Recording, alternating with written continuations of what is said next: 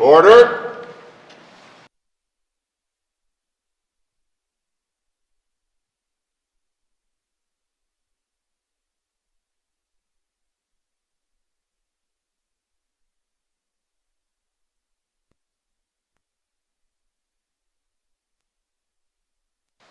Marcy desires into think and no bias kun nakit dark can't Jatana Pasek coins and you see no Bagalata Sikes when the Zidana Paris Kura co page to turn some visit Akent in the Nukaigan die climbs in the guides in the Nick order no neither need the Yak and know that on is into an etiquette, you know that on it but arts in a Donald organ night on the neck and on in chew.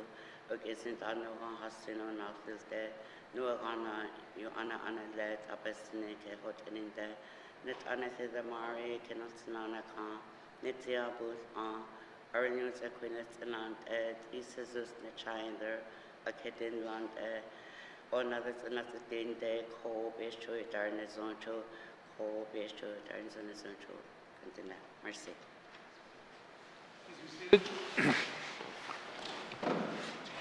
I'd like to thank Bertha Catholic for the opening prayer and reflections today. Colleagues, before we start today, there's a couple things I'd like to stress. Remember, when we have the dignity to be able to speak in this house, but make sure we do not bring other people's names into this place or businesses, because they don't have the right to defend themselves. We do have some autonomy here, but make sure we have the information that we say in this house, that it's very clear and as truthful as we can be, so that we don't impugn integrity of that. Second thing is, on Friday, somebody scheduled it so that we wouldn't be able to do something to them, so I'm going to do it today. I'd like to wish our clerk a happy belated birthday.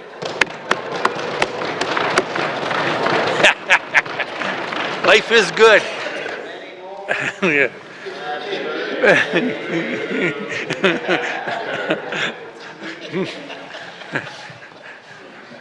That red looks really nice on you, Mr. Clerk.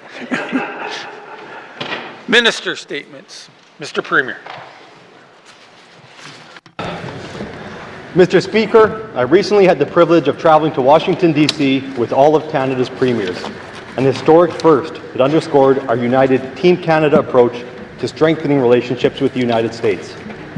Canada's premiers went to Washington to help American political and business leaders and the American public understand the negative economic consequences of the tariffs being proposed by the United States government. Tariffs would not only affect Canadians, they would also have direct negative repercussions for American businesses, workers, and consumers. During our meetings with key members of Congress, the Senate, and senior White House officials, we delivered the unified message that a strong Canada-U.S. partnership is essential to addressing shared challenges. Collaboration, not protectionism, is the path to economic growth, energy security, effective border management, and secure critical mineral supply chains. While the Northwest Territories is not as reliant on U.S. markets as many of our provincial counterparts, we are not immune to the ripple effects of these tariffs. We could see increased costs for goods that would impact all residents, businesses, and governments in the NWT, and a changing investment climate could impact our economy. Our government will closely monitor any developments and work with our federal counterparts to address them. Mr. Speaker, this trip was about much more than just trade. It was about ensuring that the North is seen, heard, and understood. The Arctic and the North play an essential role in Canada's future, and Northerners themselves assert our country's sovereignty every day. By living and working here, stewarding the land, and building the foundations of a thriving, sustainable economy, we show the world that the North is a vibrant part of our national identity. Our presence is not passive. It is an active demonstration of sovereignty that demands meaningful investments in infrastructure, security, and economic development. One message I shared in Washington was that while the North is not for sale, it is a land of opportunity, and we welcome partnerships that respect our land and support our people. To take advantage of these opportunities, Canada must invest in the North, not only for the benefit of Northerners, but for the security and economic prosperity of the entire country. Nation-building infrastructure, energy initiatives, and critical mineral development are national priorities that can reinforce our sovereignty and strengthen our economy. We will continue to seek and support the investments that sustain our communities and bolster our role within Canada.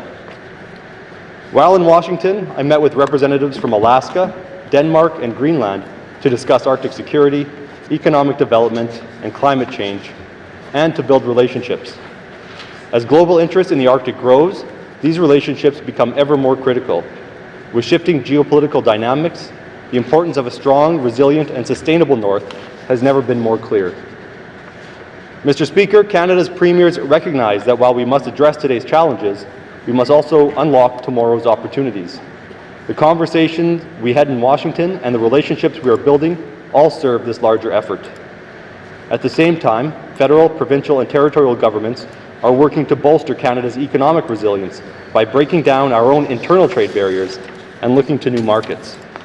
By combining these efforts with investments in nation-building infrastructure, we can assert Canada's place as a global economic leader. The Government of the Northwest Territories will keep working with our partners to realize the North's economic potential, support our communities, and strengthen our place in Canada for generations to come. Thank you, Mr. Speaker. Thank you, Mr. Premier. Minister statements. Minister statements.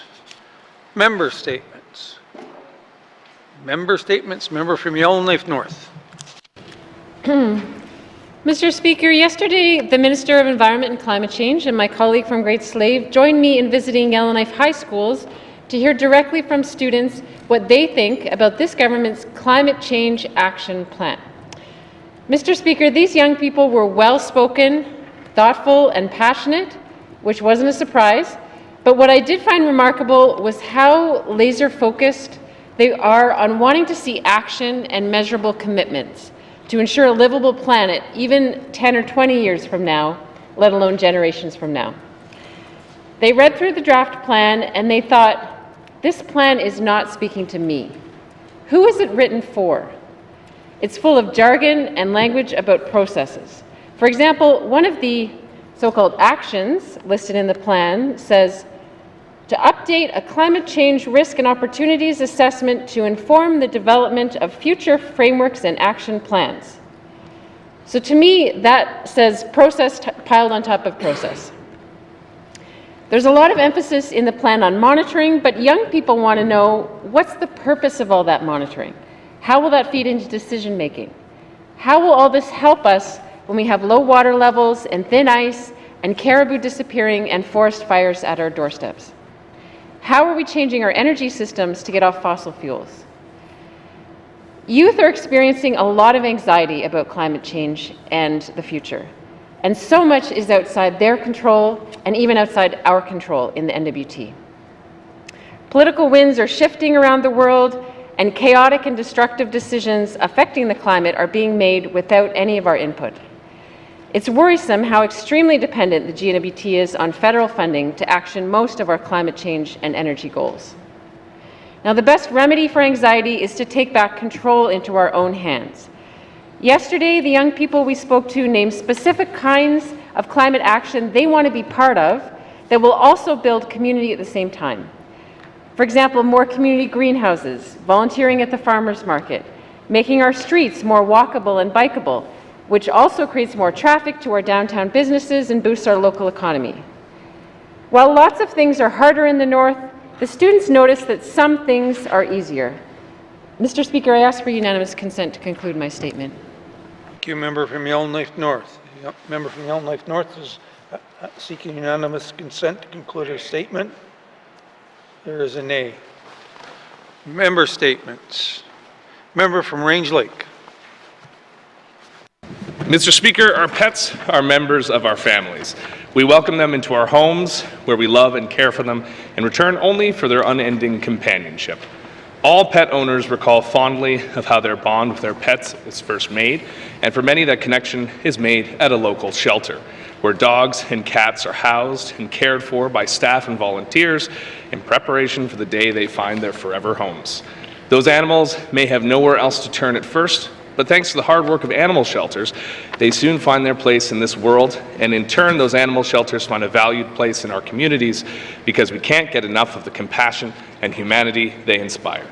Unfortunately, while the NWT SPCA has that cherished place in our communities, they have no place in our territorial budget. Instead, they must rely almost entirely on donations from citizens and businesses to fund their operations, which can top off as high as $700,000 annually. Donations are always appreciated, but they often require fundraising efforts and may not be consistent year-round, and larger donations may be narrowly dedicated solely to animal welfare alone and cannot be spent on administration or employee wages. In fact, the NWT SPCA only receives stable funding from the City of Yellowknife thanks to their work housing stray animals that bylaw apprehends. Mr. Speaker, the NWT SPCA is not the Yellowknife SPCA. They serve the whole territory, taking in cats and dogs as close by as Betchico and as far away as Joe Haven. They run clinics across the north, treating dogs and providing crucial work spaying and neutering them. Mr. Speaker, the SPCA also provides services that can't be accessed in small communities by flying in teams of vets from southern Canada. Everyone in our territory, both human and animal alike, benefit immensely from the work of the NWT SPCA, but they need to have territorial funding that fits them. They don't meet the criteria for NGO funding, they cannot access ITI funding as a nonprofit, and MACA insists funding won't be made available to them unless communities apply for it themselves. Mr. Speaker, the SPCA knows best what they need. Northerners trust them enough to donate thousands of dollars each year. It's time this government does the same and provides them with the stability to get cats and dogs into the homes they deserve. Thank you, Mr. Speaker. Thank you, member from Range Lake. Member statement. Member from the Sawtooth. Thank you, Mr. Speaker. Mr. Speaker, the Sawtooth winter road season is critical to the region's resupply. Trucking schedules must be maintained. More importantly, the winter road itself must be supported by sufficient resources for efficiencies, trucking turnarounds, etc. Mr. Speaker, the original truckload estimates destined for the Sawtooth were in the neighborhood of 1,000 loads. This includes essential supplies such as fuel products, not only to our government, but the private sector as well, household staples, grocery inventories, and project materials. Mr. Speaker, I know of several projects that have a construction schedule, and they must meet this deadline for their resupply to start the season this spring. Mr. Speaker, this government and the residents of Sawtooth know very well the costly repercussions of costs associated with air transportation and the impacts of low water levels on the Mackenzie River. Mr. Speaker, as of today, there is 35 days left in our season, our affordable season, I might add. It's comforting to receive delivery reports from the Minister of Infrastructure, which eases the comfort of knowing we are all pulling together. Mr. Speaker, my statements in sharing these concerns is to meet the deadline of March 31st for the affordable winter road season. And I must emphasize the need for attention and additional resources, as I've received several concerns already this morning on the rough sections, which is extending the trucking turnaround. Just to give you an example, Mr. Speaker, it takes the fuel truck from Enterprise to Cove Lake 6 days and 4 days to Fort Good Hope. So you can see the length of travel time. Thank you, Mr. Speaker. Thank you. Member from the Sawtooth. Member statements. Member from Hay River South.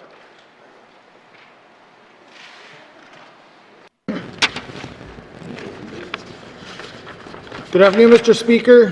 This past weekend, I had the privilege of attending the second annual Community Spirit Awards in Hay River.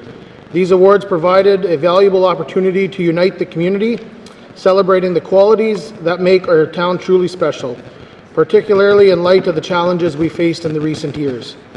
Mr. Speaker, I'd like to acknowledge the remarkable individuals and organizations recognized at this event. Heather Coakwell was introduced into the Hay River Sports and Recreation Hall of Fame. Her exceptional contribution to figure skating and a variety of sports. Donovan Rogers was named as Youth Volunteer of the Year. Bobby Hamilton was honored as a Senior Volunteer of the Year. Soaring Eagle Friendship Center was honored both in the Arts and Culture Awards and the Community Spirit Award. Super A Foods received the Good Business Award in recognition for their local support. Kaya Carter was named the Outstanding Athlete of the Year. And Gerald Dumas was presented with the Trailblazer of the Year Award for the outstanding work to the West Channel Ice Road and the vital trails in Hay River. I'm also proud to share that Tara Boudreau was named Citizen of the Year. This honor was well deserved as Tara dedicates herself not only as a principal of 2 schools, but she also plays a vital role in promoting youth programming and volunteering beyond her classroom. Mr. Speaker, I would like to extend my heartfelt congratulations to all nominees and award recipients and nominees, and I offer my greatest gratitude to everyone who continues to work tirelessly to make our town a better place. Thank you, Mr. Speaker. Thank you, member from Hay River South. Member statement. Member from Trinidad-Willity. No? Nope. Okay. Member statements. Colleagues, this past summer, the Deitcho First Nation celebrated its 30th to the 15th. I had the honor of being invited to the assembly. It was great to see them work together and how they included youth and elders with the leadership and decision making. I can tell you the 30th Assembly for the Deitcho Nation marks a significant milestone in its journey of Indigenous self-governance and cultural reassurance in Canada. Established in 1990, the Deitcho First Nation represented a collective of 10 communities in the Deitcho region of the Northwest Territories, each with its unique heritage and tradition. This assembly not only celebrates the past achievements of the Deitcho people, but also serves as a platform for envision a future grounded in self-determination and sustainability. Over the past 3 decades, the First Nation made remarkable strides in asserting its rights and preserving its culture. The Deitcho process, a land claim negotiation framework, has been pivotal in advancing the region's interests.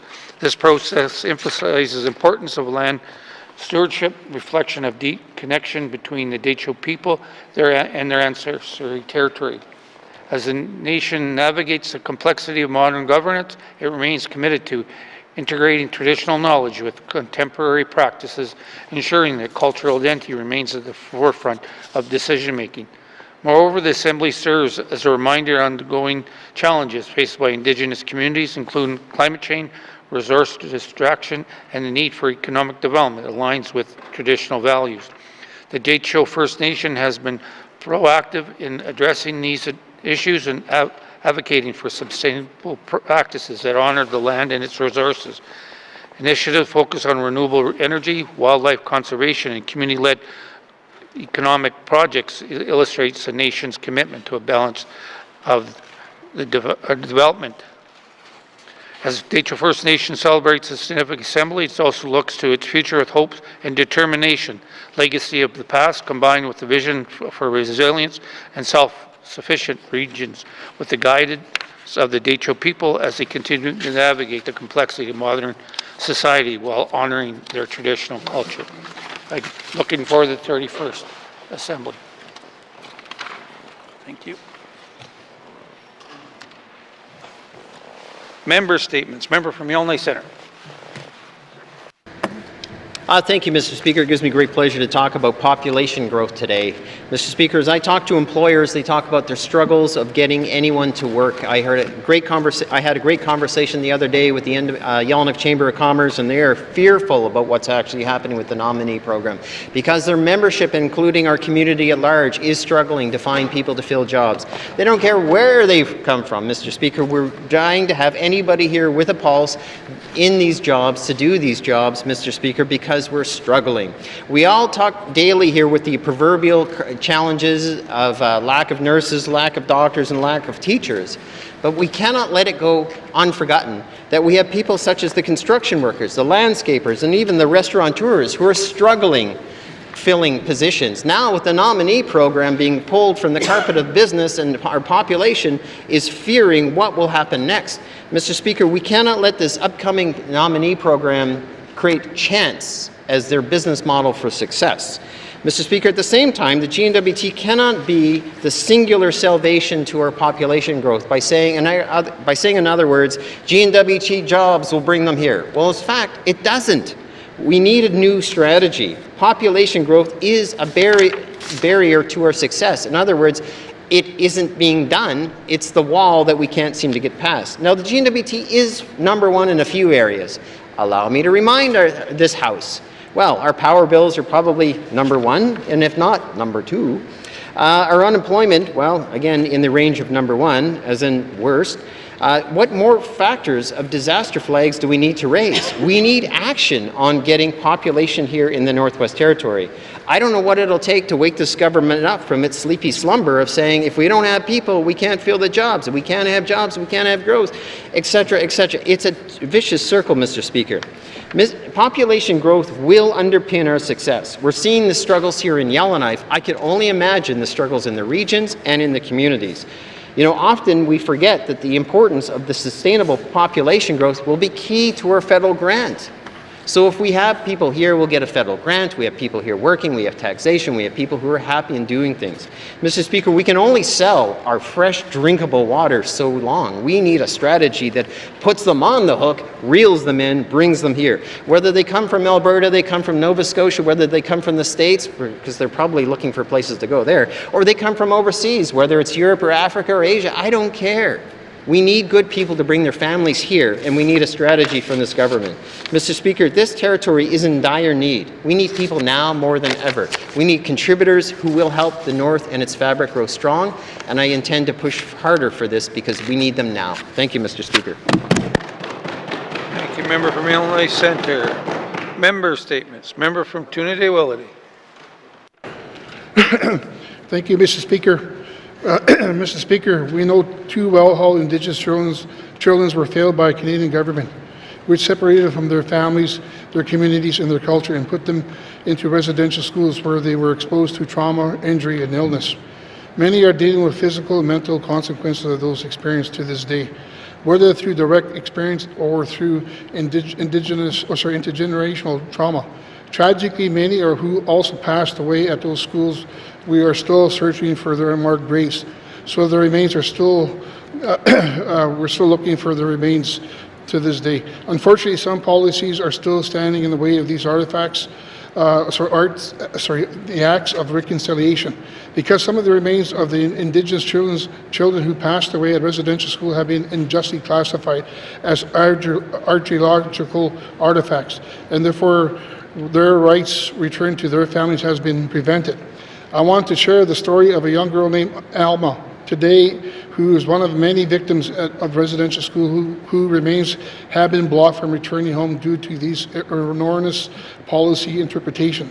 Alma died at St. Joseph's School at the age of 5 years old in the late summer.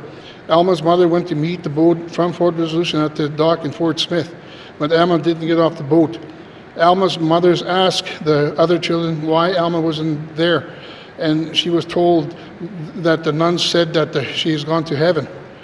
The cause of the death of residential school are most often listed as TB by the nuns or priests recording the death. Even the child, because of injury, Alma's mother never stopped grieving and was later hospitalized.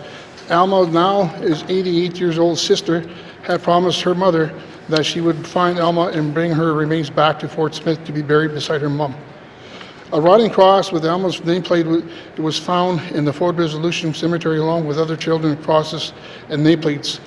Alma's sister was informed and immediately asked when Alma's could be brought back to the burial site of her mother. The Coroner's Office had offered assistance, and the Coroner's Act has provisions for the examination of the human remains. However, the Geology Department classified residential school burials artifacts. Mr. Speaker, I seek unanimous consent to conclude my member statement. Thank you. Thank you, member from Trinidad-Walladay. Member from Trinidad-Walladay is seeking unanimous consent to conclude his member statement. Seeing no nays, you may conclude your statement. Thank you, Mr. Speaker. Thank you, colleagues. There are two branches of government are clearly at odds, in which other on how to proceed. There are currently investigations into the cause of the death of these children and why they were buried. But in the meantime, Alma remains must return home. We need to make exceptions so that Indigenous children and culture and traditions are upheld. The remains of these children are treated with utmost respect. I hope to get clear commitment from the Minister later today to help bring Alma home to his family in the community. Merci. Thank you, member from Trinidad-Walladay. Member statements. Member statements. Recognition of visitors in the gallery. Recognition of visitor gallery. Member from Range Lake. Thank you, Mr. Speaker. Mr. Speaker, I'd like to recognize my constituent, Nicole Spencer. She's the Executive Director of the SPCA for the Northwest Territories, does great work with animals, and is also a neighbor. So thank you for being here today, Nicole. It's lovely to have you watching our proceedings. Recognition of visitors gallery. Member from Hay River North. Thank you, Mr. Speaker. Today I would like to welcome Bronwyn McPhail, who is joining us in the executive hallway as Executive Administrative Coordinator for the Chief of Staff. So I'm happy to have her in the House here in her first week. Thank you.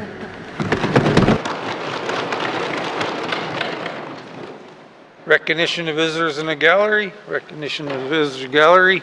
If we missed anyone in the gallery today, welcome to your chambers. I hope you are enjoying the proceedings. It is always nice to see people in the gallery. And remember, you put us here, so thank you very much. Recognition of visitors in the gallery. Recognition of visitors in the gallery. Replies to budget address, day 7 of 7. Replies of budget address, member from Nunavut Lake. Thank you, Mr. Speaker. Appreciate the opportunity today to address some concerns around the budget. Mr. Speaker, it's maybe a little more of an elongated member statement, but certainly it certainly ties in closely to the items that we're reviewing in the budget this session. Mr. Speaker, there's no doubt we find ourselves in some challenging times. The current budget, I think, and I feel, doesn't offer a lot in the way of reduction, nor does it move us away from basically a status quo budget, Mr. Speaker. I realize that the supplemental appropriations we passed in the House to offset the challenges of transportation due to low water, the continuing issues with road deterioration on the Dempsey Highway and other road systems in the Territory, basically, Mr. Speaker, ate any of the surplus that we have budgeted for 24-25. And of course, forced growth has also played a factor in that. I anticipate, Mr. Speaker, that there may be difficult decisions ahead that may affect programs, services, and staffing. But, Mr. Speaker, I want to speak a little to the economy.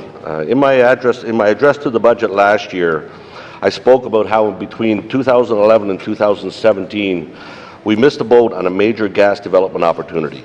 We had an Indigenous-led pipeline group that were forced to sit helplessly as the regulatory regime slowly choked the life out of what could have been a monumental game-changing project for our territory.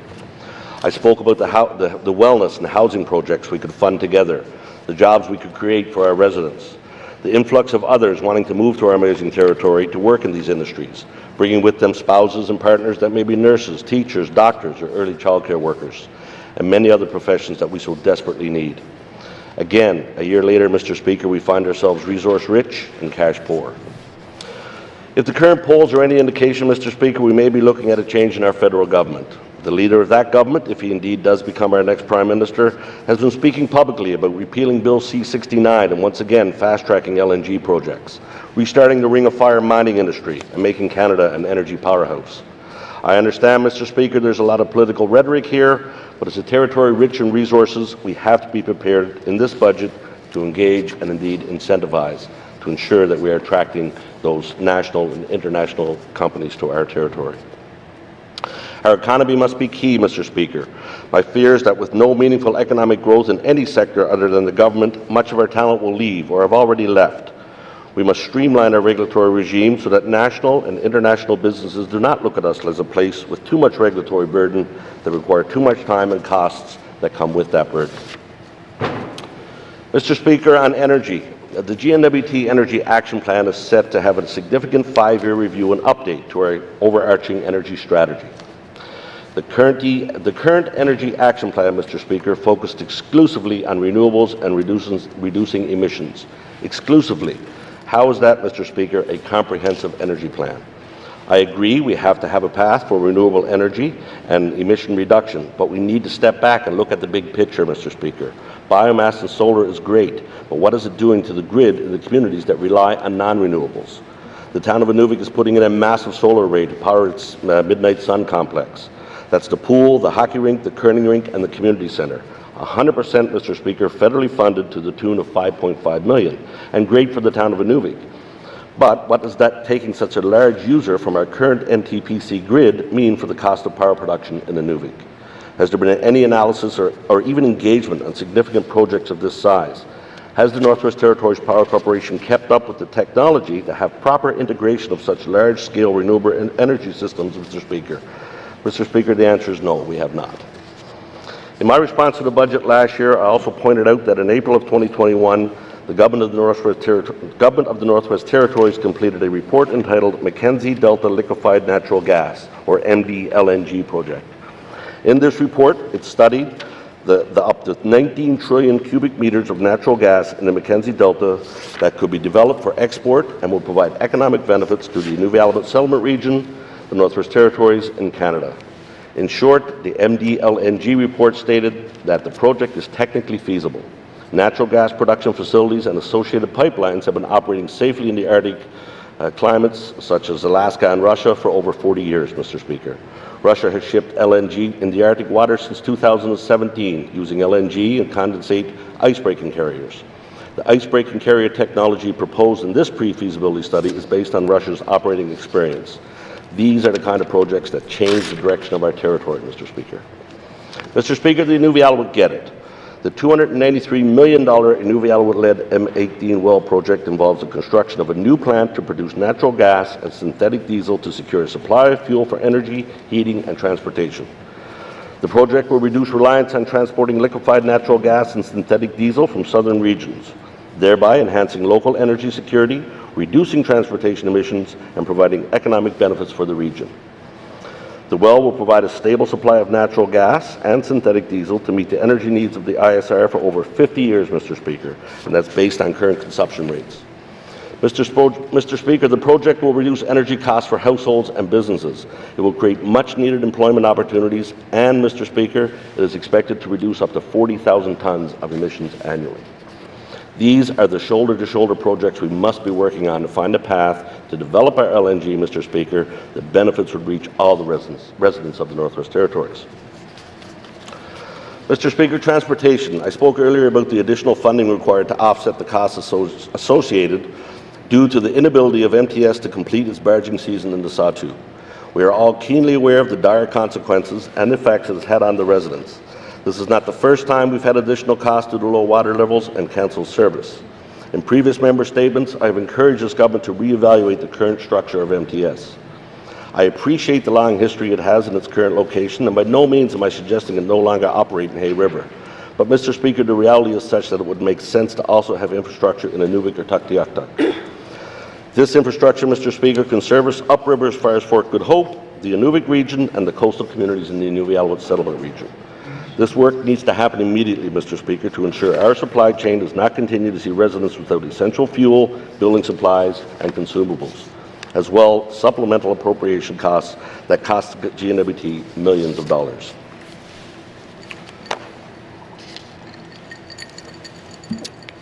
Mr. Speaker, I have worked in finance for over half my career. I've worked with corporate tax, personal tax, I've completed business plans and feasibility studies.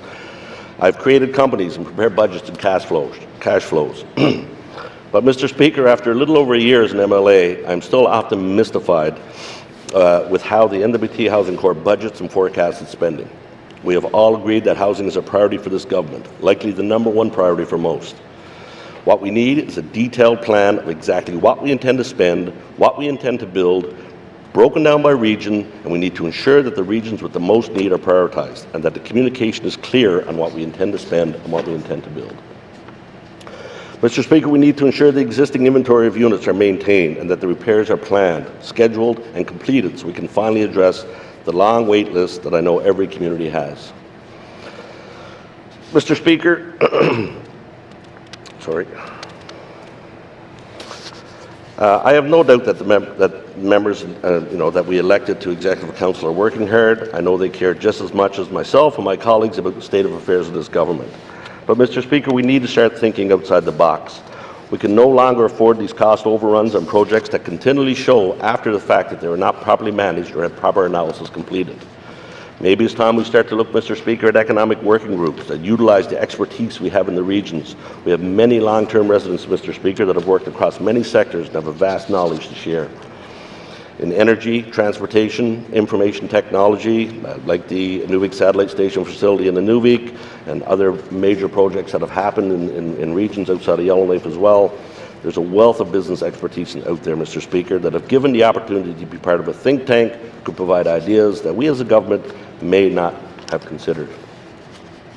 Mr. Speaker, we need to further engage our Indigenous business community. The Indigenous Development Corporations are doing some amazing work in the Northwest Territories. They are partnering with long-established Canadian companies to foster economic growth. The private sector has the expertise and experience that often governments do not. Any economic plans we produce must, again, be less about statistical overviews and more about strategic roadmaps to prosperity. Mr. Speaker, again, I appreciate the Executive Council that we elected in this House. I know how hard they're working. I know it's a difficult time, but I know if we continue to work together, if we put the economy first, if we make sure that we're creating jobs, if we're creating opportunities, if we're building industry in this territory, Mr. Speaker, that will take us to prosperity. That will solve the issues we have around social issues, around housing issues. We need to find a way to generate revenue, Mr. Speaker, and I know working together, working with this group, we can get there. Thank you. Thank you, member from Newton Boot Lake. Replies to the budget address, day 7 of 7, member from Decho.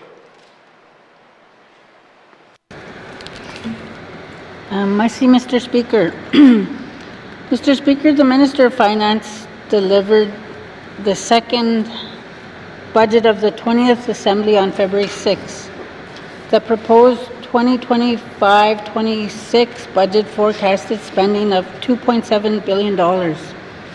Mr. Speaker, I appreciate that the government needs to plan and budget for emergencies and unexpected natural disasters. There were lower water levels across the territory and more fires again last year. In my riding, my constituents have seen communities devastated by wildfire and flooding. Some residents are still waiting to return and rebuild. Mr. Speaker, I represent 4 small Indigenous communities established and governed uniquely. But what is common to all communities in my riding is the striking difference between the economic outlook in small communities, Yellowknife and regional centers. There is a divide between those who are living in bigger centers and communities, and those who have not in the small communities. Mr. Speaker, I don't see enough emphasis on improving the lives of residents in small communities in this budget. I would like to see more emphasis on building the economy in small communities. It is a mandate of this Assembly to strengthen the economic foundation of the NWT.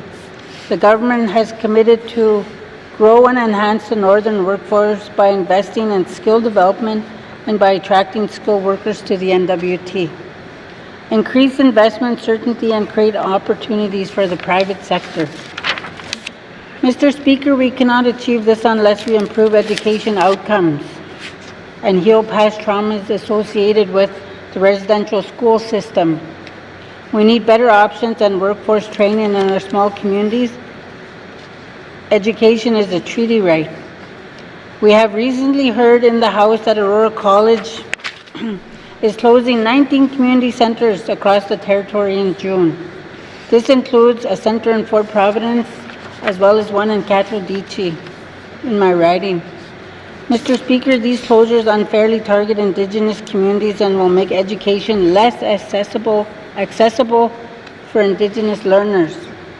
They are adding to disparity that is already present in small communities. Our people need more learning opportunities at home in our communities.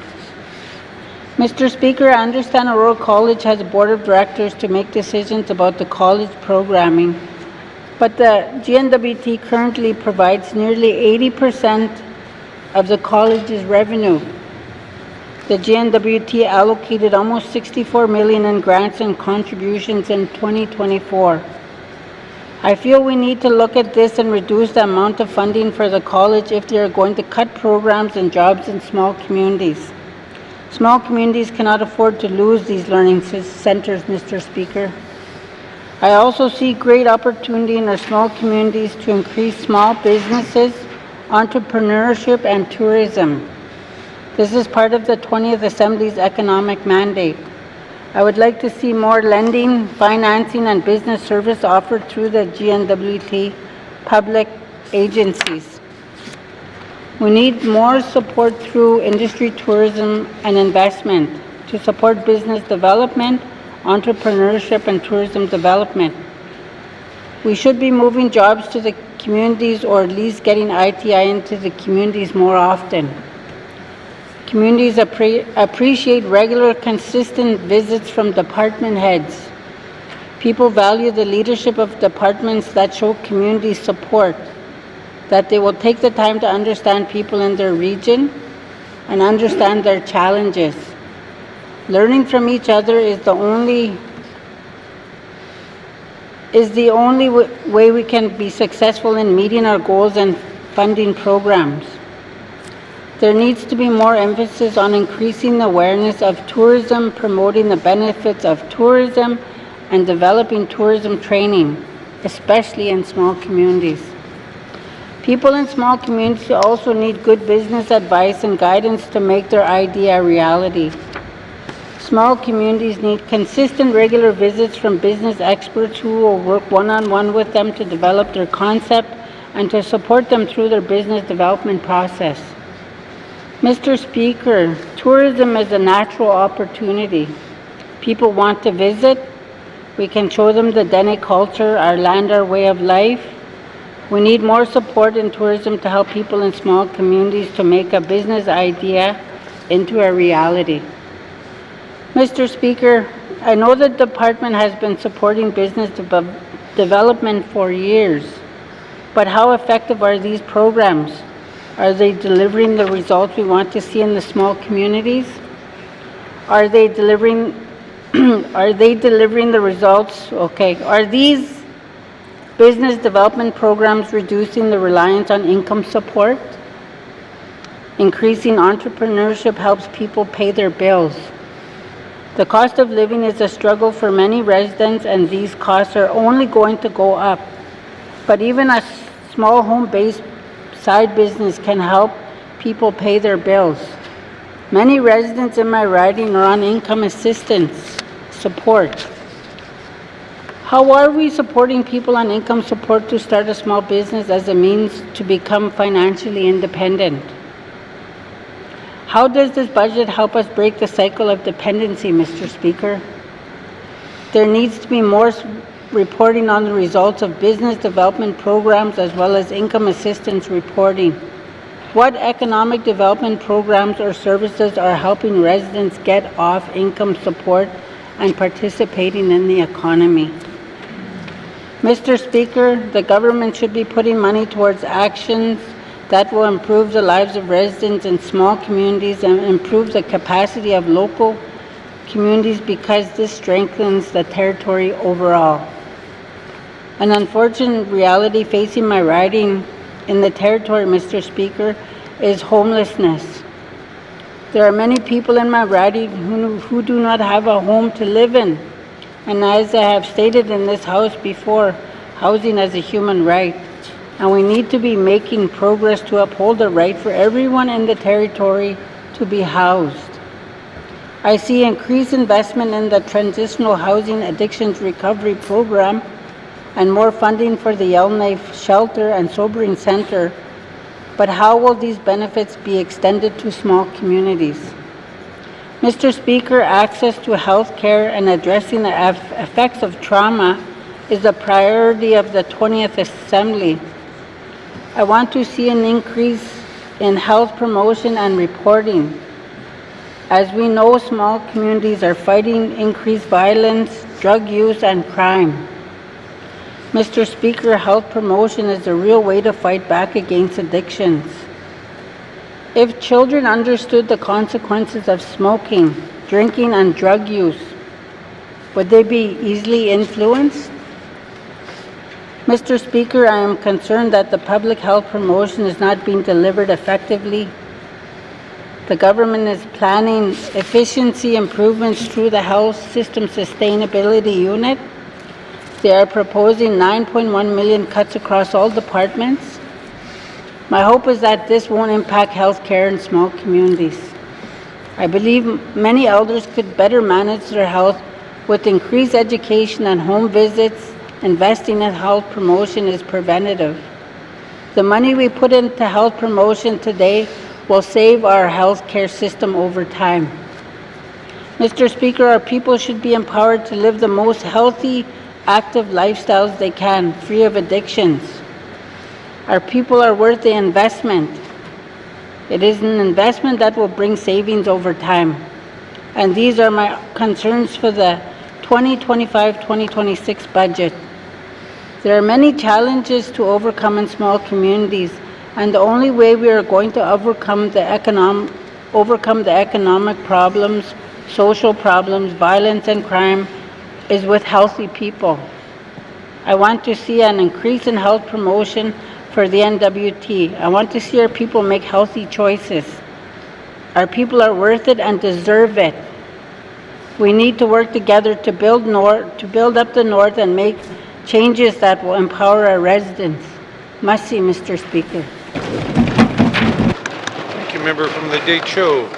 Replies to the budget address, day 707, member from Mackenzie Delta.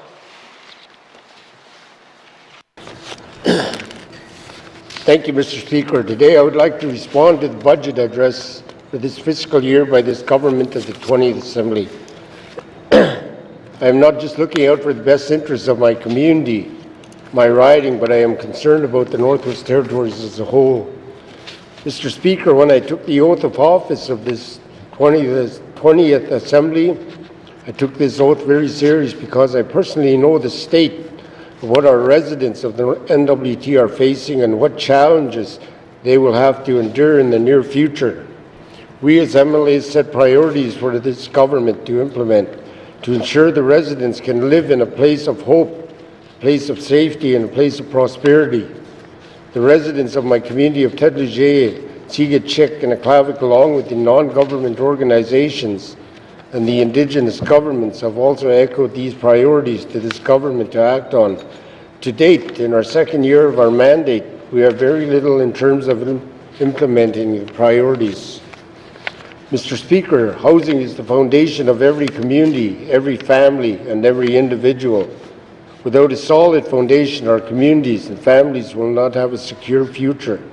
Prior to the 1970s, the Indigenous peoples of the North were very strong and independent. Then the government came into our communities and stated that they will build us houses and make our lives easier. Well, some 50 years later, we are no longer strong, nor are we independent. We are more reliable on the government. Mr. Speaker, for the past 50 years of the government of the Northwest Territories have been focusing on their efforts on public housing. Some of their units have passed its lifespan 2 times over, and yet our Indigenous population are subject to live in these units that should have been replaced 25 years ago. In each of my communities within the Mackenzie Delta, we have a wait list anywhere from 1 to 3 years long. Mr. Speaker, housing has been set as a top priority by the members of this 20th Assembly in all levels of government, but we have witnessed very little implementation of the living conditions of our NWT residents. Home ownership and market housing should play a bigger role in our smaller communities. Options should be made available to our Indigenous population. Believe it or not all our Indigenous residents are dependent on the government, but want their independence back. But with policies and procedures we have to struggle living within public housing and the policies that govern our lives. Mr. Speaker, I've heard stories of our great Chief Julius from Tétégé.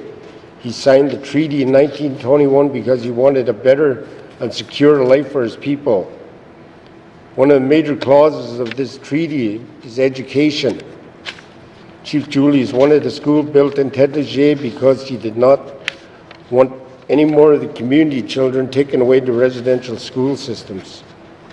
This treaty was signed to ensure that the community's children would receive the best education that is available to them.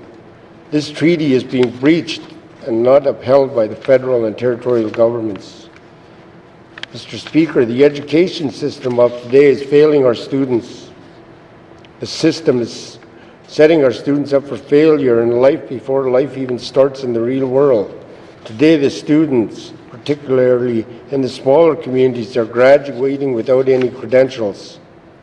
The graduating students are not able to pursue a post-secondary education for the mere fact that they are not given proper education to pursue a career. Mr. Speaker, when I was going to school, we would await our report cards to see if we were ready for the next grade. If not, some would have to repeat the grade again because we were not prepared for life after high school. In today's system, the students don't even wait for the report cards. They already know they are being promoted. Not because they have reached their academic level, but because policies and procedures that the educators must follow. Socially promoting our students is a practice that this government must revisit and make the system right, make the system prepare our students for life after high school, not life and income support. Mr. Speaker, the income support system in the NWT as a whole is used by 7% of the population. In the Mackenzie Delta riding, we have a 15% of the population. Most of these recipients are young, able adults.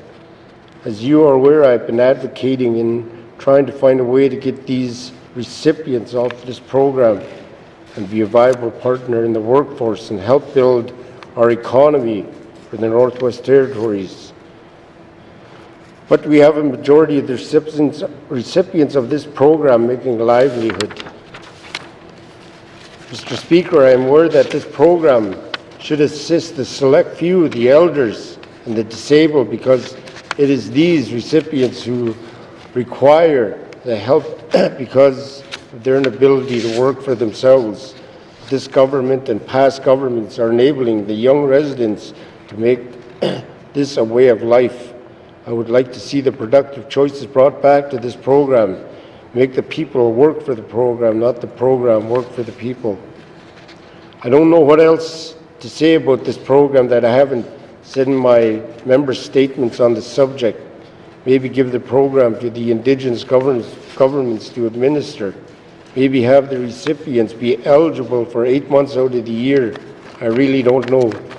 Mr. Speaker, attending adult education was once considered a productive choice with an individual who was on income support, but attending Aurora College within the smaller communities may no longer be an option. The Board of Governors of the Aurora College made a hasty decision that has or will have a negative impact on so many resources within our community learning centres. It is understandable to close or suspend funding to certain learning centres that are not being adequately utilized by the respective communities. There are a few learning centres that are trying to promote adult education. Mr. Speaker, this government has to be advocates of all community learning centres and seek public input from each of the communities to see how they can play a role in their respective learning centres. I believe the local organization can administer their local learning centres because they know their membership and will promote education within the communities. Education is very important for the benefit of the individual and the community. Mr. Speaker, the Health and Social Services Department has been identified as a priority of this government. The Indigenous government, non-government organizations throughout the Northwest Territories.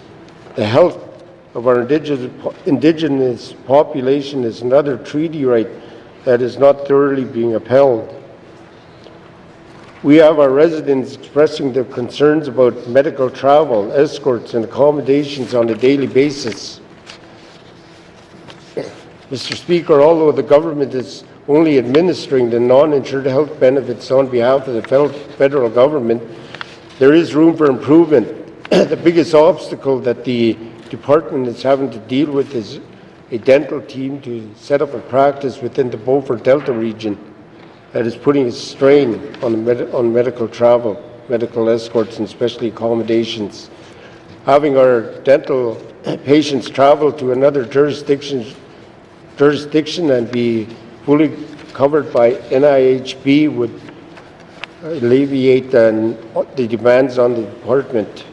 Mr. Speaker, the aging with dignity within our respective communities is a major concern for our aging population. Our elders would like to stay in familiar surroundings with their families for moral support. Most family members are in the workforce and can attend to their parents or grandparents after working hours. Having our elders move to another community, even though it may be only an hour's drive, puts a strain on everyone involved. Mr. Speaker, sending our residents of the NWT who are battling addictions to a southern institution should no longer be a viable option. Keeping our people in the north in their own culture will make the process of the healing journey a success. The resources are right there within the communities. We know the needs of our people, and they would be receptive to share their hardships with the local concerned person who will be there throughout the process. Resources should be made available within the communities like it was in the past. We've seen results, and it's still evident today. Mr. Speaker, alcohol and the influx of hard drugs is in every community in the Northwest Territories. We have our own people killing our own people by selling alcohol and drugs within our communities, and the authorities are not acting on tips from the concerned residents. We need the cooperation of the local RCMP to help us fight this ongoing illegal activity. Mr.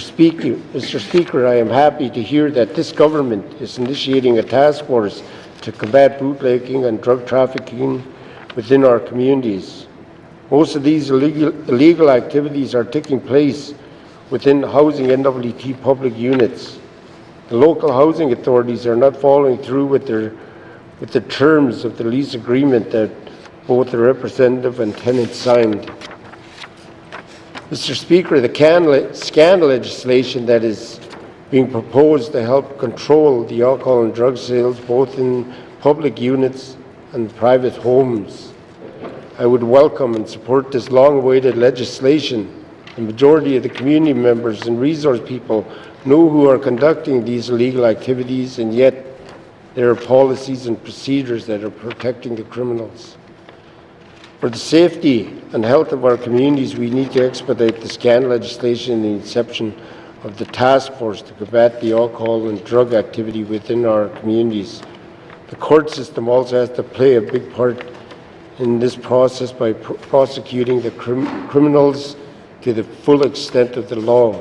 Bootleggers and drug traffickers cannot hide behind their children. Therefore, we must set a precedent and imprison these criminals so they do not continue to kill our law-abiding citizens. Mr. Speaker, the Department of Justice should assist the communities in setting up justice committees to give courts recommendations on the outcomes of a verdict and proposed jail terms. The justice committees can also ask that the courts do not allow repeat offenders from re-entering our communities if the community would be put at risk for their safety.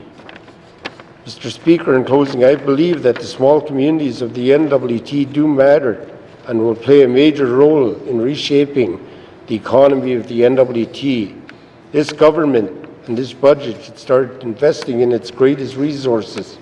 No, it's not precious metals or oil or gas, but our people of the North. This government has to start consulting with the general public on issues that will impact their lives and their communities. Mr. Speaker, with the collaboration of Cabinet, MLAs, Indigenous governments, and the residents of the Northwest Territories, we can have a territory that will be safe, healthy, and prosperous for today and the next generation. Keep investing in our small communities to make a big difference. Thank you, Mr. Speaker. Thank you, member from Mackenzie Delta. Replies to the budget address, day 7 of 7. Member from Great Slave.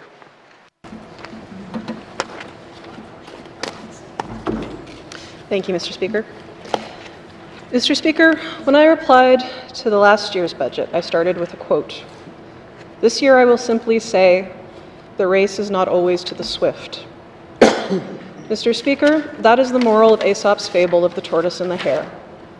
For many years, if not decades, the GNWT has been criticized for being too slow and not doing enough. It's a criticism rooted in a truth, which is that this government does tend to move slowly. This is why this criticism is continually repeated. I think there is nuance within that truth, Mr. Speaker. First, however, I want to talk about what I've heard and seen in my time here as a member. In this House, I have heard that communities and residents do not have enough to make do. I have seen families, often led by single moms, trying to make things work in apartment buildings that are dangerous due to the drug trade and buildings in dire need of repair. I have taken the Premier and the Minister of Housing to meet some of these folks to see their day-to-day reality. I have been in communities where buildings are falling apart, but people are expected to live in them and make it work. I have seen and I have heard a lot of frustration, Mr. Speaker. To make meaningful change in the time we are allotted, members want to see more investment into what we decided collectively needs to be improved in the territory. It is why regular members keep circling back to housing and demanding more. In my constituency, I'm happy that Housing NWT is taking positive steps with the renovation of Aspen Apartments, slated for opening this fall. But I've also seen an encampment pop up next door to that project because we don't have enough shelter, transitional, and supportive living spaces in our capital. This budget begins to address those issues, but there's always room for improvement and expediency. In his reply to the budget address, my colleague from Frame Lake spoke about his constituent, Emily. And he has told me that since he gave that reply, people in the public service have reached out to him and said, I can understand the need for cuts if it means for folks like Emily and her disabled child to have a safe place to live. For something more nebulous like fiscal sustainability, it's not a particularly an easy sell. Emily's story underlies why we must action and fund core functions like housing more expediently and indeed with equity issues in focus. Restoring balance for fiscal sustainability is important, but social stability and social investment are important too. Divorcing one from the other is a recipe for a slow-moving disaster. When we talk about good debt of investments by government, I argue that we need to be talking to the good debt surrounding social investment. In other words, what debt can we take on to house and support folks directly stemming from our priorities? Due to the continual cost pressures that climate change impacts are having on our territory, we have reached a point of a perfect storm of lack of dollars for social investment because we are desperately working to cover the basics. Water levels mean that barging of basic necessities don't happen and costly airlifts begin. It means we burn diesel and safeguard residents against massive electricity bill jumps. Extensive snowfall means unexpected expenses to the tune of tens of thousands of dollars spent on clearing highways. Continued wildfire evacuations, well, almost all of us know how bad those can be. I applaud the GNWT for pivoting to handle these changes financially, but as of right now, it means less dollars overall for the extensive social needs of our territory. Mr. Speaker, I don't know my colleague's constituent, Emily, but the outlines of her story are familiar to me. I grew up with intense family budgetary pressures, so much so that there was a time in my life where it seemed like the bank might repossess our family home. I was young enough to not know all the particulars, but old enough to know it was bad. I see people reaching that point right now, and that's why my members' statements are focusing more tightly on the everyday cost pressures and anxieties of my constituents. I know exactly how it feels to wake up every day in dread that one unexpected cost might break everything you worked so hard to build for yourself and your family.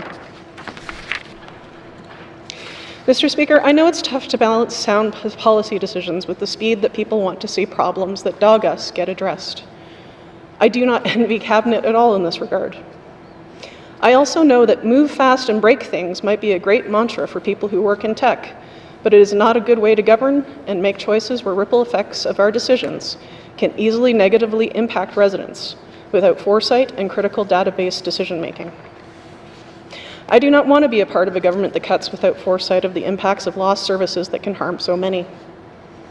Action for the sake of action is hollow and empty and can hurt our territory for generations. To Cabinet's credit, there's not overwhelming doom and gloom in this budget, which I think many folks expected to see. As the Finance Minister said, restoring balance is part of shifting the culture of how we deliver programs and services to ensure that we maximize the value from the budget available. Mr. Speaker, I very much want to see that culture shift realized in the 20th Assembly. However, an underlying problem slowing down that shift is the fact that we don't have extensive foundational evaluative data on most of our programs and services. I would like to see tangible human resource investments in the Government Renewal Initiative, or what GRI is becoming as it becomes a responsibility of all departments. The evaluations that result from such an investment would mean that all MLAs, but especially Cabinet, could make better data-driven, informed choices. Those choices will remain hard choices, but there will be evidence to back them. And that's how I want to talk about effectively investing the dollars we have. I've had these conversations with the Finance Minister over many months and given her a suggestion that's fairly cost neutral, and I hope she's taking it to heart. In my reply to last year's budget, I spoke about what good governance looks like when we relate it to those who have the least, Mr. Speaker. I want to expand on that today. Government culture shifts based on financial choices are admirable, but to make them lasting, sustainably, and socially driven requires a larger shift about how we approach decision-making and governance. We have started to talk a little bit in this Assembly about ESG, or environmental, social, and governance indicators or frameworks that are most often associated with investment and corporate sustainability. I'm interested what approach to governance that we can take for regenerative sustainability.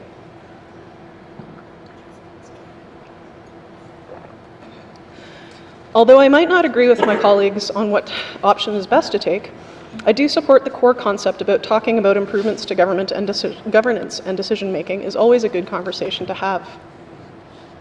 As I've said before, we need to stop saying that Northerners are resilient. The goal of government should be to prevent people from being put into situations and circumstances where they need to be resilient to begin with. To shift our perspective on that, Mr. Speaker, I argue that we must look through a new lens. Almost all systems in our Western world are hierarchical.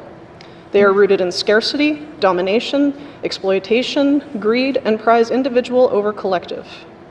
What I love about consensus government is that it prioritizes the collective over the individual. It makes our community of the North its priority.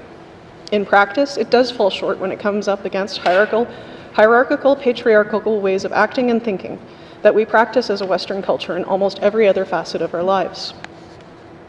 I want us to recommit to prioritizing what puts balance, regeneration, and the health of communities and their people that make those communities vibrant first. I think all of us want to strive to realize those ideals in one way or another. I'm uninterested in my own power or domination of making a government bend to my individual will, Mr. Speaker. I'm interested in a government that puts community care as its ultimate goal. When I was in Australia with you last November, Mr. Speaker, I had the great pleasure to attend a presentation by Ms. Jennifer Nadel from the UK group called Compassion in Politics. One slide of that presentation caught my imagination. It was titled Old versus New Politics, and in this presentation, old was assumed to mean Westminster-style politics. Keywords for old politics are conflict-based, discriminatory, triggering, aggressive, one-upping, compartmentalized, winner takes all, short-term advantage drives the agenda, simplistic, divisive, and rewards lying and stoking division. The qualities or keywords for new politics are collaborative, promotes psychological safety, value-led, respectful, builds for peace, protects the needs of the most vulnerable, holistic solutions, generative, consensus building, inclusive, nuanced, and kind. Mr. Speaker, I don't think it's a shock to anyone that I'm drawn to the qualities of compassionate and generative, nuanced discourse in politics. When we lean hard into divisive approaches, people with the least are those who suffer.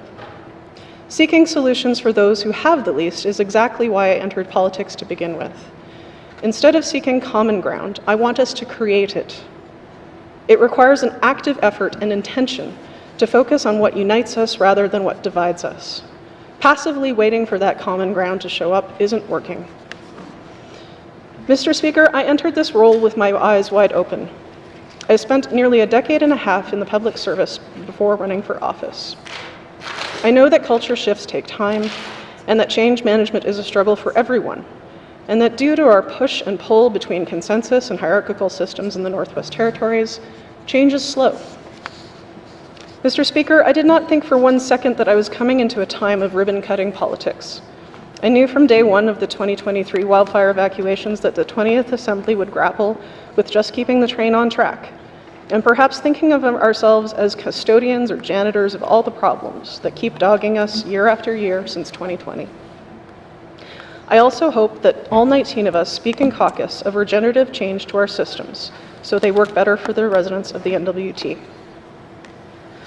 My dream is one day, perhaps in my lifetime, if not in my tenure, that we can have a government that prizes the qualities of new politics, of consensus, and less about how we structure ourselves to look like a Westminster system. What I know in my bones is that the only way we can become and stay healthy as a territory, in all meanings of health, is if we prioritize community over self-interest. Mr. Speaker, you could argue this is a pretty wild tangent to go into when we're talking about money. But if we aren't talking about how we invest our intention and leadership along with our money, I'm not sure we're having the conversations that challenge us to do better in every aspect of how we govern. And those are conversations that seem most crucial to me in this time of great uncertainty that pervade almost every facet of our lives.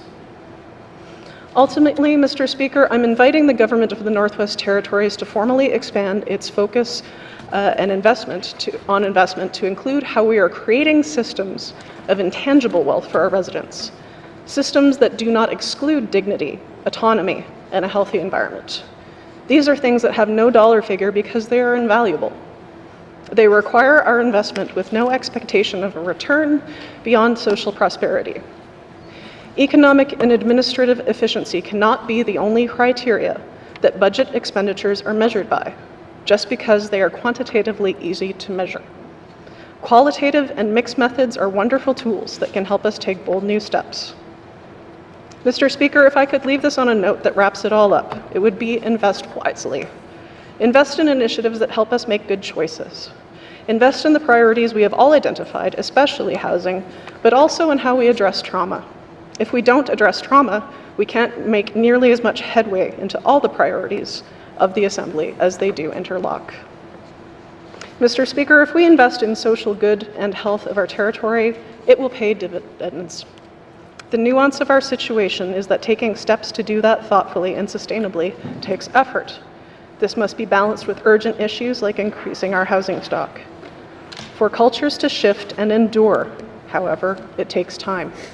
And so yes, Mr. Speaker, we are the tortoise, and I'm confident we can win the race. Thank you. Thank you, member from Great Slave. Replies to the budget address, day 7 of 7. Member from Yellowknife North. Mr. Speaker, when people have asked me, what do I think about this year's operating budget, I've been describing it as a status quo budget. The government describes it as providing stability. It reminds me of a lesson I've learned while paddling some of the beautiful rivers of the Northwest Territories, especially whitewater rivers.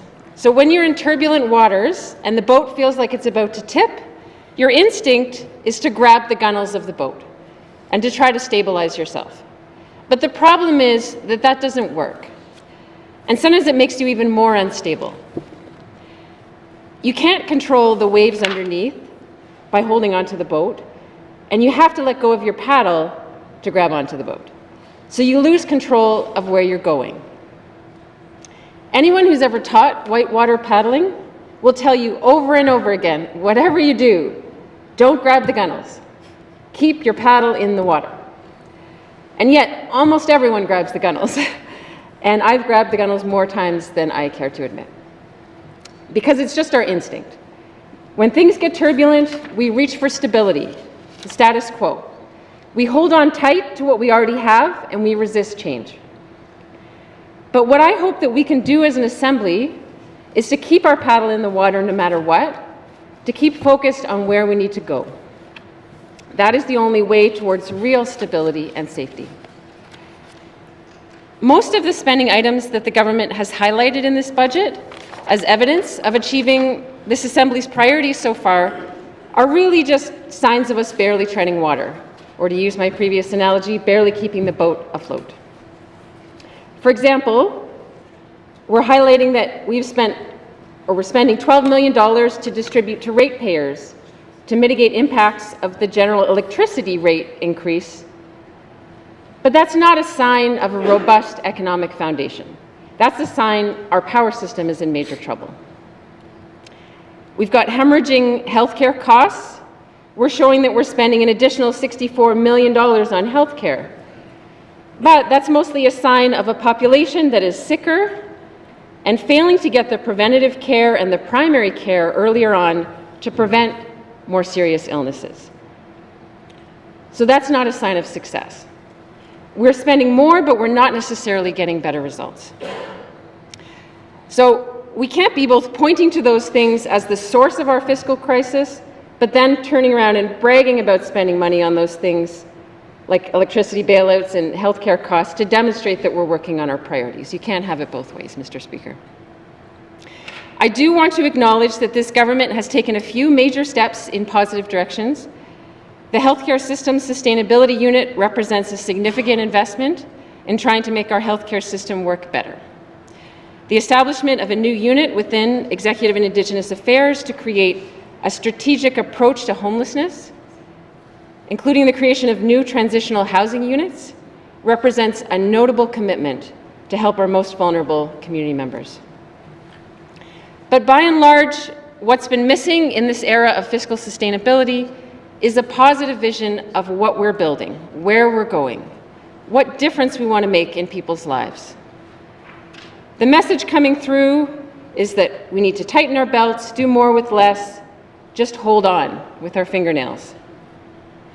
Now, we don't always need to be on this march towards progress and change, getting better and better and better year after year, but we do need to show that we're making positive impacts.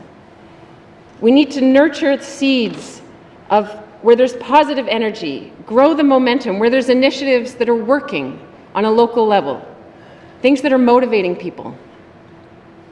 And what I keep hearing from my colleagues here is that people in NWT communities need to feel more sense of ownership over their lives, less helplessness and dependency. And so we need to seriously rethink how we deliver housing and income security and education.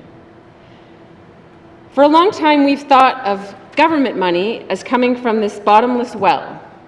So if it gets wasted or spent on silly things, people often joke and say, whatever, it's just government money. But we're realizing now that the well is not bottomless, and that attitude can't be sustained. So what if we used public resources and spent government money as if it was our own money, our own family's money, not as if it's government money? When it's our own money, we want to see results. It's not enough just to show that money was spread across various communities and processes were followed and boxes were checked. When it's our own money, for our family, we need to make sure that money gets us meat on the table at the end of the day, wood in the stove, that our home is fixed up, nice and sturdy and cozy, and that there are trained healthcare practitioners and emergency responders to keep us healthy and safe, that our children are well cared for and learning everything they need to know to ensure our communities continue on over the long term. When it's our money, we spend it on the things that really matter at the end of the day. The common theme here seems to be accountability, that we all need to take more care with the precious resources that we have, to make wiser choices, and that people in each community need to take more ownership over what's happening there. Residents need to feel a sense of ownership over their own homes. And that's not all on the GNBT, obviously. But we can start with what we do have control over, such as helping more residents in public housing take ownership over their units. To circle back to where I began, Mr. Speaker, as we sit in this boat together on turbulent waters, as the waves start to crash over the sides, we have to remember we're not going to steady the boat by holding on tight to the status quo. We have to keep our paddles in the water, keep moving towards where we need to go, even if it's slow, even if we're fighting against wind and currents. And most of all, we have to all paddle in the same direction. Thank you, Mr. Speaker. Thank you. Member from Yellowknife North replies to the budget address, day 7 of 7. Member from Mofley. Merci, Mr. Speaker. Mr. Speaker, di nawuwak egotasi 2025-2026 sumba nawu sumba dani ketlo dani sumba ketsehui egotso sumba datlungotso detlo in the federal government gitson le maison ta alat adale billions ta alat adawak etsazo hani kodzut iguit aikwehe hodasla tuts at and hot e gunega asits in wohunte hani ko hot e leke hot alawak etsazo hunte di nitle guit aikwezo nitle slon was on muta gidi ho muta wat that's a daddy hagedi gahi ho gokun golasi gunit sluninde what agaguts a diwik at aso kunit hinats ehti kakunit hi molai disi egots what a betsi hinats ehti zakak ekwahi ella what a asihunt e gahin go what a ho a what at a dasi nit sluninde what a gaguts a diwint asi slunats a yadi is umudadu asigu naidi what a nitle hageda ginwo dani nitle hatsin de haginwo neslun haginwo ketsaso hasiela nats a desi haniko iye sumba ketlosi what a chicken nats a desi hut e could what a asiet hunte hut isumba gotsat hunte haniko muta de galle hagedi ketsaso when it's edi haniko di dini le na wuk etsaso asihlun hla dia tsaladi le sumba goga etla tsaladi le na wuk etsaso as eyita na wuk egotesi 2025-26 wuke siyatita wuke summary atlas Mr. Speaker. Thank you, Mr. Speaker. Mr. Speaker, I would like to speak to the 2025-26 budget. The government has proposed a budget projecting $2.7 billion in revenue, $2.5 billion in operating expenditure, with the $170 million surpluses being used for infrastructure or to pay off debt. Mr. Speaker, I would like to thank the Minister of Finance and government for tabling a sustainable budget. It is important that we live within our means while providing programs and services for the residents of the Northwest Territories. Mr. Speaker, I recognize that we are treading on dangerous ground as we are within 2% of the debt limit of $1.8 billion. It is good that the GNWT requested an increase. Hopefully, we will get a positive response from the federal government in April. Mr. Speaker, this government is in a difficult spot. On the one hand, you want to have enough borrowing capacity in case an emergency situation comes up. On the other hand, the solution to our fiscal problem isn't to just continue to borrow money. Money that someday will have to be paid back by our children and grandchildren. Mr. Speaker, on personal level, I used to live my life like the GNWT. When I ran out of money, I borrowed. I borrowed from the banks. I borrowed more money from the banks. This is a bad long-term financial strategy. One day I woke up under a pile of debt that had to be paid back. There is no easy way to do this except lifestyle adjustment, which is something this budget is trying to accomplish. Mr. Speaker, using credit in unresponsible way leads to financial ruin. I would like to see GNWT borrowing capacity be reserved for infrastructure projects that are in the public interest, that contribute to the economy and ultimately pay for themselves. Mr. Speaker, we need to find ways to reduce our debt levels so that our children and future generations are not negatively impacted by the decision we make today. We should be investing in their future, not borrowing against it. Mr. Speaker, I would like to commend the Minister of Finance in her commitment to discuss the topic of creating a Klitschko administrative region.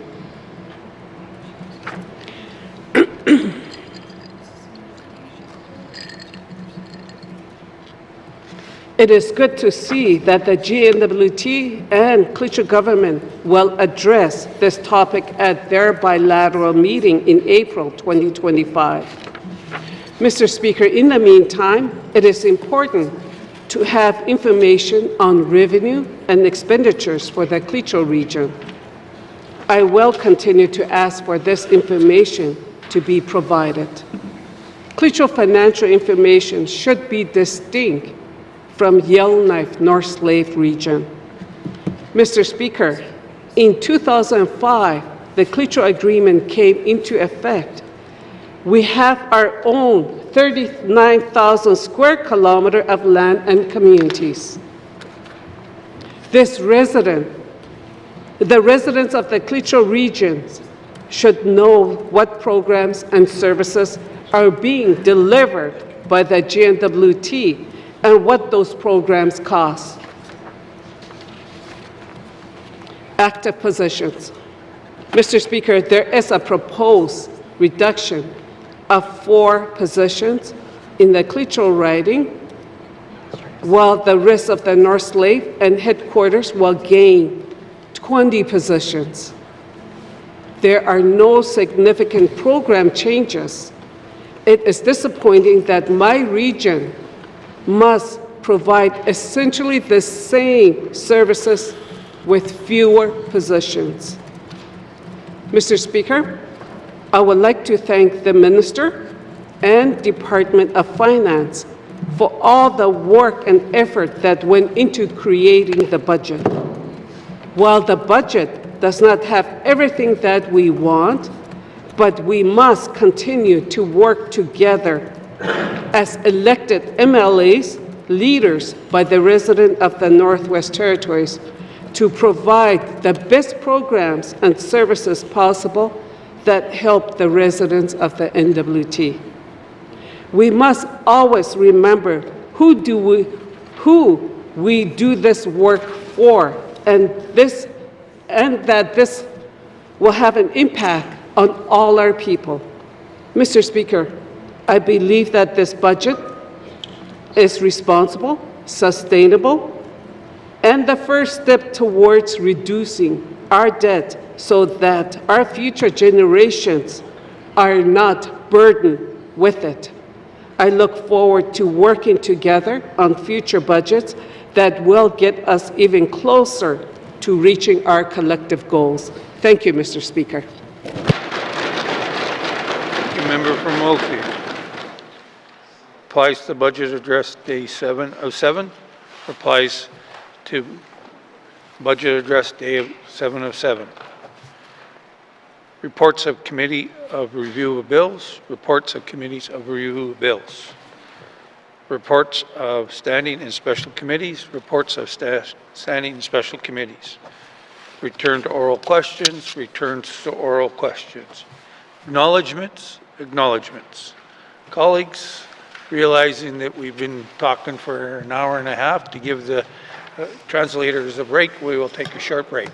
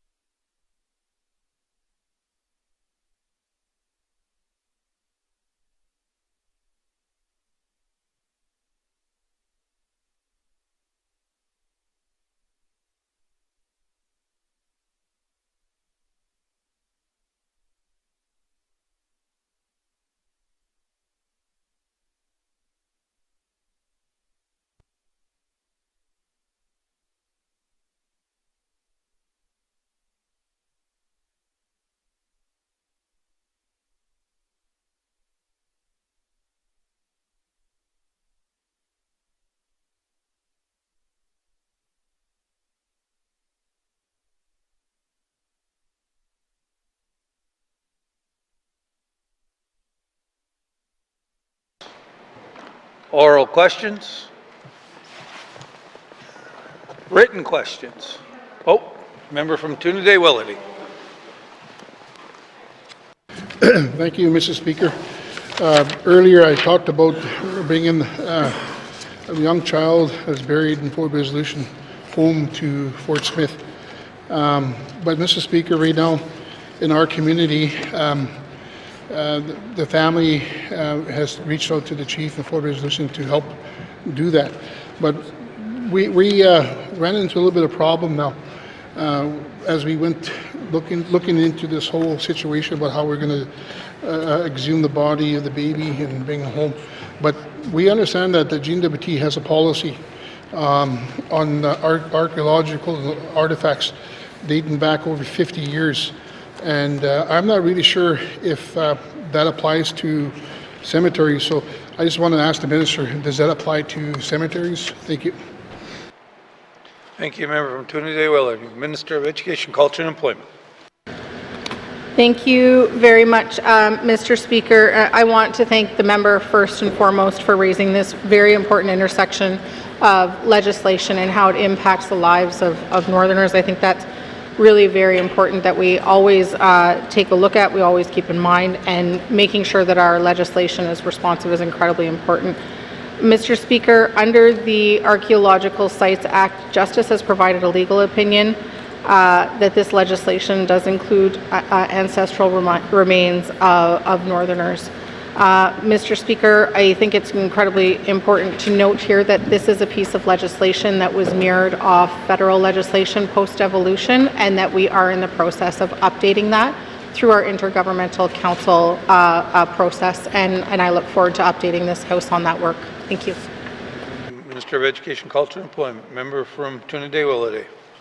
Yeah, thank you, Mr. Speaker. As well, as you know, in the 19th Assembly, I think it was Bill 85 on where we worked on the UNDRIP file, and we did that for about a year and a half, and we finally brought it to the House in the 19th Assembly, and we passed it in that legislation. So that legislation recognizes and respects the Indigenous government's culture and values. So I just wanted to ask the minister, now that there's a chance where we could go back and revisit to make to modernize this agreement, this new legislation, so that we are able to exhume further remains that we have buried in their graveyard. Thank you, Mr. Speaker. Toonaday-Willity. Minister of Education, Culture and Employment. Thank you very much, Mr. Speaker. Mr. Speaker, I agree with the member and had the privilege and honor of working with the member on that legislation from the other side of the House.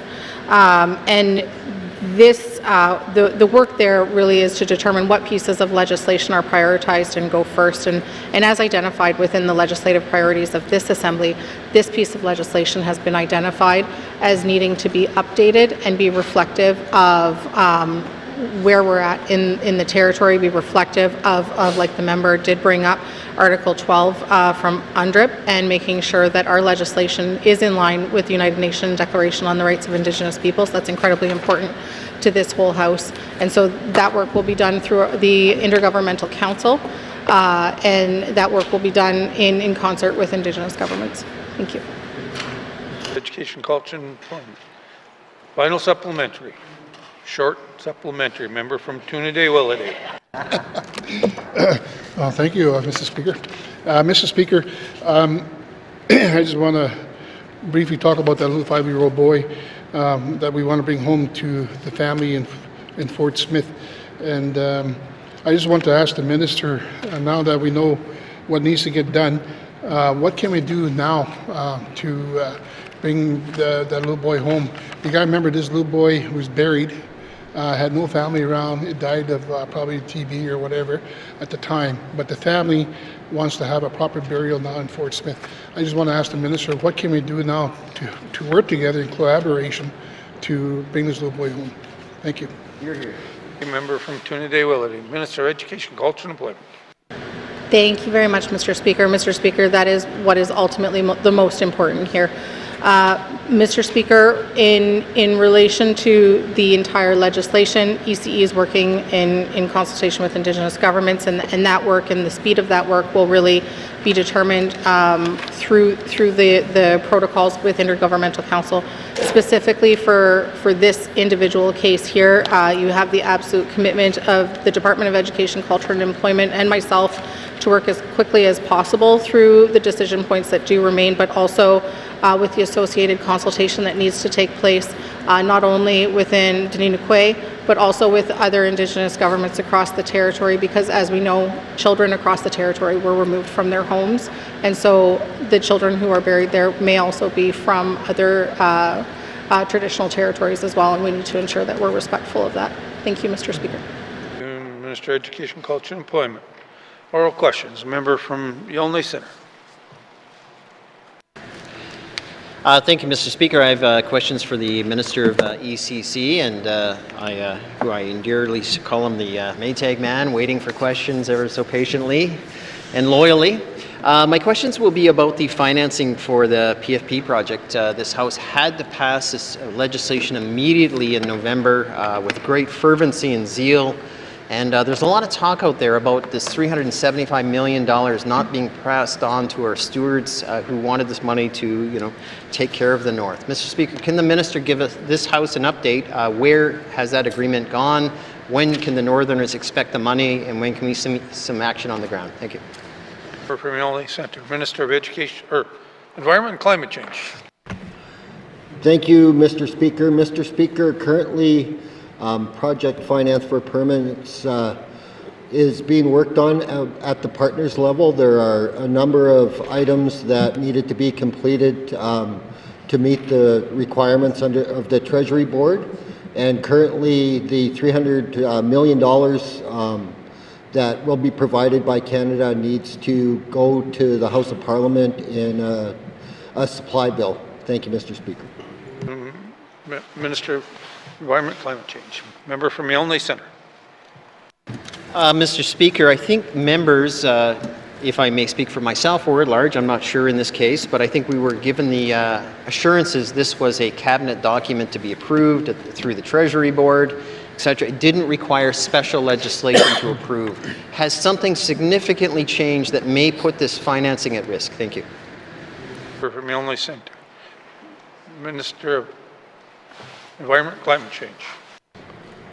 Thank you, Mr. Speaker. Mr. Speaker, as we were moving this process through our legislature, unfortunately, Parliament was prorogued by the federal government, and this has delayed the process. Thank you, Mr. Speaker. Minister of Environment and Climate Change. Final supplementary. Member from Yolney Centre. Thank you, Mr. Speaker. Mr. Speaker, I seem to recall October, February happened before the January proroguing. I'll let the facts checkers verify that later. So in other words, proroguing of Parliament happened after all of this agreement in rush. So is there any way the GNWT can help coordinate and help ensure that this project funding won't be lost, given the fact that things may change? Thank you. Member from Yolney Centre. Minister of Environment and Climate Change. Thank you, Mr. Speaker. Mr. Speaker, I have the department and myself have been in regular conversations with Minister Guilbeault's office in regard to this, as well as I said earlier, our partners continue to work forward with the Indigenous governments, the partners at the partner table, and the staff from ECC to advance this project. Thank you, Mr. Speaker. Minister of Environment and Climate Change. Member from Range Lake. Thank you, Mr. Speaker. Mr. Speaker, today I spoke about the important work the NWT SPCA does in the Northwest Territories. Unfortunately, they don't fit into any GNWT box for funding. As an NGO that provides a critical service to communities, they're not unlike NGOs that provide supports in the communities like homelessness, health and well-being. So can the Premier, who is responsible for the NGO stabilization through the executive, speak to how or why the SPCA is not eligible for funding? Thank you. Range Lake. Mr. Premier. Thank you, Mr. Speaker. So there is no and as the member says, that we don't have a policy that the SPCA fits into. That being said, EIA has recently taken over responsibility for working with NGOs, and so we're in the process of preparing to engage with NGOs as well as Indigenous governments about what constitutes a critical service in the Northwest Territories. And that will help outline our funding programs and policies going forward.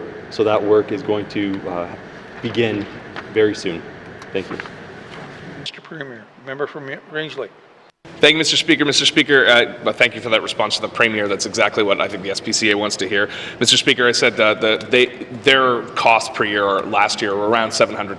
$200,000 of that is now staff. It used to be volunteer-driven. That's the kind of range. Is there room in the Premier's budget to provide $200,000 to the SPCA? Thank you.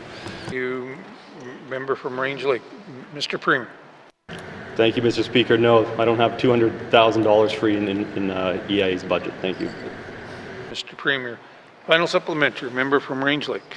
Thank you, Mr. Speaker. Mr. Speaker, former Premier Bob McLeod did provide a one-time payout to the SPCA way back in the day when we were regular members together. It was around $40,000. Is there an exception policy that the SPCA can tap into to help them reduce their costs? Thank you. From Range Lake. Mr. Premier. Thank you, Mr. Speaker. Yes, I remember the good old days when we were able to fund more organizations than we can now. Unfortunately, we don't have that type of process in place. And when it comes right down to it, Cabinet can do a lot of different things, and the Financial Management Board can do a lot of different things.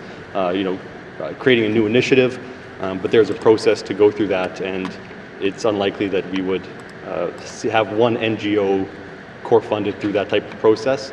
What we want to do is create a policy and have it in place so it's clear, and so that the people of the territory know where their money is going. We need to ensure that we are funding organizations that are providing critical services to the Northwest Territories. And the SPCA has done many great things. I was just reading about the evacuations recently, and I know that they did a lot of work during the evacuations, and they do many good things for the territory. So this is not a case of us not valuing the SPCA, and it's clear the territory does. You can tell by all of the donations that residents provide. It's just a matter of getting a policy in place to ensure that we are focusing our funds where they're needed most. Thank you. Mr. Premier. Oral questions. Oral questions. Member from Yellowknife Centre. Thank you, Mr. Speaker. Mr. Speaker, I was reading the news the other day, including the news release, that the Premier had created a special envoy position in Ottawa. And we're hearing a lot of little hoopla about, well, doing things differently is bad. Well, and we're even hearing it from that side of the House. So I guess my question for the Premier particularly is what mandate has he been given by this House or the people to establish a special envoy position, and where's the money coming from? Thank you. Thank you, member from Yellowknife Centre. Mr. Premier. Thank you, Mr. Speaker. So the Premier generally has a principal secretary, and so the mandate I was given was when I was elected as Premier to have that position. Looking at the circumstances, I made the decision that that position would be transitioned into a senior envoy to the Government of Canada to help ensure that we have a voice in Ottawa and to help ensure that our Indigenous government partners also have a voice in Ottawa so we can support them. So it is, the Principal Secretary is a political position in the Premier's office, and I made the decision to adjust that position. Thank you. Mr. Premier. Member from Yellowknife Centre. Mr. Speaker, it has the appearance of being a political appointment as more of a reward rather than a discussion. Is there any reason the Premier changing significant motions by basically allocating public service resources to an Ottawa position? Why wouldn't he bring it to MLAs through the caucus process to have a discussion and get a mandate from caucus and the Assembly at large? Thank you. Mr. Premier. Thank you, Mr. Speaker. Decisions are made about positions across government without going to MLAs for every single decision. We are right now in budget discussions about the budget of the Northwest Territories, and so there's opportunities to discuss how funds are allocated. But this is an operational decision I made based on the experience that I've had over the past just over a year and how things are functioning in our office and what gaps we need to fill. Thank you, Mr. Speaker. Mr. Premier, final supplementary, member from Illinois Centre. Thank you, Mr. Speaker. You know, I don't mind the Premier being a Premier, but this is a significant departure from regular business, especially when members on this side of the House are asking for action, but he does it unilaterally without any type of consultation. Has he spoken to Indigenous governments that he's appointed his principal secretary to be the Ottawa face of our politics? Has he spoken to MLAs? Like, who has he spoken to outside of his own principal secretary and himself? Thank you. The member from Illinois Centre. Mr. Premier. Thank you, Mr. Speaker. And of course, I spoke with my cabinet colleagues and I've spoken with Indigenous leaders, and there's a lot of support, a lot of positive feedback about this decision. Thank you, Mr. Speaker. Mr. Premier. Oral questions. Member from Illinois North. Thank you, Mr. Speaker. My questions are to the Minister of Environment and Climate Change, following up on my member statement. On some of the feedback that we have gotten from NWT Youth on the Climate Change Action Plan. So some of their observations were that most of the actions in the plan are hard to measure, that it might specify we'll continue to do things or have processes. But what is the ECC doing to make its actions on climate change more measurable? Thank you, Mr. Speaker. Member from Illinois North. Minister of Environment, Climate Change. Thank you, Mr. Speaker. Mr. Speaker, I'd like to start by acknowledging MLA Reid and MLA Morgan and the students and staff at Sir John and St. Pat's High School for the opportunity to go in and have discussed the Climate Change Action Plan with them. As we've done our engagement as ECC, some of the key comments that we've received and which have been independently evaluated through a process that we're using have said that our actions need to be more measurable, and this is certainly something that we feel is a critical path forward for us as a department. So what we've committed to doing is wherever possible is we're going to use a SMART goal approach so that to ensure that our goals are specific, measurable, achievable, relevant, and time-bound. Also ensuring that as we reach milestones through these processes that we're relaying that information to the public so that everyone is aware that we've made specific milestones. Thank you, Mr. Speaker. Minister of Environment, Climate Change. Oral questions. Member from Illinois North. Thank you, Mr. Speaker. Okay, so that is good news. The next question is, when will there be plain language materials produced about the Climate Change Action Plan and the milestones that are being reached so that ordinary residents of the territory, including young people, can read the plan and think, okay, this is speaking to me? Thank you, Mr. Speaker. From Illinois North. Minister of Environment, Climate Change. Thank you, Mr. Speaker. Mr. Speaker, as a department, we're certainly committed to the plain language approach. I think it's critical that the members of our public in the Northwest Territories have the ability to read and interpret this information. Right now, currently, each of the annual reports for the last 5 years has a preface that is a summary in a plain language format. It's a short plain language summary. We are also, we've already produced plain language materials that explain the priority, risk, and opportunities facing the territory when it comes to climate change risk. And we've also added areas within this plan that are depicted graphically to help to enhance and engage the public generally on the understanding and to stimulate more discussion. Thank you, Mr. Speaker. Minister of Environment, Climate Change. Final supplementary. Member from Yellowknife North.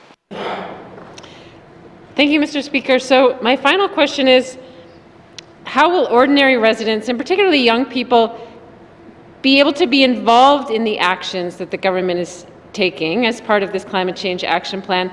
Or is the plan designed to be carried out exclusively by government employees? Thank you, Mr. Speaker. Member from Yellowknife North. Minister of Environment, Climate Change.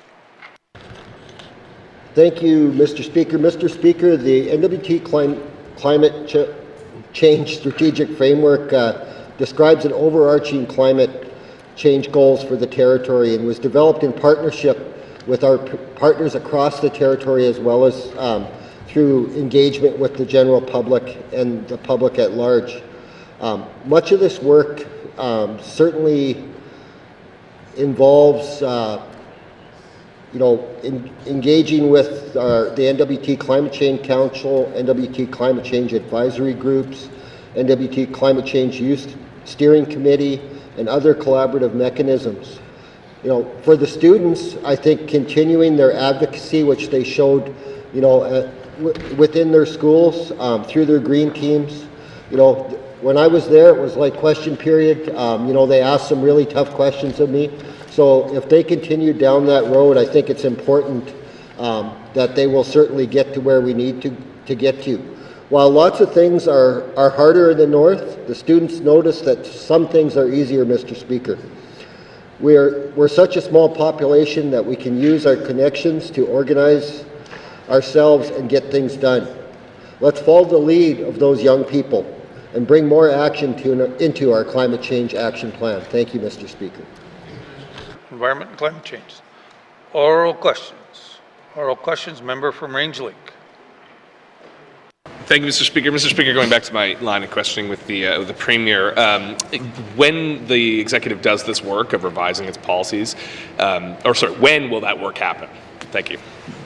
From Range Lake, Mr. Premier. Thank you, Mr. Speaker. The work will be starting in the spring. Thank you. Mr. Premier, member from Range Lake. Thank you, Mr. Speaker. Can the Premier commit to including the SPCA or representatives from the SPCA in this work? Thank you. Range Lake, Mr. Premier. Thank you. I'd be happy to. Thank you. Mr. Premier. Final supplementary. Oral questions. Member from Elney Centre. Thank you, Mr. Speaker. I'm wondering if the Minister of MACA could give us an update as to the municipal land transfers that they were supposed to be working on over the last year. I thought that we're only making minor headway in some places, in particular Yellowknife. What is actually happening with block land transfers? Thank you. From Elney Centre, Minister of Municipal and Community Affairs. Thank you, Mr. Speaker. I am not, the Department of MACA is not the department for land transfers. But we do part of work with the communities or community governments for their community planning and stuff like that. So might be for another minister. Thank you. Minister of Municipal and Community Affairs. Oral questions. Member from Yellowknife Centre. Okay. Let's see, can't change the minister, has to stay on the question line. I'm old school, I forgot that the line. Mr. Speaker, with respect to community, I'm going to waive the question, thank you. Thank you, member from Yellowknife Centre. Oral questions, member from Yellowknife North. Thank you, Mr. Speaker. So my questions now are for the Minister of Education, Culture and Employment.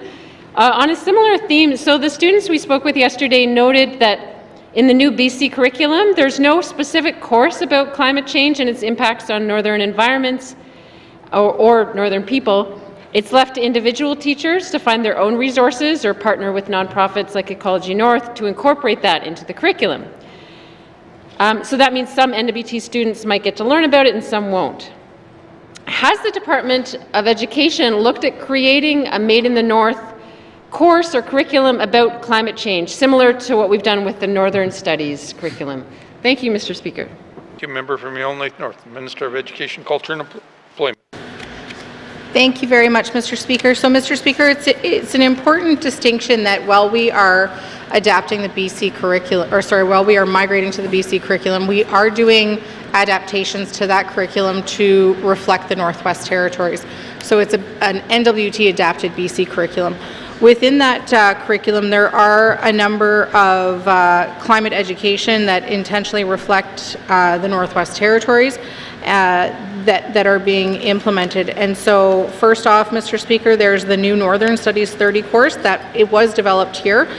in the Northwest Territories in partnership with Indigenous government, and that directly addresses climate change.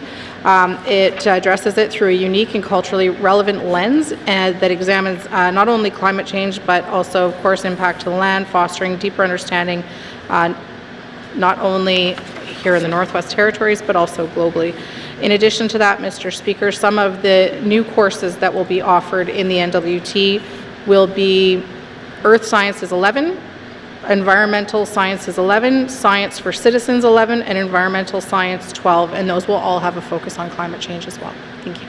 Minister of Education, Culture and Employment. Member for Yellowknife North. Thank you, Mr. Speaker. So can the minister clarify whether the content around climate change in those courses has been developed by the department and then distributed to schools, or to what extent it's left up to teachers to sort of fill in the blanks or make it relevant to the local context? Thank you, Mr. Speaker. Member from Yellowknife North, Minister of Education, Culture and Employment. Thank you, Mr. Speaker. So, Mr. Speaker, in the context of Northern Studies 30, that course was a Made in the NWT course, was developed in relationship and partnership with Indigenous governments.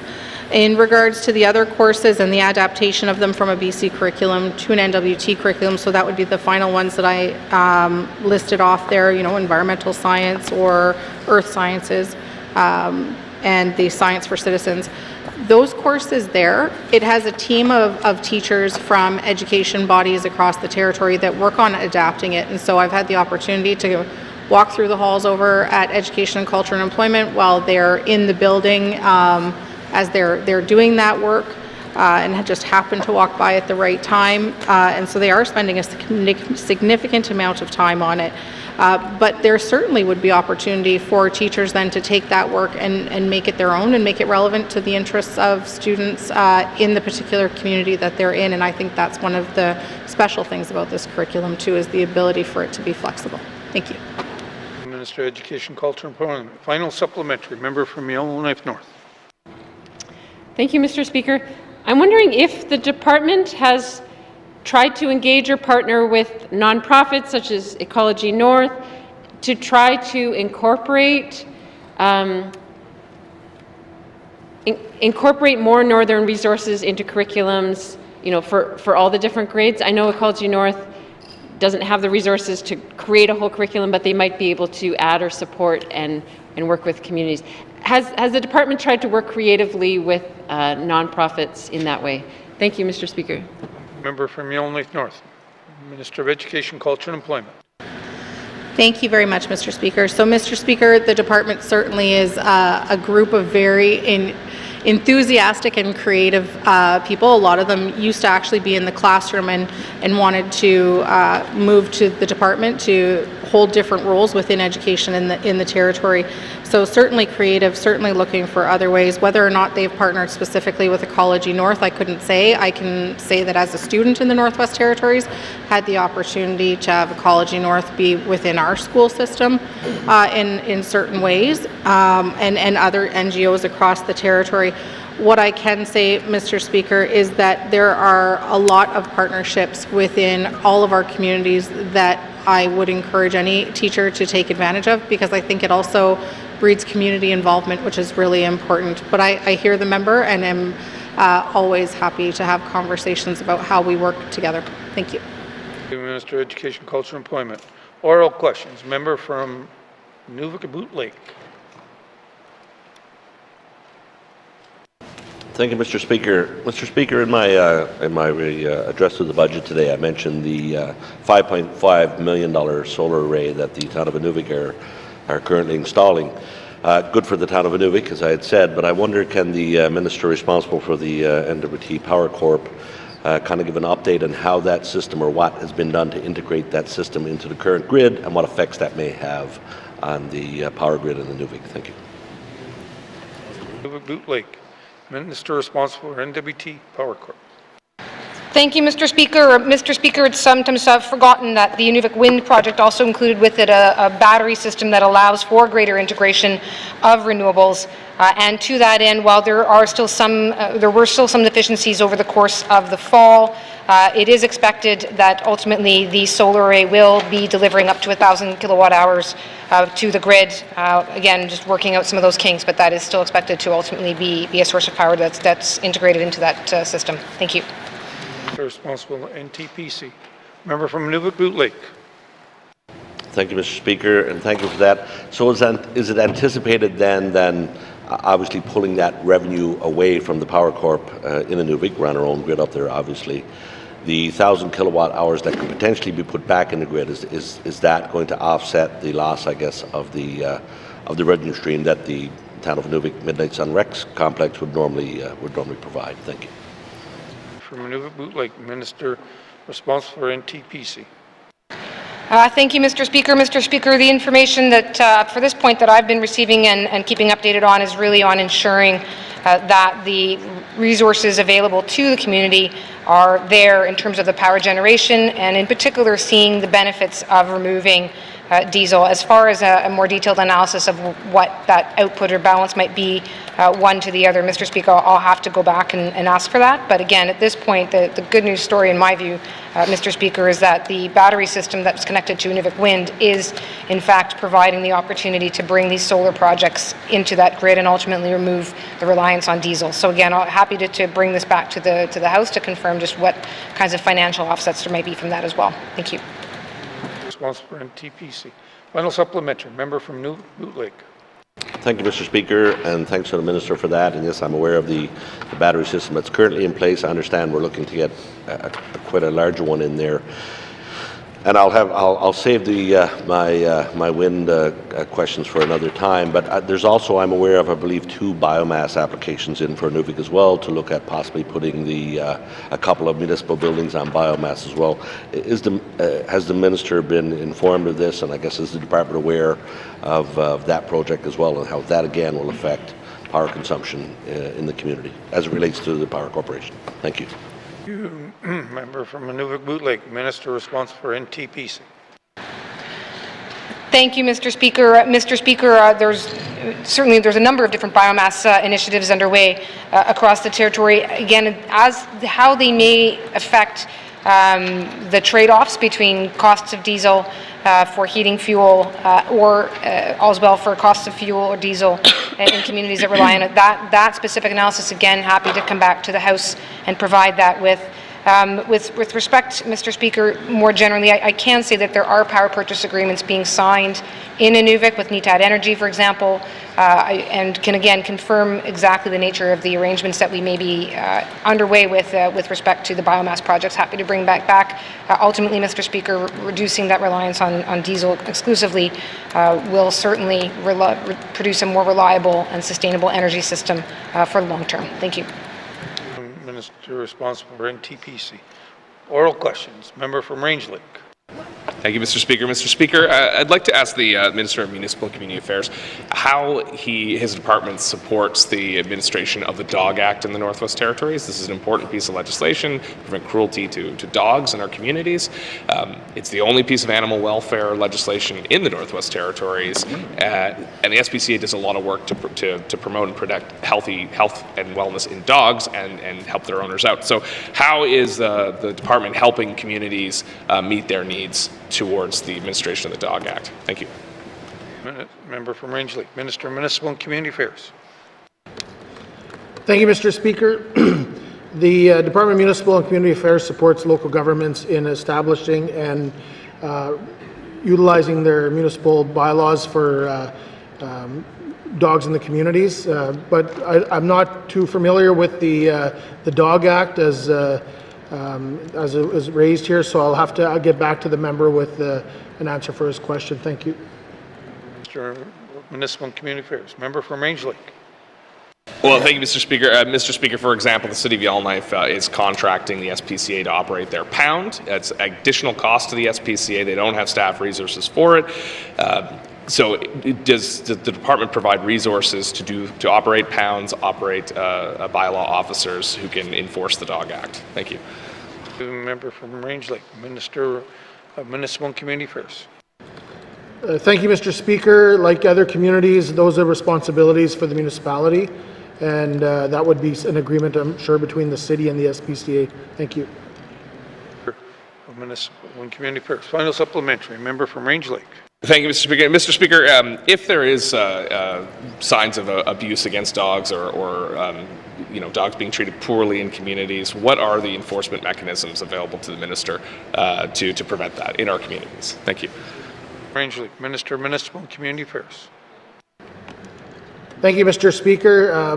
Like I said, a lot of that stuff is related with the community bylaws, but however, I will get back to the member with this question and see how much more I can dig into in regards to the Dog Act. Thank you. Minister of Municipal and Community Affairs. Oral questions. Oral questions. Member from Yellowknife Centre. Thank you, Mr. Speaker. I was worried you missed me. Mr. Speaker, I guess I'm so old I remember MACA managing the land, so I'll redirect the exact same questions to the Minister of ECC, which I'll give him a moment because it looks like he's ready, but I can repeat the question in case he needs me to repeat it.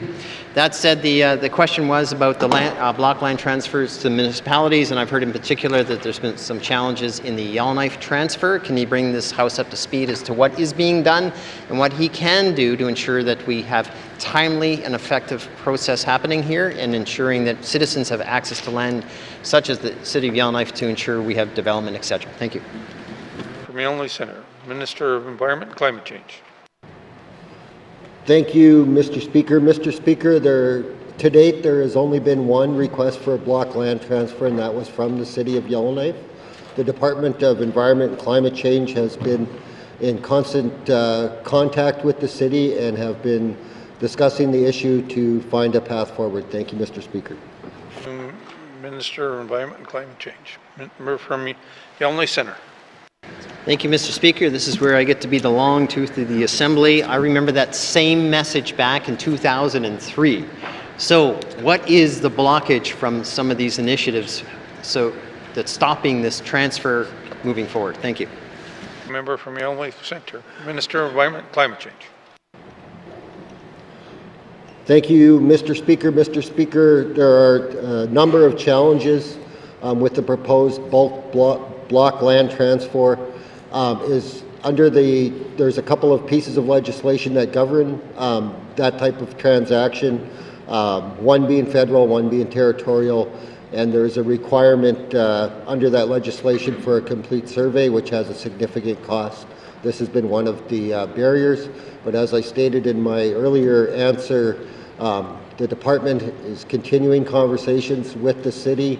Our deputy minister met with city representative last week, and I believe they're meeting again this week and continuing to advance this forward. Thank you, Mr. Speaker.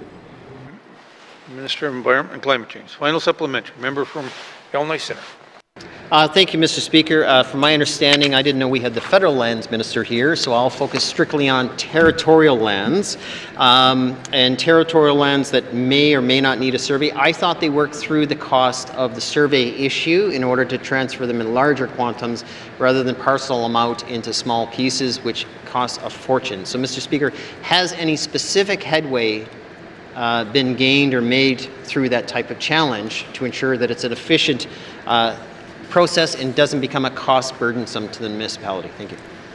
Member from Yellowknife Centre. Minister of Environment and Climate Change. Thank you, Mr. Speaker. Mr. Speaker, those discussions are still ongoing. Thank you, Mr. Speaker. Thank you, Minister of Environment and Climate Change. Oral questions. Member from Range Lake. Thank you, Mr. Speaker. Mr. Speaker, I'd like to ask the Minister of Environment and Climate Change more about the Project Permanence for Financing Trust that was established by this House.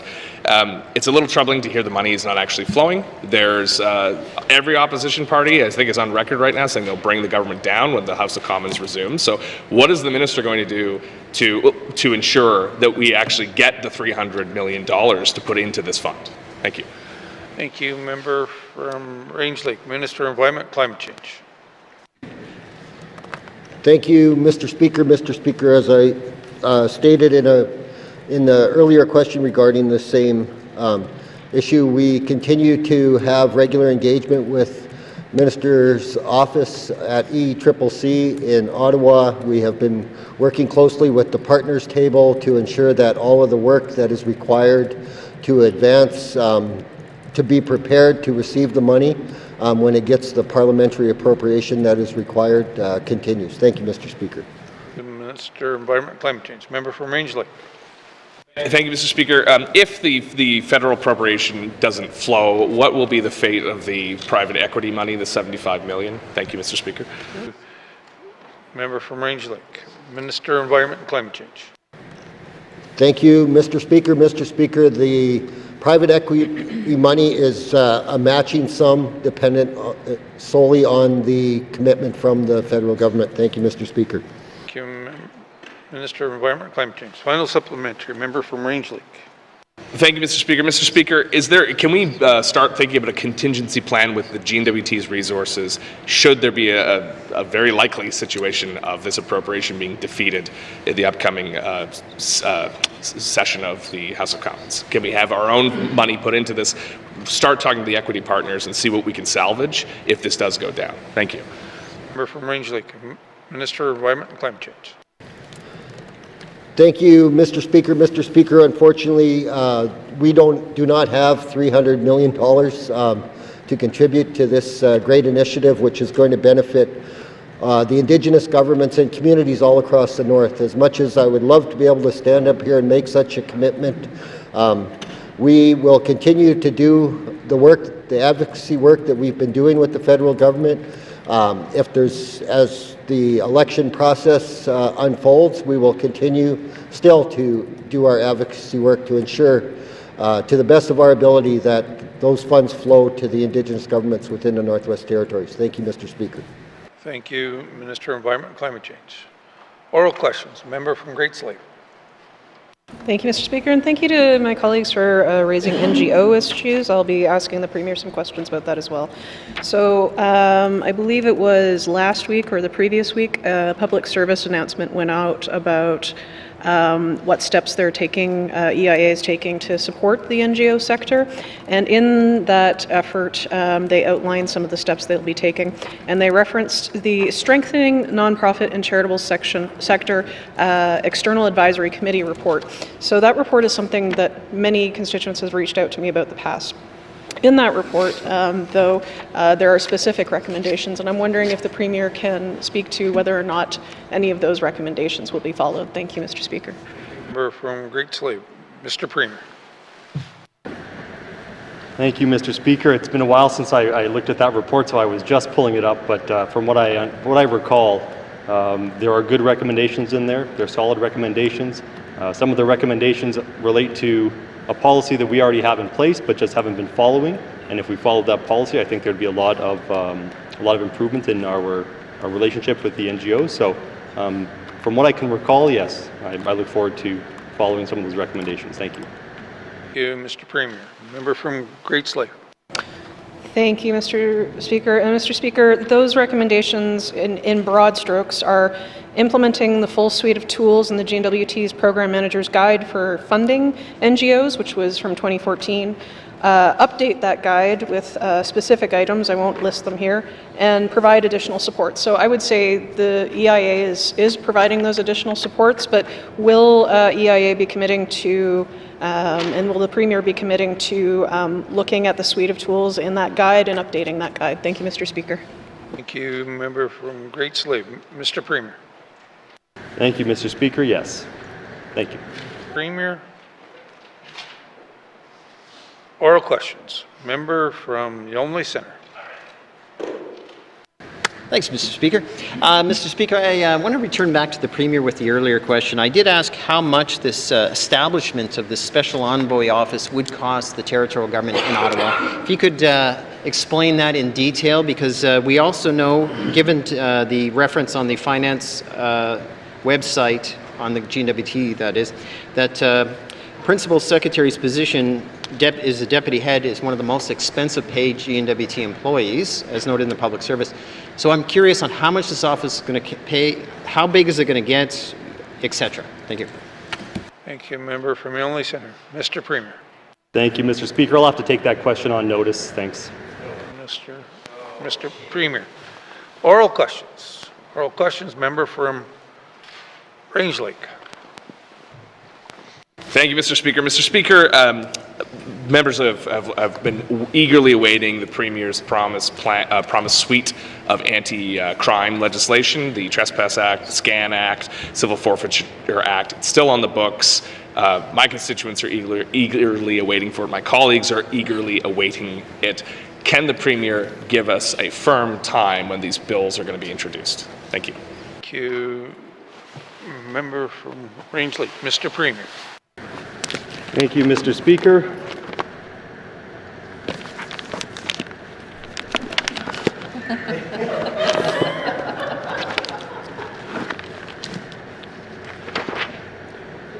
The Trespass Act is legislative proposal is targeted for the second quarter of 25-26, so that would mean within the first 6 months of the upcoming fiscal year. And after a legislative proposal is created, it of course is shared confidentially with our colleagues in the Standing Committee on Accountability and Oversight. They have up to 6 weeks to provide feedback on that legislative proposal, at which point it comes to Cabinet for a decision. And after that decision, if Cabinet decides to proceed, then a bill is drafted, and that can take some time as well. And along that process, there are a number of instances where things could get held up.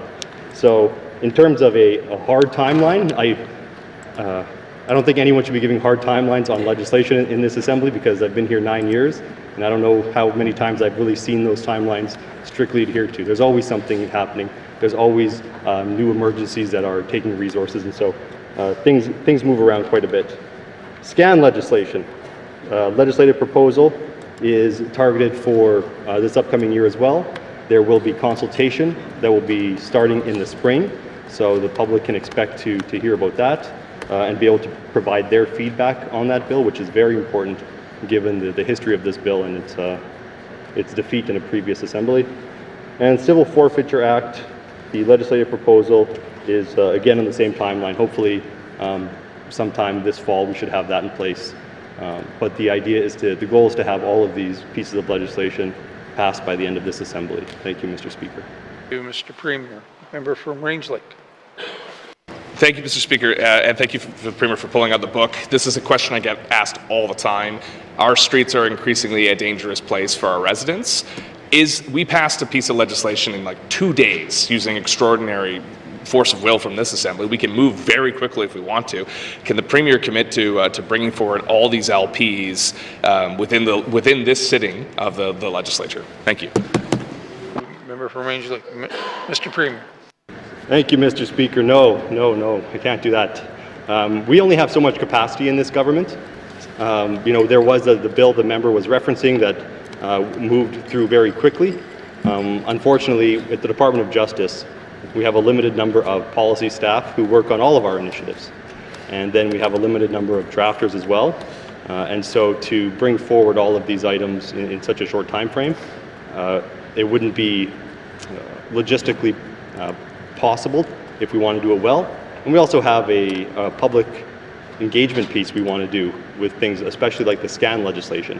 We don't want to bring forward this legislation if it's just going to be defeated in the House because there's opposition across the territory. So we want to make sure we go out, have conversations, and bring forward legislation that will be supported. Thank you, Mr. Speaker. Mr. Premier. Final supplementary, member from Range Lake. Mr. Speaker, we've had a year of this government to get a move on these signature. I think the Premier's been on record saying these are the signature pieces of his legislation.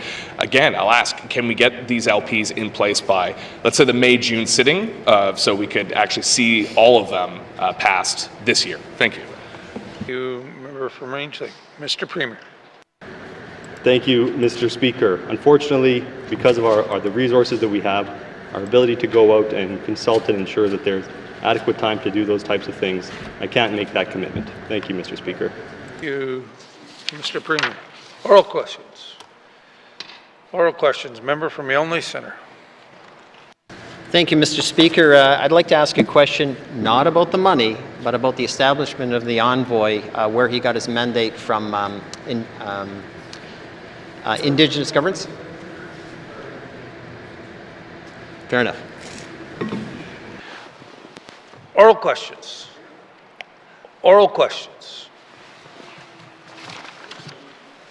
Written questions. Written questions. Returns to written questions. Returns to written questions. Replies to the Commissioner's address. Replies to the Commissioner's address. Petitions. Petitions. Tabling of documents. Minister of Justice. Mr. Speaker, I wish to table the following two documents. Government of the Northwest Territories Response to Committee Report 10-20(1), Report on the Review of the 2023-2024 Annual Report of the Northwest Territories Information and Privacy Commissioner, and Government of the Northwest Territories Response to Committee Report 12-20(1), Report on the Review of the 2023-2024 Annual Report of the Northwest Territories Human Rights Commissioner. Thank you, Mr. Speaker. To Minister of Justice. Tabling documents. Minister of Finance. Mr. Speaker, I wish to table the following document, Government of the Northwest Territories Response to Committee Report 11-20(1), Report on the Review of the 2023-2024 Annual Report of the Northwest Territories Equal Pay Commissioner. Thank you, Mr. Speaker. For Finance. Tabling of documents. Minister of Education, Culture and Employment. Thank you, Mr. Speaker. I wish to table the following document. Government of the Northwest Territories Response to Committee Report 13-20(1), Report on the Review of the 2023-2024 Annual Report of the Northwest Territories Official Languages Commissioner. Thank you, Mr. Speaker. Thank you, Minister of Education, Culture and Employment. Tabling of documents. Tabling of documents. Notice of motion. Member from the Sawtooth. Thank you, Mr. Speaker. I will give notice that on Thursday, February the 27th, 2025, I will move the following motion. Now, therefore, I move, seconded by the member for Trinidad-Willowday, that this Legislative Assembly resolve that the current situation in the town of Norman Wells is a state of an emergency for humanitarian reasons, and further, that this Legislative Assembly calls upon the Government of Northwest Territories to communicate the state of an emergency with the Government of Canada seeking humanitarian aid for the community, and furthermore, that the Government of the Northwest Territories provide a response to this motion within 120 days. Must see, Mr. Speaker. Thank you. Member from the Sawtooth. Notice of motion. Notice of motion. Motion. Motion. Notice of motion. First reading of the bill. Minister responsible for workmen's safety and compensation. Mr. Speaker, I give notice that on Thursday, February 27, 2025, I will present Bill 21, an act to amend the Workers' Compensation Act, to be read for the first time. Thank you, Mr. Speaker.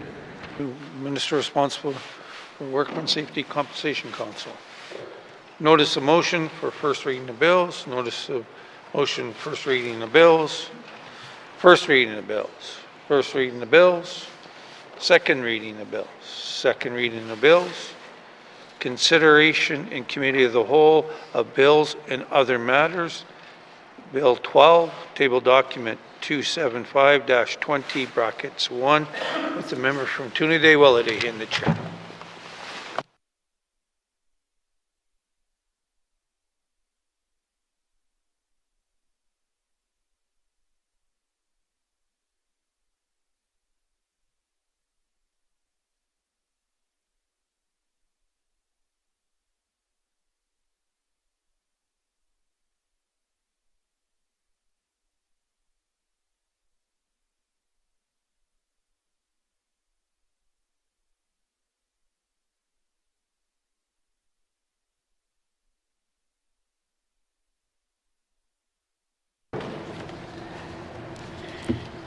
I now call the Committee of the Whole to order. What is the wish of the committee? Nuvik, member for Nuvik-Bootleg. Thank you, Madam Chair. Madam Chair, the committee wishes to consider table document 275, 20 brackets 1 to 2025-2026 main estimates, education, culture, and employment, and time permitting housing Northwest Territories. Thank you. Thank you. Member for Nunavut Bootleg. Does the committee agree? Thank you, committee. We will take a short recess and resume with the first item. Thank you.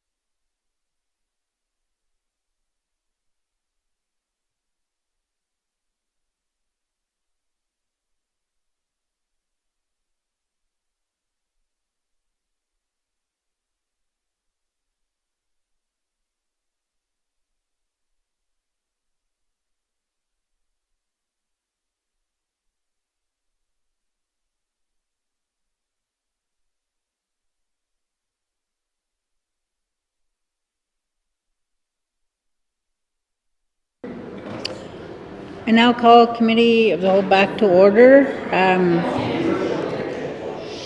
Committee, we have agreed to consider table document 275-20 brackets 1, 2025-2026 main estimates. We will now consider the Department of Education, Culture and Employment.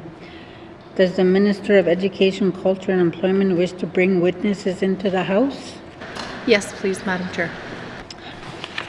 Does the committee agree? Thank you. Sergeant at Arms, please escort the witnesses into the chamber.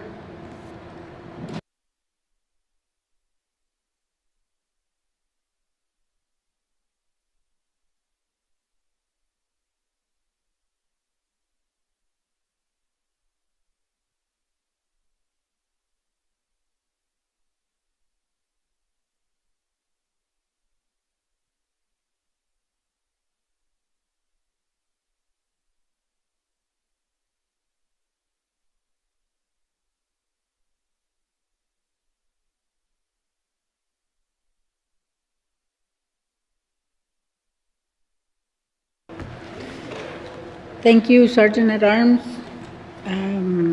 Would the Minister please introduce her witnesses? Thank you very much, Madam Chair. Madam Chair, to my left, I have James Fulford, who's the Deputy Minister of Education, Culture and Employment, and on my left, I have the Assistant Deputy Minister of Labour and Income Support, who is Nicole Beauchamp. Committee, we will resume where we left off. The next key activity is income security, beginning on page 49 with information items on page 52. Are there any questions? I'm just going to hang on to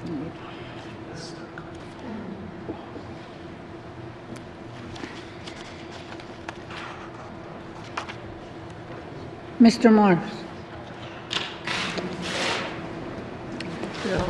Oh, thank you, Madam Chair. Sorry, I wave off my wave.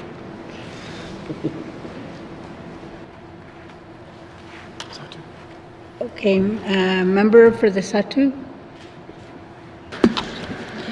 Thank you, Madam Chair. My question to the Minister is on the seniors' home heating subsidy. I'm first of all glad to see an increase, and the qualifications for this program is really concerning to a lot of recipients. I'm like many other MLAs from the region that hear these concerns, and it's always the fact of the threshold qualification. The recipients are exceeding the threshold qualification by doing something they've always have done in their past, by earning extra money here and there as a pensioner and selling their crafts and or doing part-time work only to find out that they don't qualify. Is there any willingness, or has there been any discussion on increasing that threshold within the department so that number one, we can encourage our elders or support our elders to keep busy by earning other income, and at the same time keep physically fit as they've done all their life? Thank you, Madam Chair. Thank you, member for the Satu, Minister of Education, Culture and Employment. Thank you very much, Madam Chair, and thank you to the member for highlighting this program. It's certainly the program that I hear the most about, both on the floor and also certainly from constituents. It's a program that's meant to for low to mid-income seniors, to help them address the cost of their fuel, and the policy is to help them up to 80%, and then to support them on the budgeting side for the additional 20%, and people who have needs beyond that are encouraged, of course, to, if they meet the criteria to apply for income support for seniors and persons with disabilities if they require more than that 80% threshold there. I appreciate what the member is saying in regards to reviewing the thresholds for income for seniors, and so that is work that the Department of Education, Culture and Employment is currently undertaking. Thank you, Madam Chair. Thank you, Minister. Member for the Satu. Yeah, thank you, Madam Chair. I had to borrow your earpiece there. I think somebody's trying to stop me from setting some demands. I'm glad to hear that the minister is open to review that. Like any other efficient policy, it's only good as its periodic or annual reviews. So I shall take that home and tell some of the recipients to the program that yes, the minister is going to be reviewing that. We can understandably say that these voices from the recipients to the program are really being addressed on their high cost of living in most of these little communities, and you can understand the remoteness of the Satu, which really escalates the cost of living. So thank you for that reply. Masi. Thank you. I don't hear a question in there. Would you like to respond to that, Minister?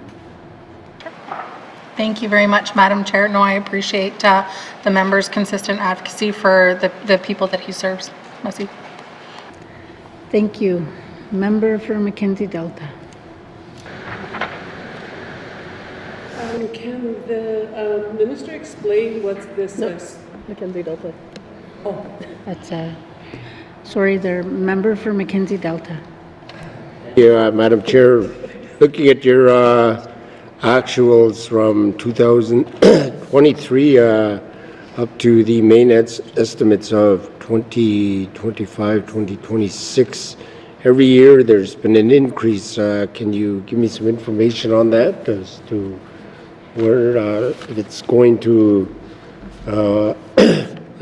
just income support rather than, you know, for the what they call disabled or the people that really need it? Is most of this, where's this money going? Thank you, Madam Chair. Thank you, Minister, Education, Culture and Employment.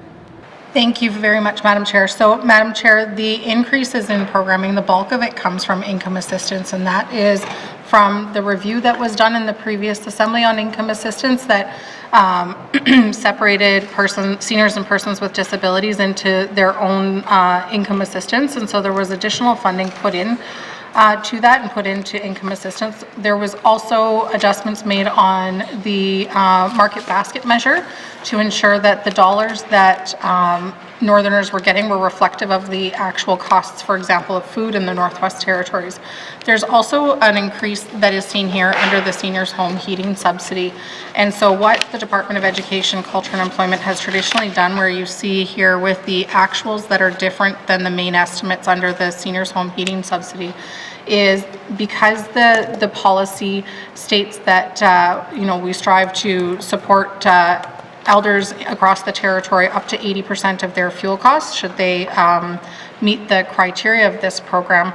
Because of the rising cost of fuel, we were constantly having to fund from within and find those dollars in order to ensure that we were supporting seniors. And what we did this year, and so you'll see in the main estimates for this year, there's actually an increase, and that was based on forced growth. We were successful in getting forced growth funding for the Seniors Home Heating Subsidy in reflecting how important that program is for Northern seniors and elders. Thank you. Thank you. Member for Mackenzie Delta. Yes, I was referring to the income assistance portion of this document here. From 2023 to 2024, it was 36 million, and 2025-26, it's 44 million. It's a substantial increase, and it's disturbing. I've been talking about this since day one when I've gotten this. Started sessions, and the increase is quite big, and Are there some, in the future, is there a look at maybe cutting some of these costs, or, maybe consultating with the communities on where we can make measures work for the communities, and especially the recipients? I don't think this is helping them. It's helping them with money, but in the long run, you got to give them some hope. And is there some way we can look at cutting these costs, maybe consulting with the communities? Thank you, Madam Chair. Thank you, Minister of Education, Culture and Employment. Thank you very much, Madam Chair. So absolutely, Madam Chair, the member is right. There's a significant increase to the investment from 44, in 24-25 it was 43.8 million, and now it's $44.6 million there for income assistance in that line item. The actuals were lower in 23-24, and that was because of the delayed implementation of the new program. So the increase that you see there is just under $1 million from main estimate to main estimate, comparing those. And that is from, the members right, it is from the new program. And the other increases that you see there are also from the increases in the collective agreement funding for our staff that work within that program. So depending, I think what the member is discussing here is, I guess, two things. So changes in the criteria of income assistance.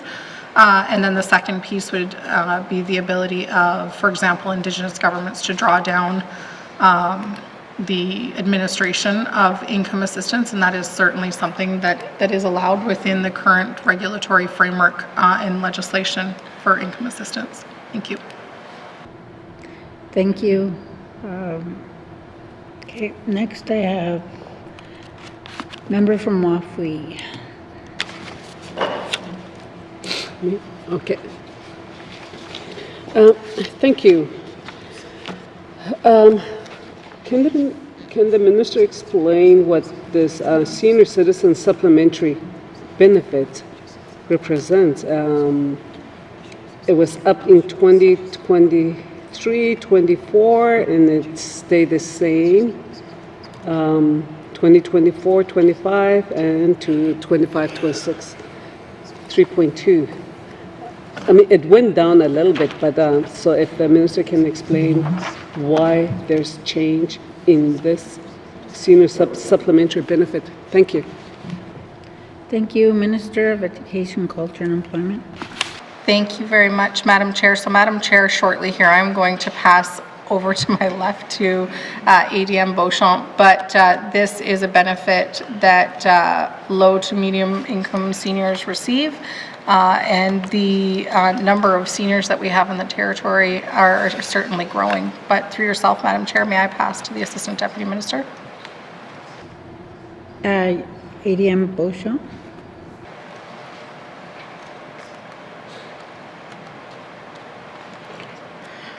Thank you. So the Senior Citizen Supplementary Benefit is a benefit that assists low-income seniors with the cost of living. It's associated and aligned with the Old Age Security and Guaranteed Income Supplement. In 2024, we did receive an increase in our budget to address the uptake of approximately 20% of seniors now qualifying for this benefit. Thank you. Thank you, Minister, or member from Wafui. Yeah, thank you. Yes, thank you for that information. In small communities with a high cost of living, there's a lot of elders that are, they're doing part-time jobs to offset their living. Just like I know there are some in here too as well, and then like the higher north, it's more expensive.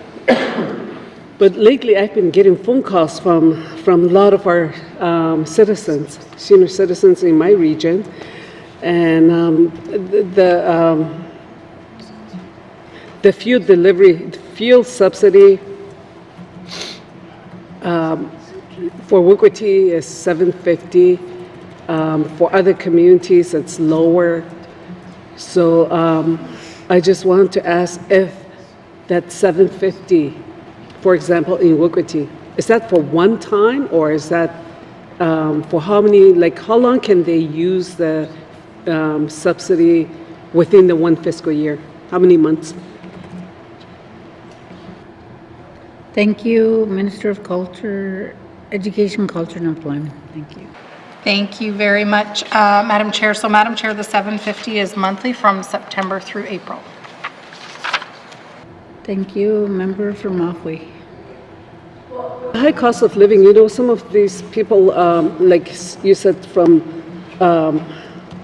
okay, that's a long time, but they do run out, you know, like, I mean, they use up the subsidy program before the year's, you know, over. Even now, you know, like there are, because of the high cost. And so, you know, I know that some of the elders were saying 500 is not enough. 400, you know, because they already ran out before the year end. And we still have, you know, until April. Like, I mean, we're not, the cold month is still here. We still have March. And sometime in April too, especially up north. So that 750 is not going long ways, and they do run out before the year is up. So that's why there's a lot of concern. And they do part-time job, you know, to pay for extra month. And even that, because they're doing that, they're being punished by that department. Some of them are not eligible for the fuel subsidy program. There's a lot of them that got denied. So I want to know if, you know, within this budget for the fuel subsidy, the income threshold, did the department review the income threshold of the seniors in the regions? Like, is it included in this budget? Because I know that there's some seniors that are not making, they are living on fixed income, and they are not living on GNWT pension. So they're making less than 200,000, but yet they get, they're denied the subsidy program. Thank you. Thank you, Minister. Thank you very much, Madam Chair. So, Madam Chair, certainly the program's not designed to cover 100% of the expenses of seniors and elders across the Northwest Territories. It was designed to cover up to an average of 80% of those fuel costs. And so that's why the client navigators will work with seniors to determine what their income is, what money they do have coming in, and can work with them on a budget that would work within their income threshold amount.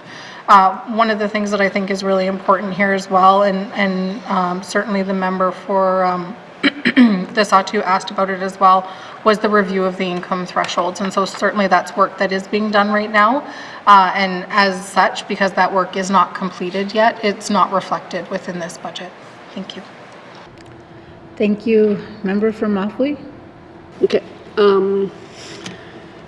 Okay, there's some, okay, well, the fuel subsidy program, the senior home heating subsidy program is very important for many of our constituents, especially in a small community. So, yes, I would like to see that review. It would be good so that we can send a message back to our elders, and it's important for them because they're working, you know, like they're working, doing work, which is good. But because they have to live, you know, they did their job of raising their family all these years, and now we're penalizing them, you know, because they're doing extra work just to stay alive, you know, to have the lights on, the heat on, you know, and buy some groceries. And because of that, they're not eligible for some of the programs that, you know, if they were living down south, it would be different. But living in the north, it's different, the high cost of living. So there, it's, I don't like that. I don't agree with, you know, some of the stuff in here, but I'm glad that you said that there's going to be a review. I hope that the income threshold will be increased so that many of our elders will be eligible for the senior homes heating subsidy program. Can I go on to student finance assistance, or are we on that topic yet, or do I start? Oh, okay. Yeah. Yes, you may. Okay, thank you. Student financial assistance program. Okay, it did went up a great deal. I mean, that's really good. So it means that, so a lot of students are using the student financial assistance program. So how many of these students are, it would be nice if we can have a breakdown of the regions and the indigenous and non-indigenous, and how many are doing, whether it's indigenous or non-indigenous, but how many of this is student loan, part of the student loan program? Thank you. Thank you, Minister. Thank you very much, Madam Chair. Madam Chair, if the member would like a breakdown of Indigenous versus non-Indigenous students, and also the regions where, the geographical regions across the territory where students come from, we can certainly pull the data that we have and would be happy to supply it to committee. Thank you, Member from Mafwee. Thank you. Yes, I would like to see that, that data. That's it for this part, this section. Thank you. Thank you. Next, I have member from Great Slave. Thank you, Madam Chair. Madam Chair, I know the minister has heard a lot about what our smaller communities are needing for income support, and I'm listening to them too. So, in her reply to the member from Mackenzie Delta, she was talking about market basket measures, and it's a tricky equation to solve for, but I'm thinking if we want to get more people off of income support, we want to have more opportunities for them to get into jobs. And so that ties into my thinking around ECE's annual survey that just went out around the minimum wage. So the minimum wage in the NWT, and this is in your business plan, so I hope it's comfortable for the minister to speak to. The minimum wage right now is $16.70 per hour, and obviously you'll be assessing what you hear from employers, employees, etc. But can the minister maybe speak to how she sees balancing maybe increases to the minimum wage as supporting more people getting off of income support? Thank you, Madam Chair. Thank you, Minister. Thank you very much, Madam Chair. Madam Chair, increases to minimum wage are certainly incredibly important. They allow us to stay competitive as a jurisdiction across Canada, and so I think, not only comparing ourselves as far as the formula and to previous years within ourselves, but making sure that we're also comparing ourselves to other jurisdictions across Canada is incredibly important. I think what the member might be leading me towards is conversations on living wage versus minimum wage. And certainly there is a discrepancy between the two of those, but I do absolutely encourage Northerners to participate in the engagement that we currently are doing. Thank you. Thank you. Member for Great Slave. Yeah, thank you, Madam Chair. Yeah, there's an argument to be made if we want more people, participating in the wage economy and getting jobs. Obviously we need to build that ability to have good jobs that aren't just minimum wage paying jobs. But I think another part of this equation is moving from minimum wage to a living wage. I would note that $16.70 an hour will not let a person survive with a family here in the capital. I can't imagine what it would be like in our smaller communities. So I'll just leave that as a comment. Thank you. Thank you.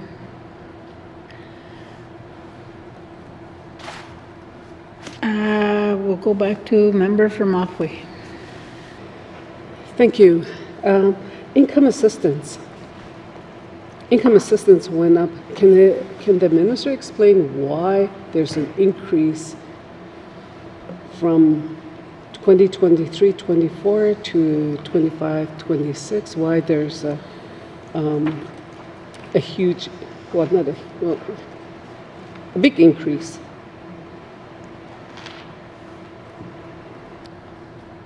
Thank you. Minister, Education, Culture and Employment. Thank you very much, Madam Chair. So, Madam Chair, the increase in our budgeted items actually goes from $43,859,000 to $44,583,000. The difference in the actuals of what we spent in 23-24 was even significantly less than what we had originally budgeted in 23-24, and the reason for that is because of the delayed implementation of the new income assistance program. Thank you. Thank you. Member for Mafui. Yeah, no, even my colleague have been asking about that, you know, like, so I just, is there a review happening of this program, income assistance? Because we do have an issue, especially in small communities, people are making a living out of it, and, you know, it was supposed to be a temporary. Even my colleague from Mackenzie Delta have been asking that, and with a productive choice. We need to do something for our young people, because as soon as the young people who are unemployed, they go to income support the day that they turn 19. And it shouldn't be, you know, like we should be providing other avenues instead of going to income support, because it is easy access. And we know what happens in a small community with income assistance program. You know, we see them at Northern Store, or we see drug dealers, we see bootleggers, you know, like, so it's like them getting paid.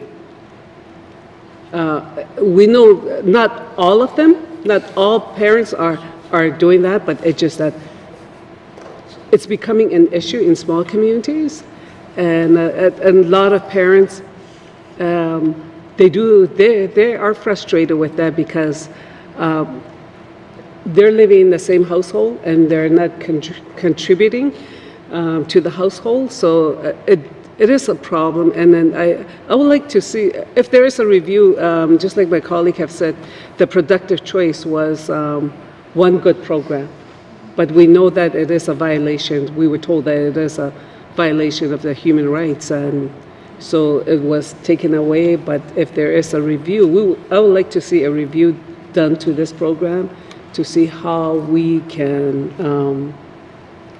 use the program better to accommodate, instead of having young people rely on this handout, then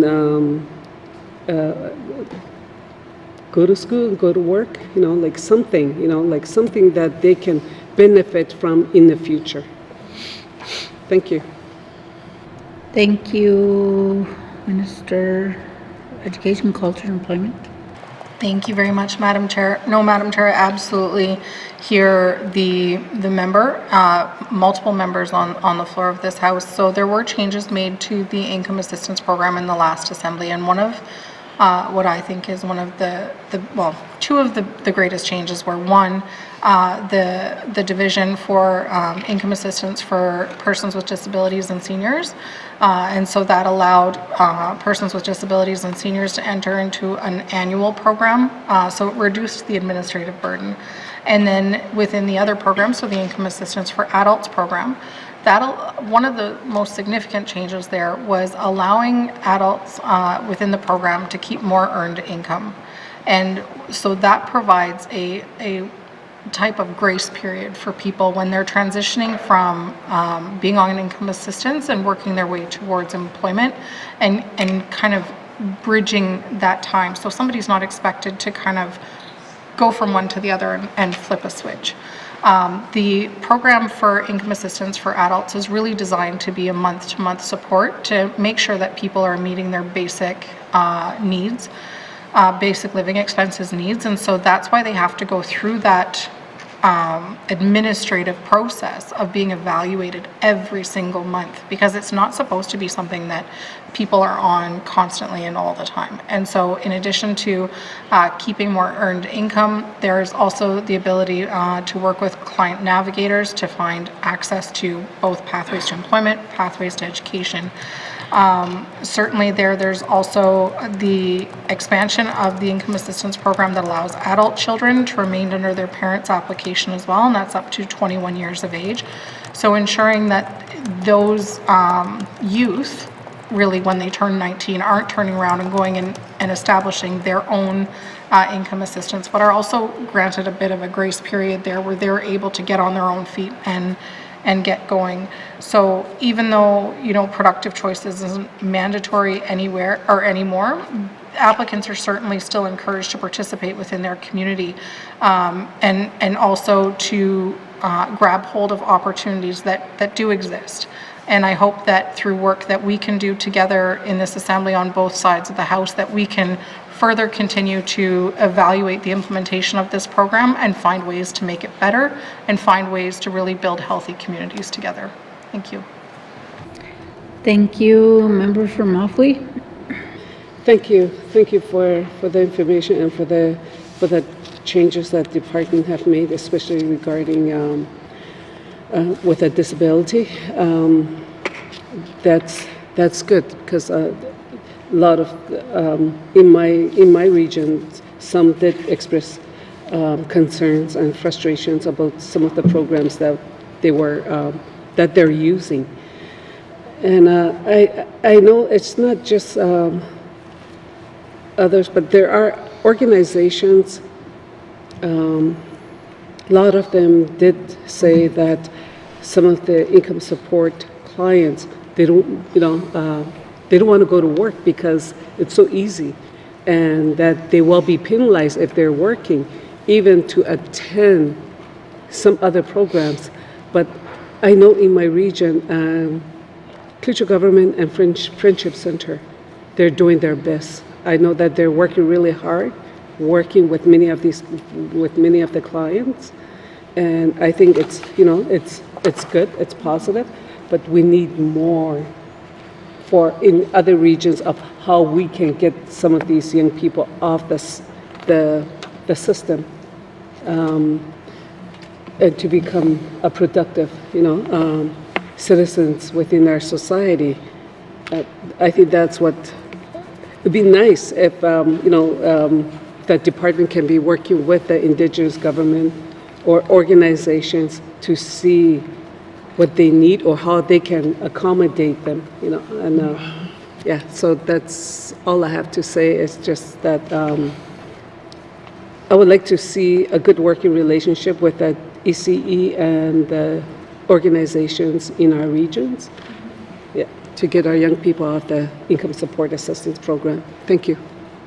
Thank you. Minister, would you like to respond to that? Thank you. Thank you very much, Madam Chair, and absolutely, I love the opportunity to respond to this. I just want to say a huge thank you to the member for that comment, because I think it really drives home that this isn't, one organization or one entity in the Northwest Territories working in a silo and working alone. It really does, at the end of the day, take everybody working together in order to make these changes, from grassroots in each individual community to really build a stronger, healthier North. And I think that we really have to recognize that and celebrate it, and as the member says, work together on it. ECE has certainly been working specifically with Klitscho government. I have had the opportunity to meet quite regularly with Klitscho Investment Corporation as well on their training and development plans, which I think speaks quite passionately to some of the things that the member is speaking about as well. And there's also within each of our regional offices very passionate staff working to really take our labor market programs and do exactly this type of work. So, for example, our skills development program, where people who might not have the education or work experience needed can partake in different programs through the employer or through the organization, and ECE will certainly support that with either wage subsidies or even with training dollars. And so bridging those programs to the people is absolutely something that we're passionate about doing, and I would invite anybody to reach out to me, because I love being able to talk about these programs and connect people to them. Thank you. Thank you. Next, I have member for Range Lake. Thank you, Madam Chair. Madam Chair, I'd like to ask about the the NWT child benefit. It's currently, I think, condensed into the income assistance line here. Can we have actual, or or how much is budgeted for the benefit in detail? Thank you. Thank you, Minister of Education, Culture and Employment. Sorry, if you give me one quick minute here. Thank you, Madam Chair. It's 2.2 million. Thank you, Minister. Member for Range Lake. Thank you. Is there, how does the department consider this benefit? Because I think most Canadians and Northerners, let's just say Northerners, receiving the Canada Child Benefit don't see it as as a income assistance or income security benefit. They see it as a middle class benefit, let's say. So what is the kind of stated policy here? Is it a benefit to working families, or is this just another income assistance program? Thank you. Thank you, Minister of Education, Culture and Employment. Thank you very much, Madam Chair. Madam Chair, it's a non-taxable monthly benefit paid to families based on net family income, the number of children and their ages that they have. I can also the member couldn't find it here because it actually falls under the Department of Finance and it's under the Income Tax Act, so it doesn't appear here. And it's very common that our residents don't realize that we pay this benefit because it is provided alongside the Canada Child Benefit. The member is correct in that. Thank you. Thank you, Member for Range Lake. Thank you. No, and I think I spoke to this in the finance budget as well. It's always struck me as odd that it's it's administered through here rather than just a tax benefit. Is there any reason why we could raise the income ceiling here to see more?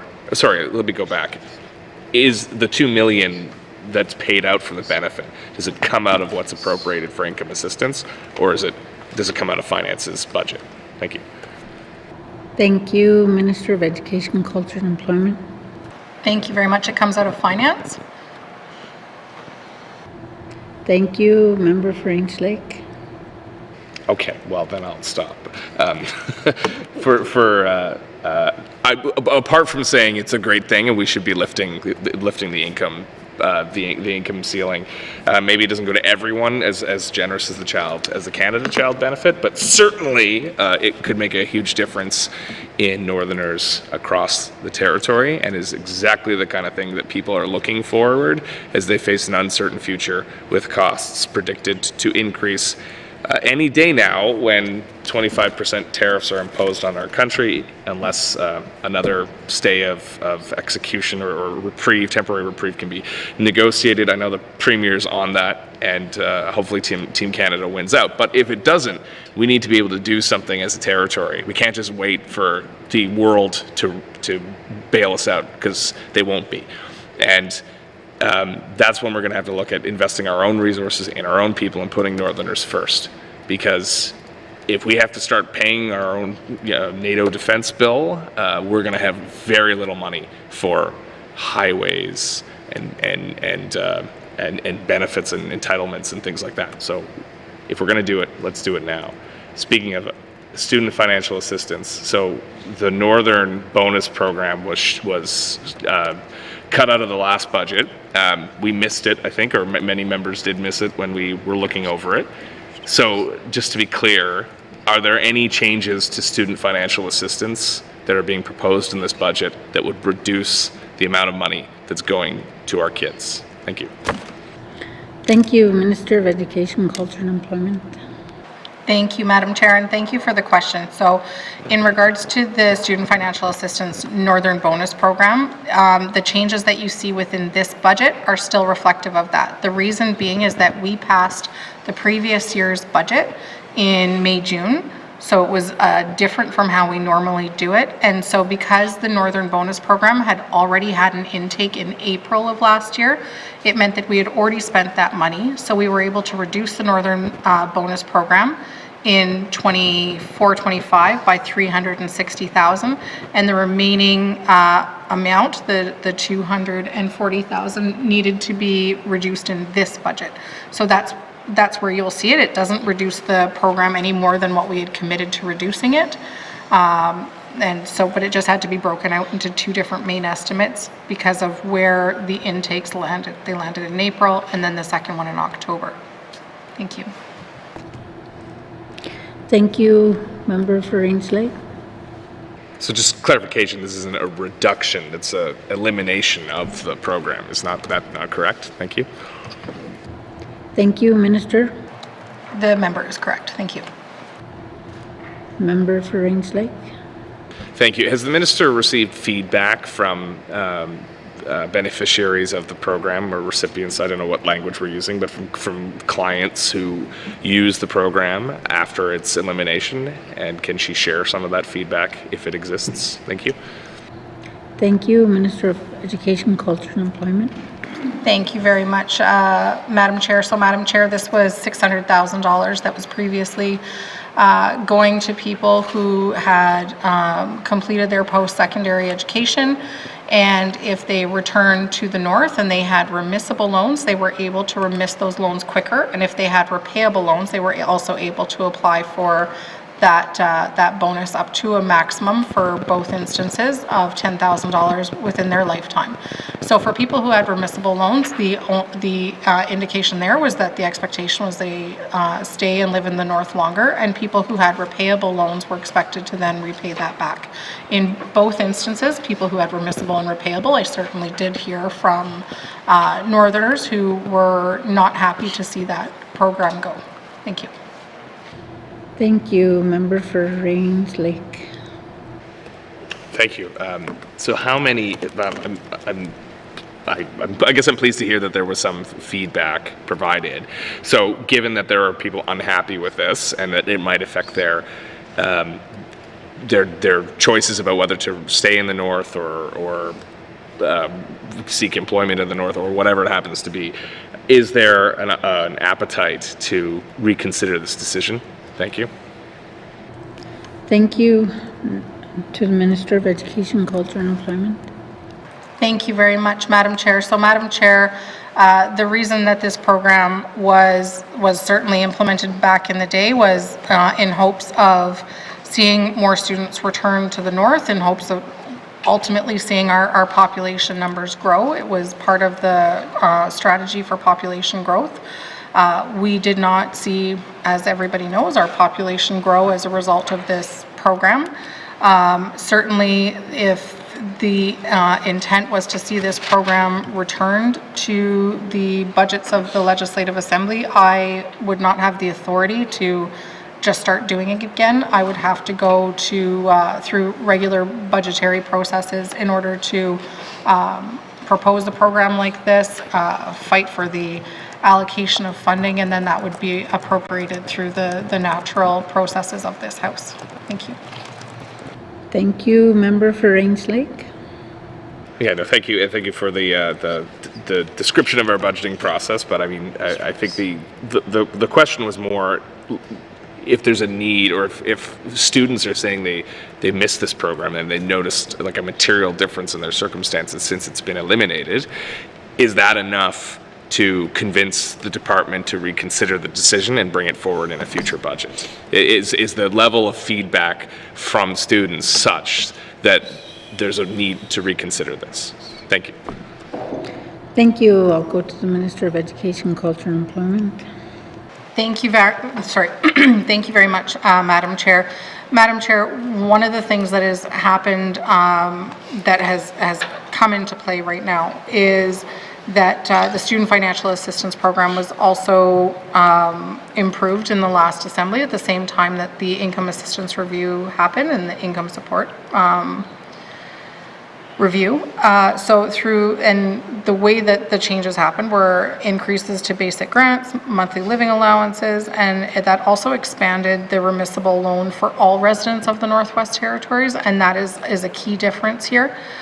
Before it was only for students schooled in the Northwest Territories. So unless a change was going to somehow be retroactive, it wouldn't cover people who have repayable loans, or any future change wouldn't cover people who have repayable loans and are expected to repay them to the GNWT because they took them out separately. Thank you. Thank you. Next, I have the member for Mackenzie Delta. Thank you, Madam Chair. I'd just like to get some further clarification, or we're putting our young students, young adults in a very bad situation. First of all, the education system is failing them. They have no place to go then after they finish high school. Looks like they wouldn't be able to go to any upgrading for within their community, so they'll have to move, and I think these young adults haven't been out of their communities. And if they do find work, then they'll be clawed back by housing, so it's just a no-win situation. Is there any update on how the GNWT is ensuring that youth are not accessing income security as a first option following graduation?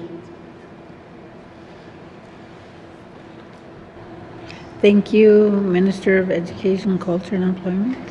Thank you very much, Madam Chair. So, Madam Chair, if I understand correctly, the member is asking for updates on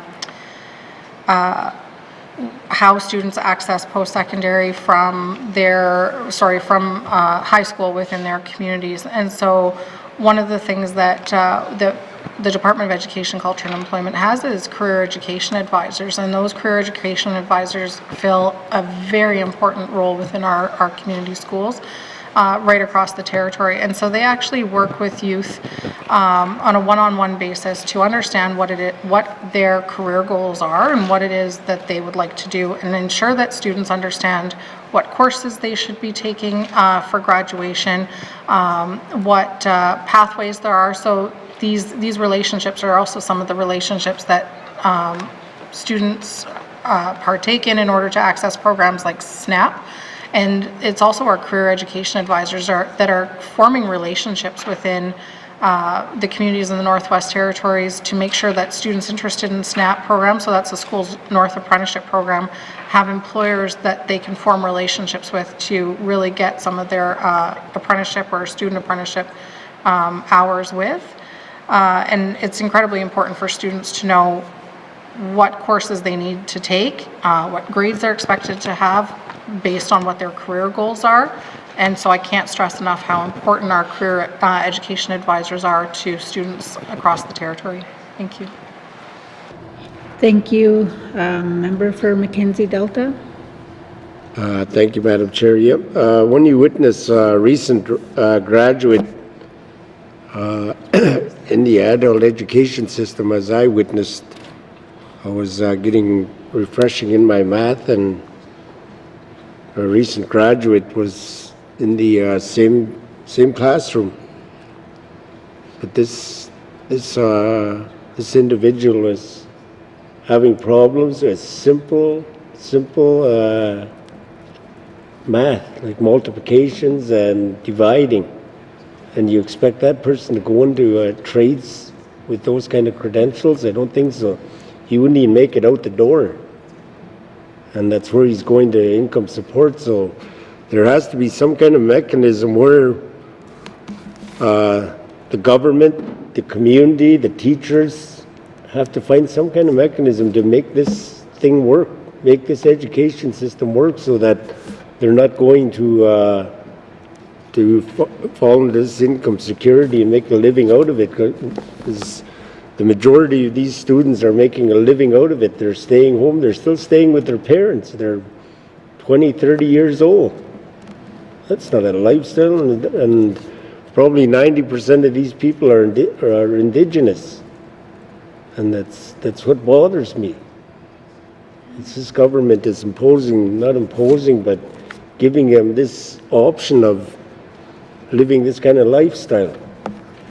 And it starts with education from kindergarten to grade 12. Is that going to be looked at seriously and make promotional, socially promoting our students a thing of the past, so we can have a viable workforce within our smaller communities? It's the smaller communities that's hurting. Thank you, Madam Chair. Thank you. I'll go to the Minister of Education, Culture and Employment. Thank you very much, Madam Chair. Madam Chair, I cannot stress enough how important ensuring access to education is in our territory. Every aspect of our lives is directly related to access to education. And access to education, I can say, is incredibly important to me. We are working certainly very hard within the Department of Education, Culture and Employment to address the need to improve the education outcomes of students right across the territory. And I would be happy as well to sit down with the member and show some of the actions that have taken place over the last, I believe, 3 years, and not all 3 years ago, but over time, over the last 3 years. And really what jump-started a lot of it was the report from the Auditor General of Canada that really came up to the Northwest Territories and said, you guys need to, you got some work to do. And so certainly we embraced that report and got to work right away. And so some of that had to do with training classroom assistants. Some of it was access to training for teachers who are doing multi-grade classrooms. Some of it was assessments across classrooms. There was also, in the same breath, changes being made to the early learning and childcare sector within the Northwest Territories, and also within the training expectation of people working within that sector, because we know that that is what ensures that students are ready when they get to school, and they're having access to supports before they get there if they are, for example, nonverbal and needing supports in that. The other thing that's incredibly important as part of this work that is taking place over the course of this term is changes to the Education Act. And I cannot stress enough how important that is, because that is a piece of legislation that is going to be done in collaboration with Indigenous governments. And when we talk about the importance of understanding the Northwest Territories, having social legislation that is drafted in partnership, drafted in collaboration, is incredibly important, especially when we want to ensure that everyone in the territory sees themselves in the legislation that's guiding something as important as education. So that is incredibly important work that's being done. But I hear the member, and the member is looking for solutions today. And I think that working together and ensuring that some of the programs that I spoke of earlier, so whether it's the SNAP program, or it is the wage subsidy, or working with within the community, for example, with modular learning, and for example, like Fort Smith and the success they've seen through their Phoenix program. They had 18 graduates in that program in a community the size of Fort Smith last year.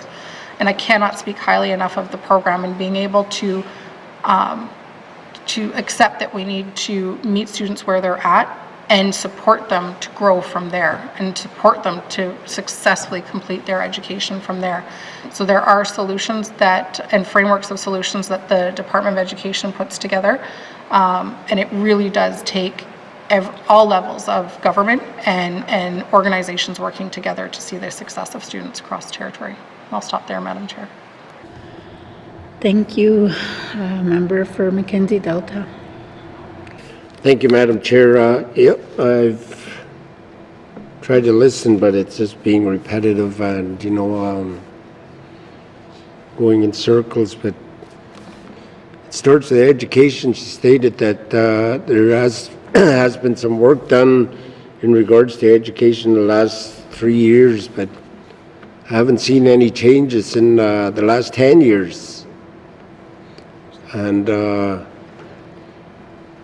one of my concerns is socially promoting our children. I know there's some students, some parents who have concerns, and they're willingly they keep their children behind, or worst comes to worst, they send them to another jurisdiction like the Yukon, where they can get a better education, or maybe one of the bigger regional centers. But our smaller communities are just not benefiting from this education system.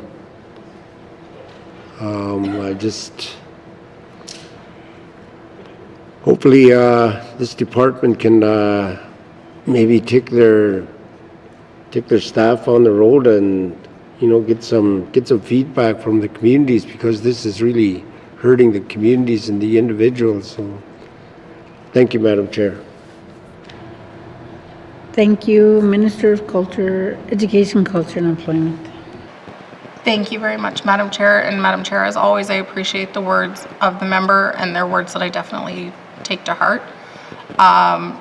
There is certainly, while there's work being done, there's certainly more work to do, and there are complex needs across the territory, and certainly working with my colleague over at the Department of Health and Social Services to address some of those needs, especially when it comes to therapeutic care and ensuring accessibility of education in the North.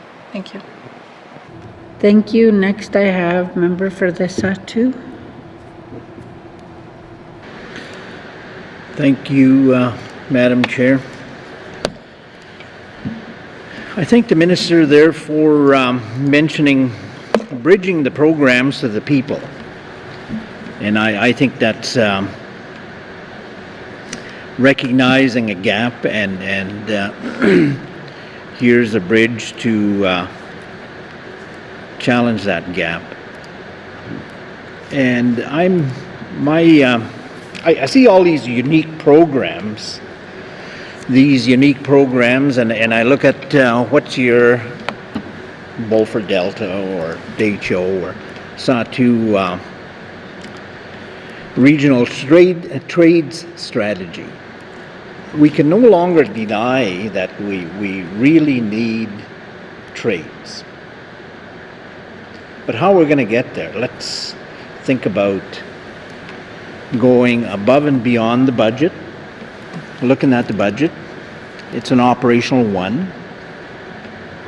Yes, we have these career individuals, but if we're really not doing enough on the promotional side, recognizing our weaknesses in trades and the high demand in trades, we're not going to be any further ahead if we deny this budget a regional strategy.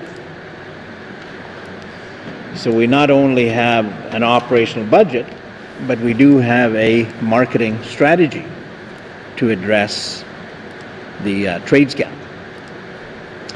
And successful planning is in there. We may not have an industry in the Sahtu like we used to 10, 15 years ago, but the Skills for Success forecast recognizes the demand for retirement planning and the succession that goes along with the 375 workers we have there. Now, in addition to that, we have other opportunities to encourage our young people that are probably going to end up saying, well, I don't really want to move. I'd rather stay home. Okay, well, let's see how we can fix that. So this budget's going to be approved. Is the department developing a strategy for each region so that we can address the market demands with the programs that we have here? Thank you, Madam Chair. Thank you, Minister of Education, Culture and Employment. Thank you very much, Madam Chair. Madam Chair, I believe we have about 320 some apprentices in the Northwest Territories right now, 49% of which are Indigenous, and so I'm very happy, but of course I'm like the member and certainly want to see more success in that area. And I agree with the member that marketing strategy and promotion is crucial to that. That is one of the top things that I heard from students when I was talking to them about the SNAP program, both ones that are in it and ones that are not in it, was they want to be able to see more advertising, more information, more ways of getting involved and making sure that their friends have access to that information. So I certainly see that as a critical part of this work forward, and one that needs to be done so that I can achieve my business plan commitments, which are to increase apprentices and increase SNAP students across the Northwest Territories. Thank you. Members, the next section is income security, so we're not there yet. You can ask the question. I'll go back to a member for the Satu. Thank you, Madam Chair. I'll just stop there and reserve additional questions there, but I'm happy with the responses that I've received so far from the Minister on preparations after budget season. Mussy. Thank you, Minister of Education, Culture and Employment. Thank you, Madam Chair. We are certainly in income security, and then next up is labor development standards. I'm happy to answer any questions. Okay, now, no further questions. We'll go to turn to page 50. Education, Culture and Employment, Income Security, Operations Expenditure Summary, 2025-2026 main estimates, $67,806,000. Does the committee agree? 608. Sorry, it's $67,608,000. Does the committee agree? Thank you. Moving on to labor development and standards on page 53, with information items on page 57. Are there any questions? Member for Great Slave. Thank you, Madam Chair. Can you please clarify if this is where I can ask questions about the NWT nomination program? Thank you. No. Minister of Education, Culture and Employment. Thank you very much, Madam Chair. Yes. Thank you. Member for Great Slave. Thank you, Madam Chair. I'm going to be pretty basic today. I have more things to say about this throughout the coming weeks, but can the Minister please explain how we plan to meet our targets in the business plan with the new limits placed upon us by the federal government? Thank you, Madam Chair. Thank you, Minister of Education, Culture and Employment. Thank you very much, Madam Chair. So, Madam Chair, certainly the business plans were developed specific to nominee program with the previous allocations in mind. Not expecting, I don't think anybody across the country expected their allocations to be cut in half. And so we will certainly have to pivot to ensure that we remain in line with the guidelines afforded to us by the federal government. Thank you. Member for Great Slave. Thank you, Madam Chair. And yeah, specifically I'm interested in the action under access to healthcare, continue to promote this program as a tool to attract internationally trained health and social service professionals to the NWT. Madam Chair, will the Minister have anything to pivot to that she's aware of to help us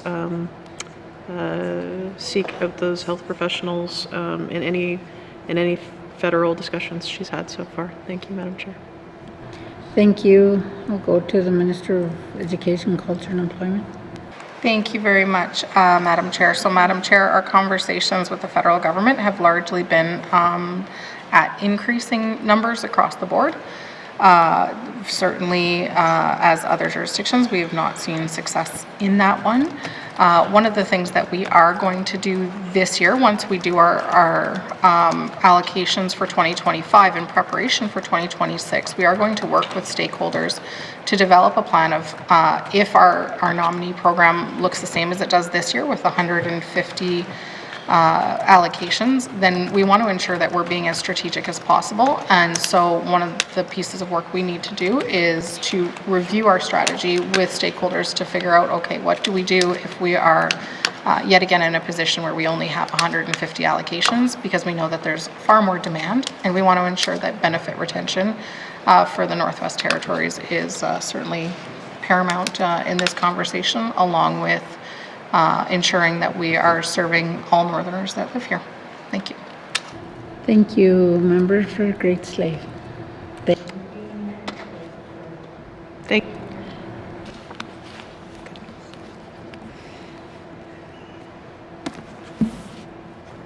Thank you, Madam Chair. I'm good.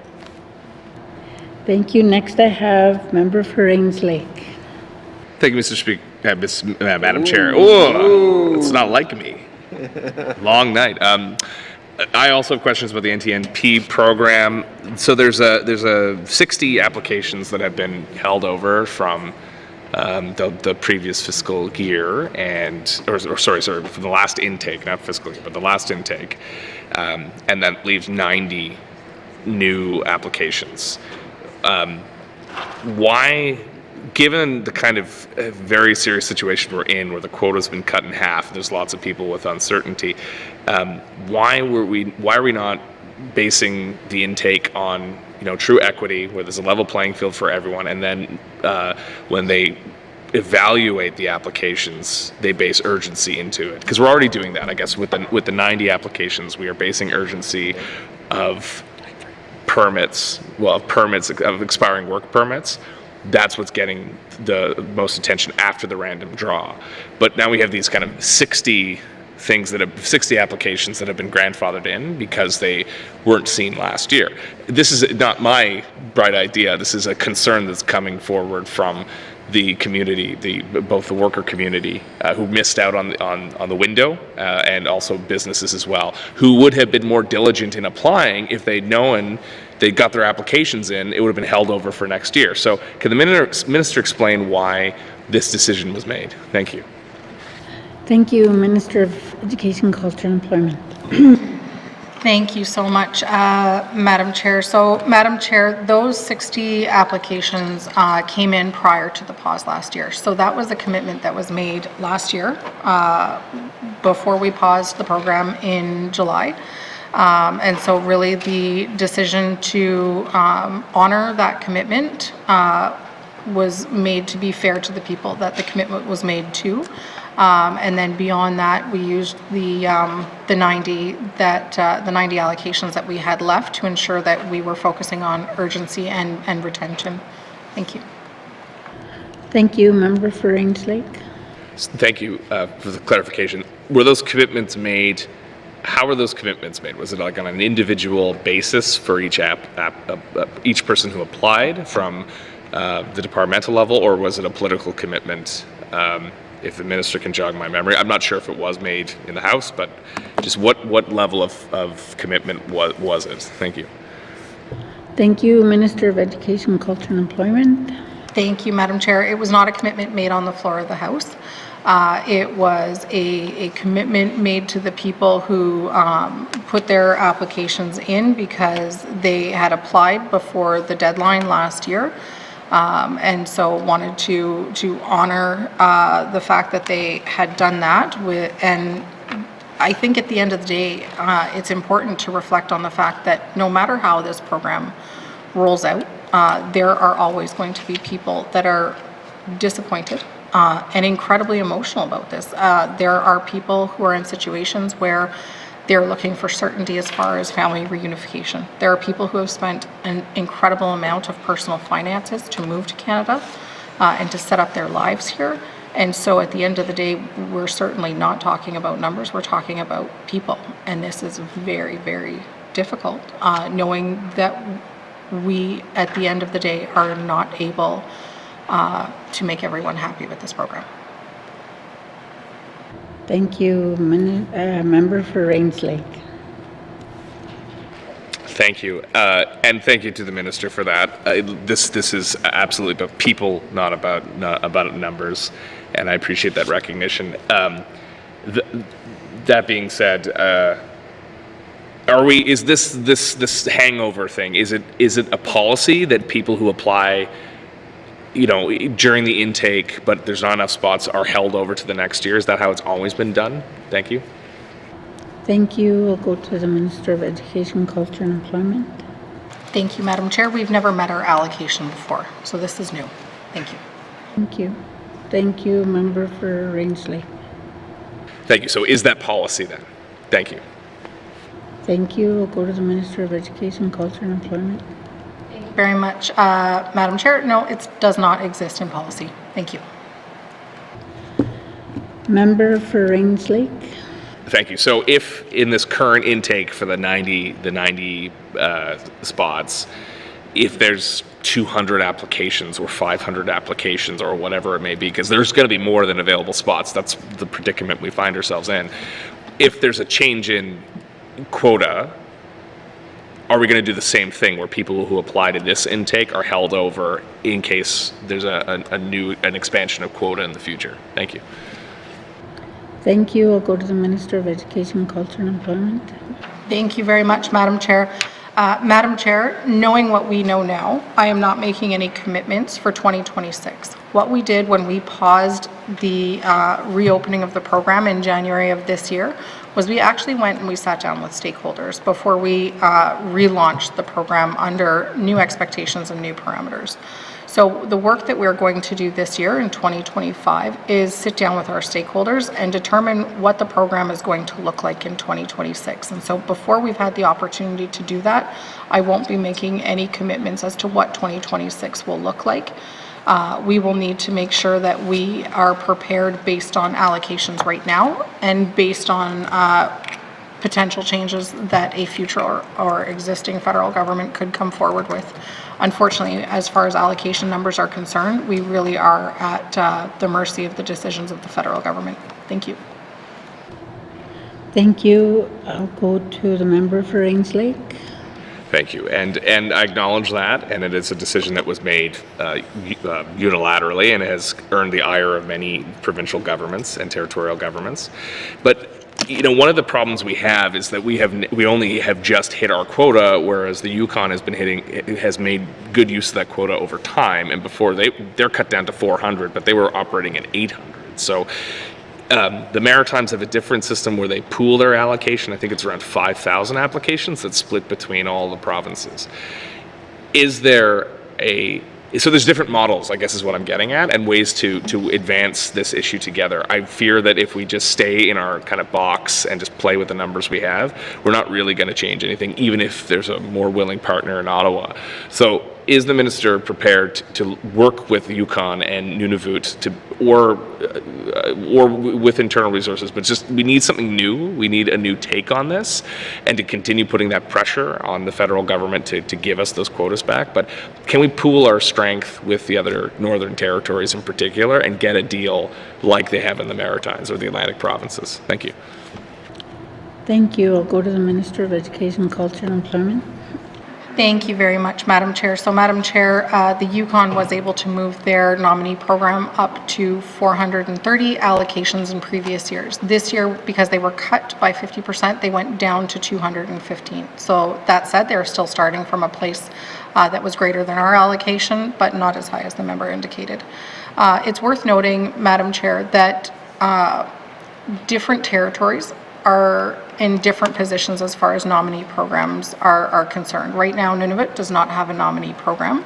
That being said, I hear the member, and I'm certainly always willing to work pan-territorially. I have a wonderful working relationship with Minister Pillai on this file, or Premier Pillai on this file, and have had the opportunity to speak with him, and he has certainly granted me time to speak with me on this, which I very much appreciate the camaraderie between the three territories, and certainly am happy to extend that conversation to this file here.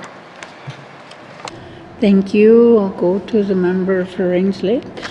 Yeah, thank you for the clarification. I don't know why I had the 800 in my mind, but that's good to hear. I think the fact that Nunavut doesn't have one is the reason why we should be leading this conversation, because if they don't need the quota right now, clearly they don't. Then we could make use of theirs until they're at a time to be ready. So I really encourage the minister to have more than a conversation, put a plan together, and really aggressively lobby and lean on the provinces too, because. Here's a secret. The provinces understand the territories are different than the provinces and are very willing to support us in our specific needs. And I think they will buy into this approach, especially if we broaden the conversation into Arctic sovereignty as well.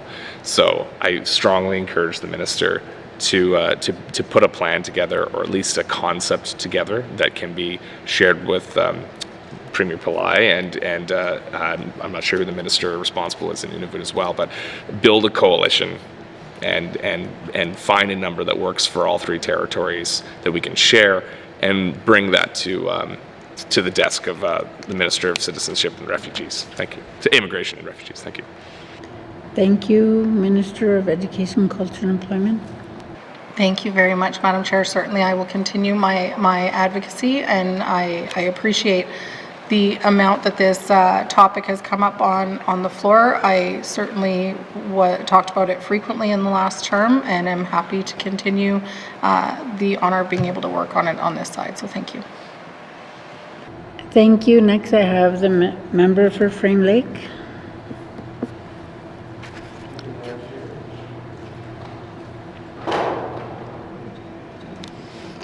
Thank you, Madam Chair.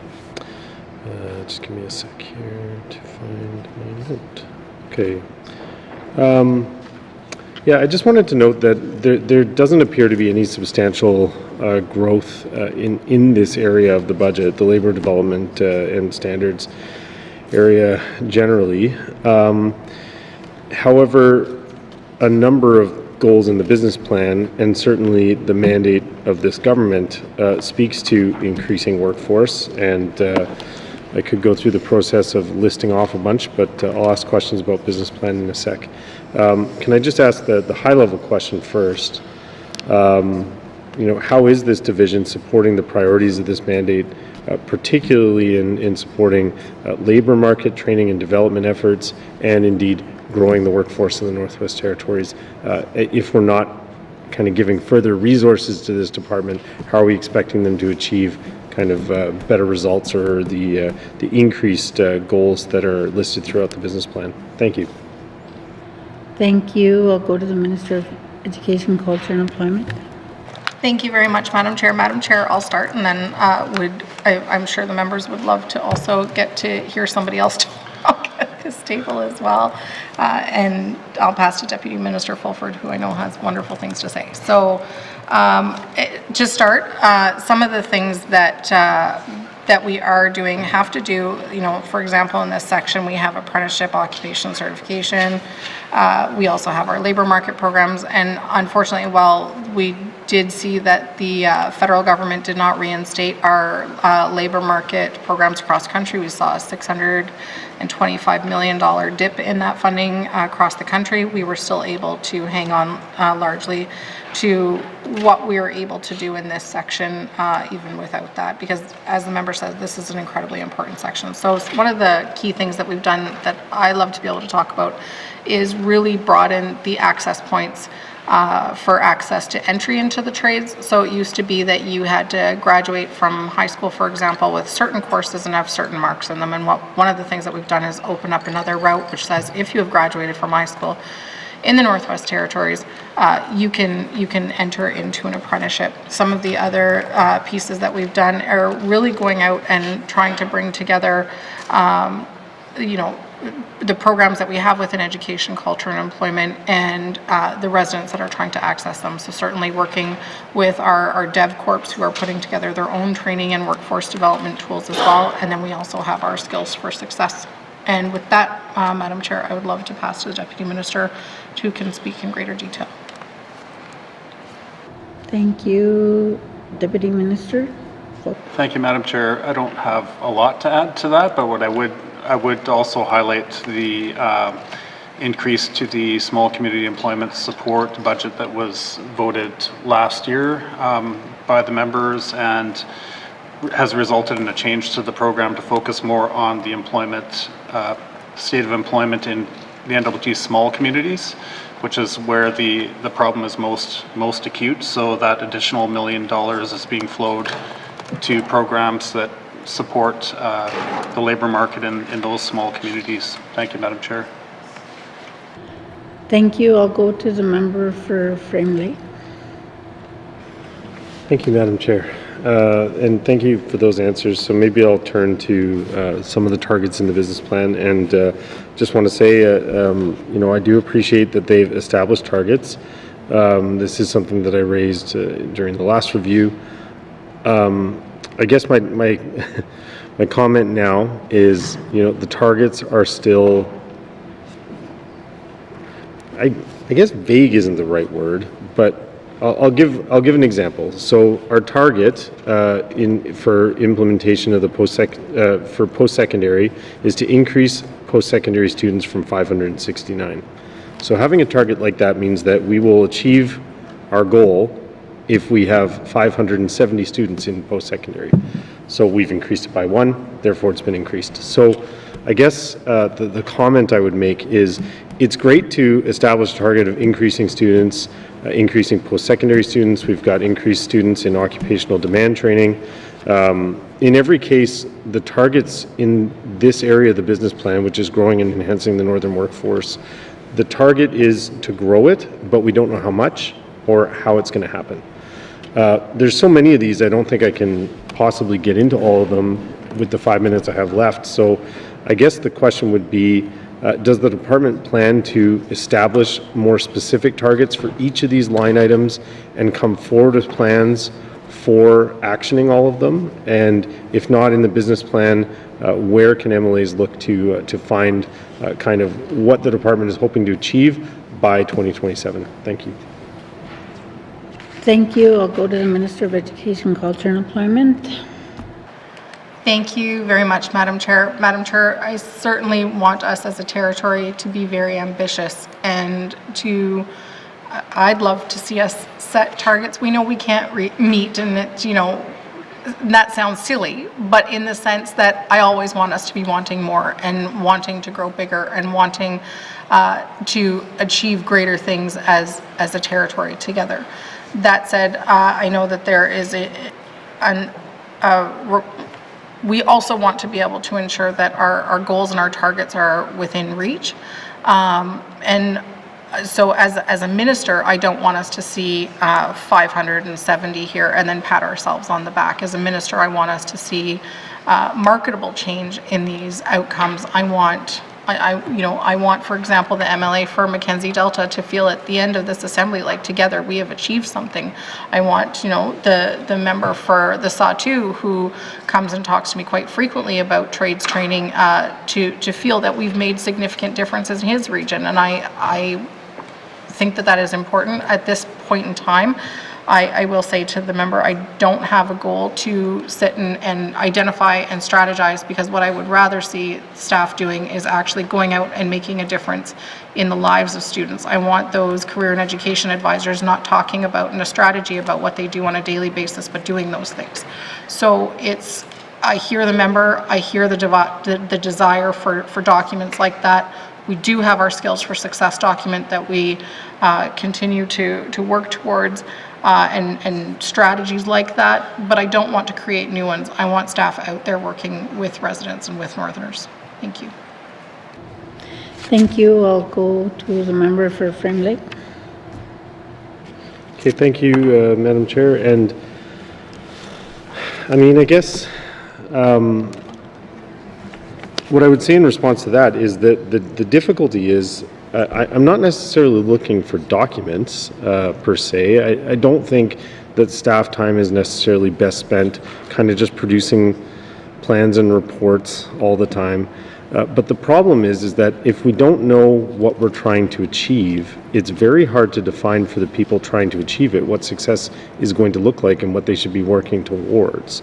So I guess I've got to come up with some member statements to talk about this a bit more, because But the bottom line is that, you know, if we're just looking to increase post-secondary students, but we don't really know what that's going to look like, it's very difficult for me to understand how we have kind of a concerted plan, or have we even gone about the work of trying to identify, you know, what are the problems that we're trying to solve? What are the main barriers to workforce development in the territory, and what do we need to do in order to kind of remove those barriers and increase the workforce, and what does success look like? I do think that it's important to define that. So maybe the minister can, or staff can kind of help me better understand it, because I think that there probably are answers to these questions out there. They don't necessarily have to take the form of a plan, but I do want to know that we know exactly, that we have a good idea of what we're trying to achieve with any given program. And better yet, that we're even measuring the success of that program so we can determine if we're achieving it. Thank you. Thank you. I'll go to the Minister of Education, Culture and Employment. Thank you very much, Madam Chair. And Madam Chair, I think it's worth saying that one of the things that I really like about this assembly is that we're using our business plans more as living documents and reevaluating them year after year. And so certainly, you know, as the member stated that he had pointed out last year, wanting to see targets added in, the comments of the member are certainly being taken into account here today. In regards to the number itself and what the goal is, certainly at face value here, the number is to see more students accessing post-secondary. I think what you might run into is nuances and differences in that, and how each of us even interprets that. One could say that you have students who you know, had already used up their student financial assistance, and now we know that Indigenous students have unlimited student financial assistance. So you could have situations where it's the same students who are going back to school now that they have more access. It doesn't necessarily mean that these are new students to post-secondary education at the end of the day. And even that there has a difference in nuance and a difference in how it tells a different story at the end of the day. But at face value here, our goal is to see more students partaking in post-secondary education, or more post-secondary education being taken at the end of the day. I'm certainly happy to continue to, you know, adjust this as we go. And certainly interested to be more specific, as long as we're still working towards that goal of increasing the number of students in post-secondary at the end of the day. Thank you. Thank you. Next, I'll go to the member for Yellowknife Centre. Oh, he's not.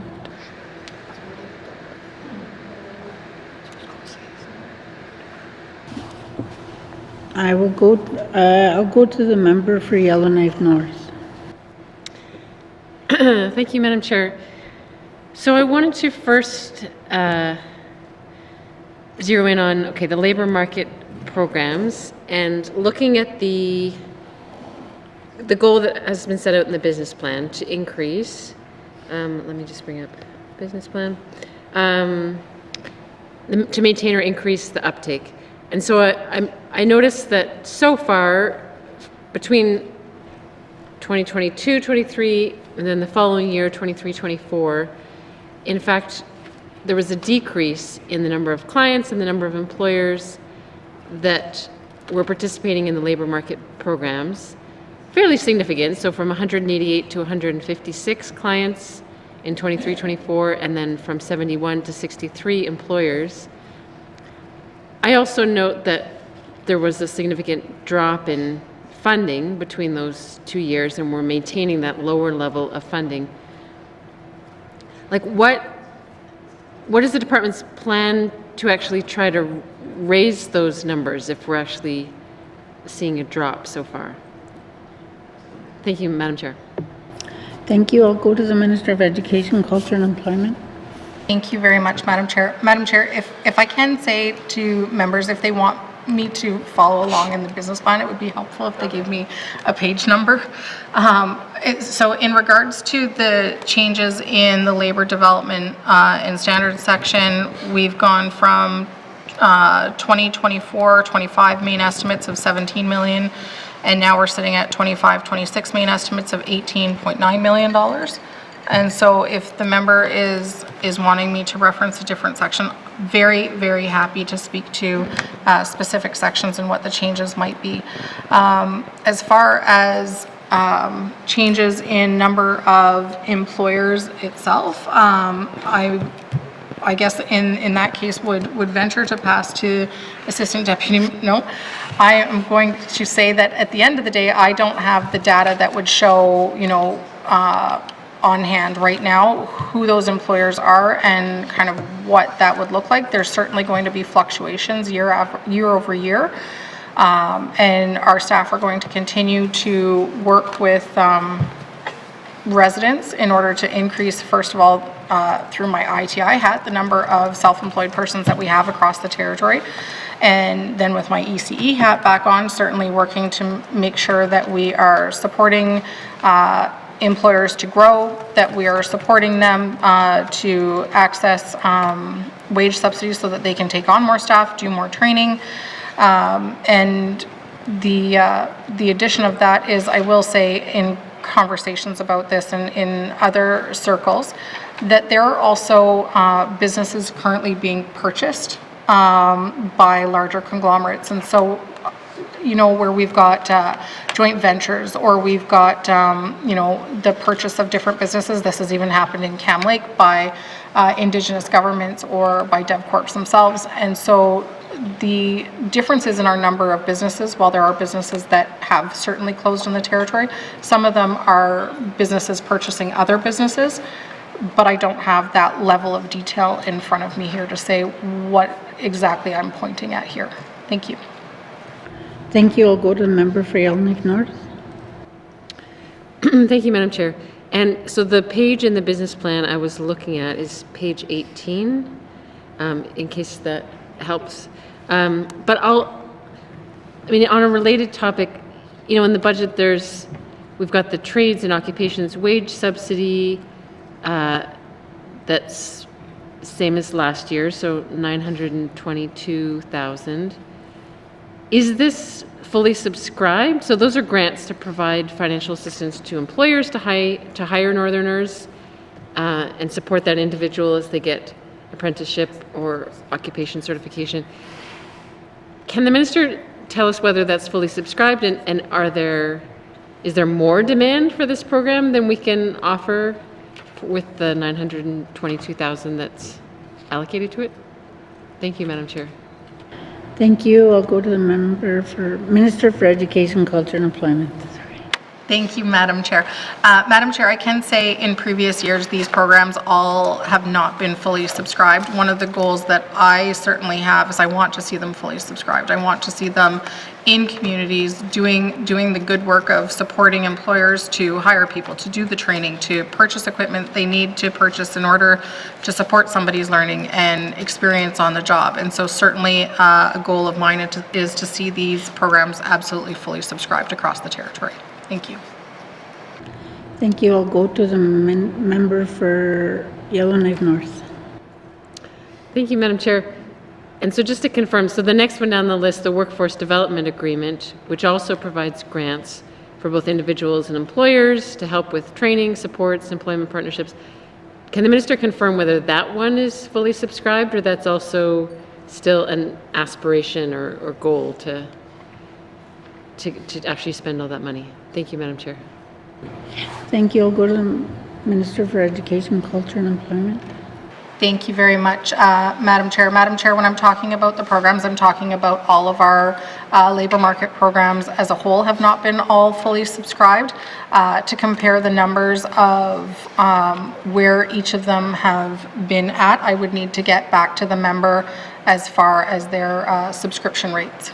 Thank you. Thank you. I'll go to the member for Yellowknife North. Thank you, Madam Chair. I know that there's also been a lot of work to try to ramp up the SNAP program, and that might help feed into some of these programs, right? So if we're getting more students, leading them towards apprenticeships, then we'll see more uptake as they get a bit older. And so it does seem like there has been some increases. Okay, and so now I'm looking at page 14 in the business plan. There has at least been an increase from 5 to 6. Okay, if I go up. In any case, has the minister tried to identify, like, what are the barriers to expanding that SNAP program even more, to have it be taken up by even more students across the territory? I know it's been stuck at sort of, it's been active in 4 regions of the territory. I know one of the goals is to expand it to more of the communities and more of the regions in the territory, and that hasn't seemed to happen so far. Does the minister have any insights into what's stopping it from expanding to more regions or attracting more people? Thank you, Madam Chair. Thank you, Member. I'll go to the Minister of Education, Culture and Employment. Thank you very much, Madam Chair. So absolutely, Madam Chair, I don't think it would be a shock to anybody in this room that I am obsessed with the SNAP program. And the member is 100% right. I want to see this program in not just every region. I would love us to be overambitious and see it in every single community, because I think at the end of the day, it would serve the entire territory in such a positive way. So this program really over the course of the last 4 years has exploded in numbers.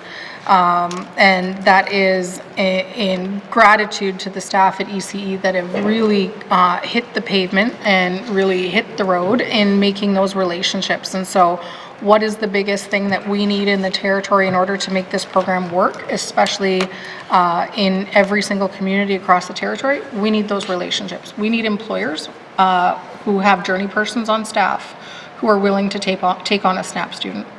That is the number one thing that we need here. If we can find those relationships, we can certainly turn around and find the students, but first and foremost, we need those employers willing to take on students. And I'll stop there. Thank you. Thank you. I'll go to the Member for Yellowknife North. Thank you, Madam Chair. It does make sense, and I look forward to sort of further conversations with the minister and colleagues for us to brainstorm and find pathways forward to, find more journey persons to take on apprentices, find more employers. And I should clarify too, when I was talking about moving from 5 to 6, so there's more SNAP student participants in that, but it's that there were 5 SNAP students registered as apprentices, and then it's gone to now 6 registered as apprentices. My last question, so also another big highlight in the business plan, which I know the minister is a big fan of, is the laddering programs. And it talks about the number of laddering programs we're trying to increase and the number of students. But can the minister explain what exactly is a laddering plan and how we count them, or how we know, if we're going from 35 to something, what is a laddering plan and how do you count them? Thank you, Madam Chair. Thank you. I'll go to the Minister of Education, Culture and Employment.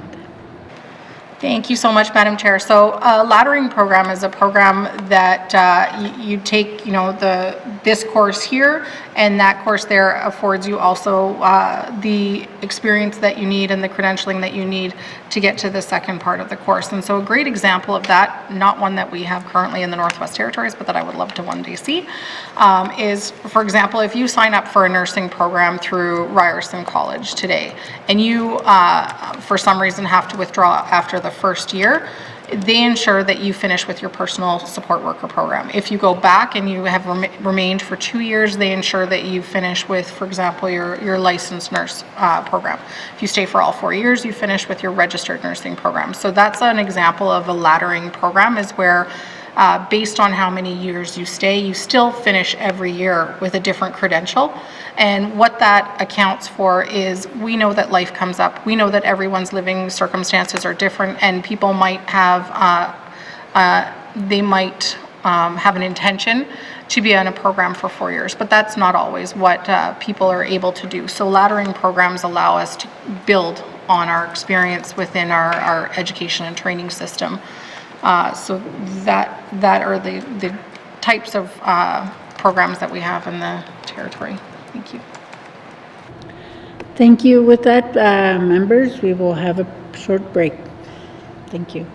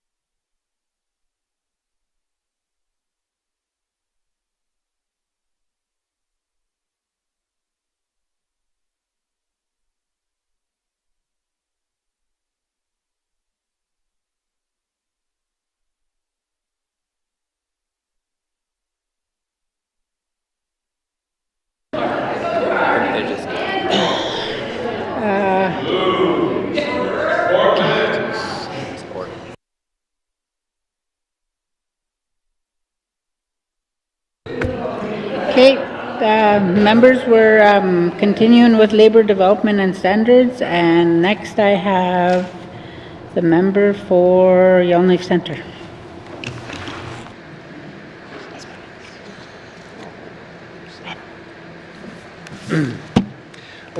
Thank you, Madam Chair. Sorry, earlier I was unavailable, my computer died. So I did want to appreciate the opportunity to return to this. I did want to follow up on what has been done or said about the nominee program with respect to the numbers. Maybe the minister can enlighten on that, or the department, as to what action they've actually specifically taken to demonstrate they need the current numbers. Thank you. Thank you. I'll go to the Minister from Education, Culture and Employment. Thank you very much, Madam Chair. Madam Chair, this is not a conversation between myself and the federal government or the federal minister that just started in January. We have, over the course of my time in this role, had the opportunity to be forming that relationship with the federal minister, have had the opportunity to have conversations with the federal minister around the importance of this program and the importance of building, continuing to build a workforce in the Northwest Territories.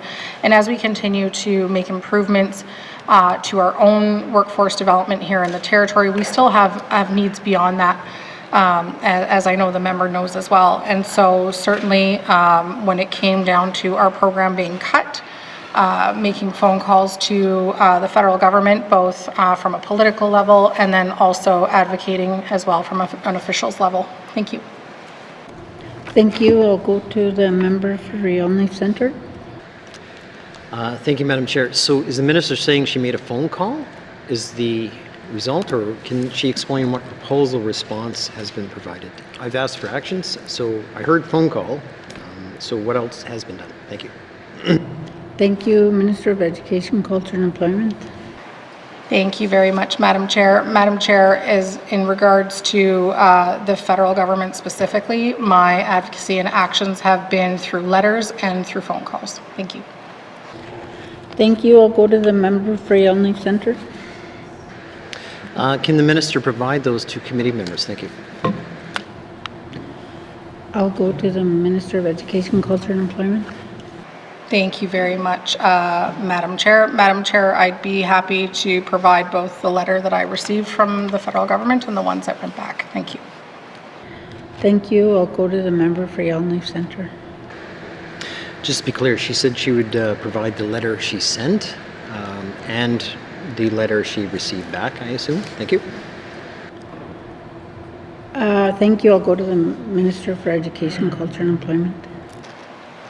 Thank you very much, Madam Chair. Madam Chair, as long as there's no issue with confidentiality in regards to the federal letter, then I'm certainly happy to provide it, but I would certainly need to respect the federal government as well. Thank you. Thank you. Member for Yellowknife Centre.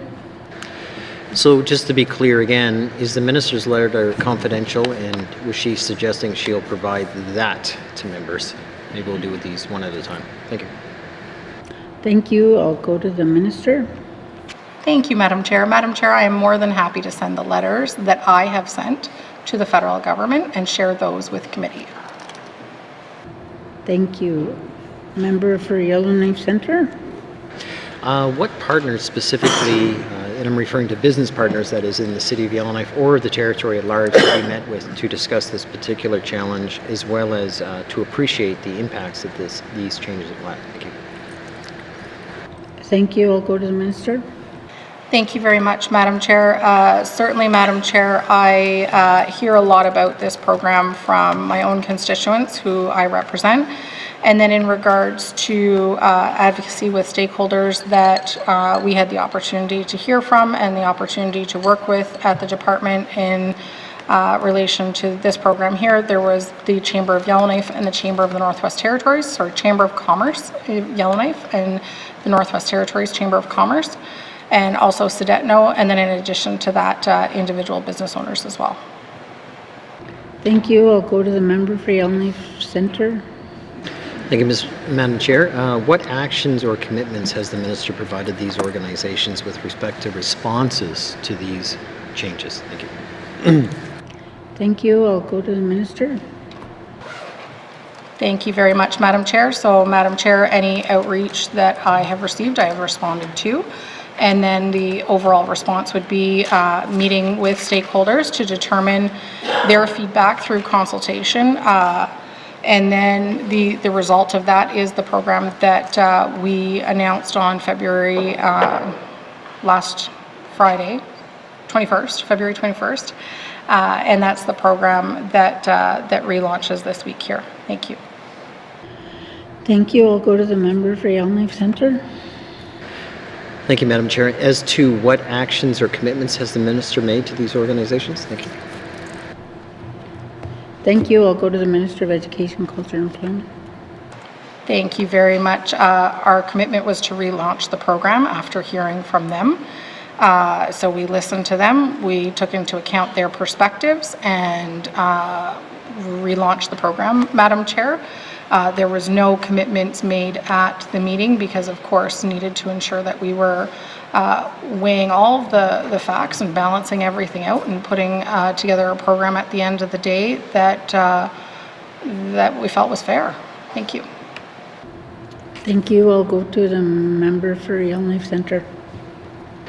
Was the program relaunching itself, or did it take some intervention by the department and the Minister? Thank you.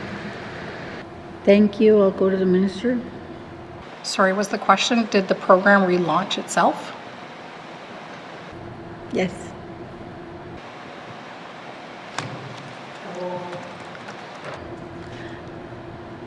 Can I ask him to, okay, I'll go back to the member for Yellowknife Centre.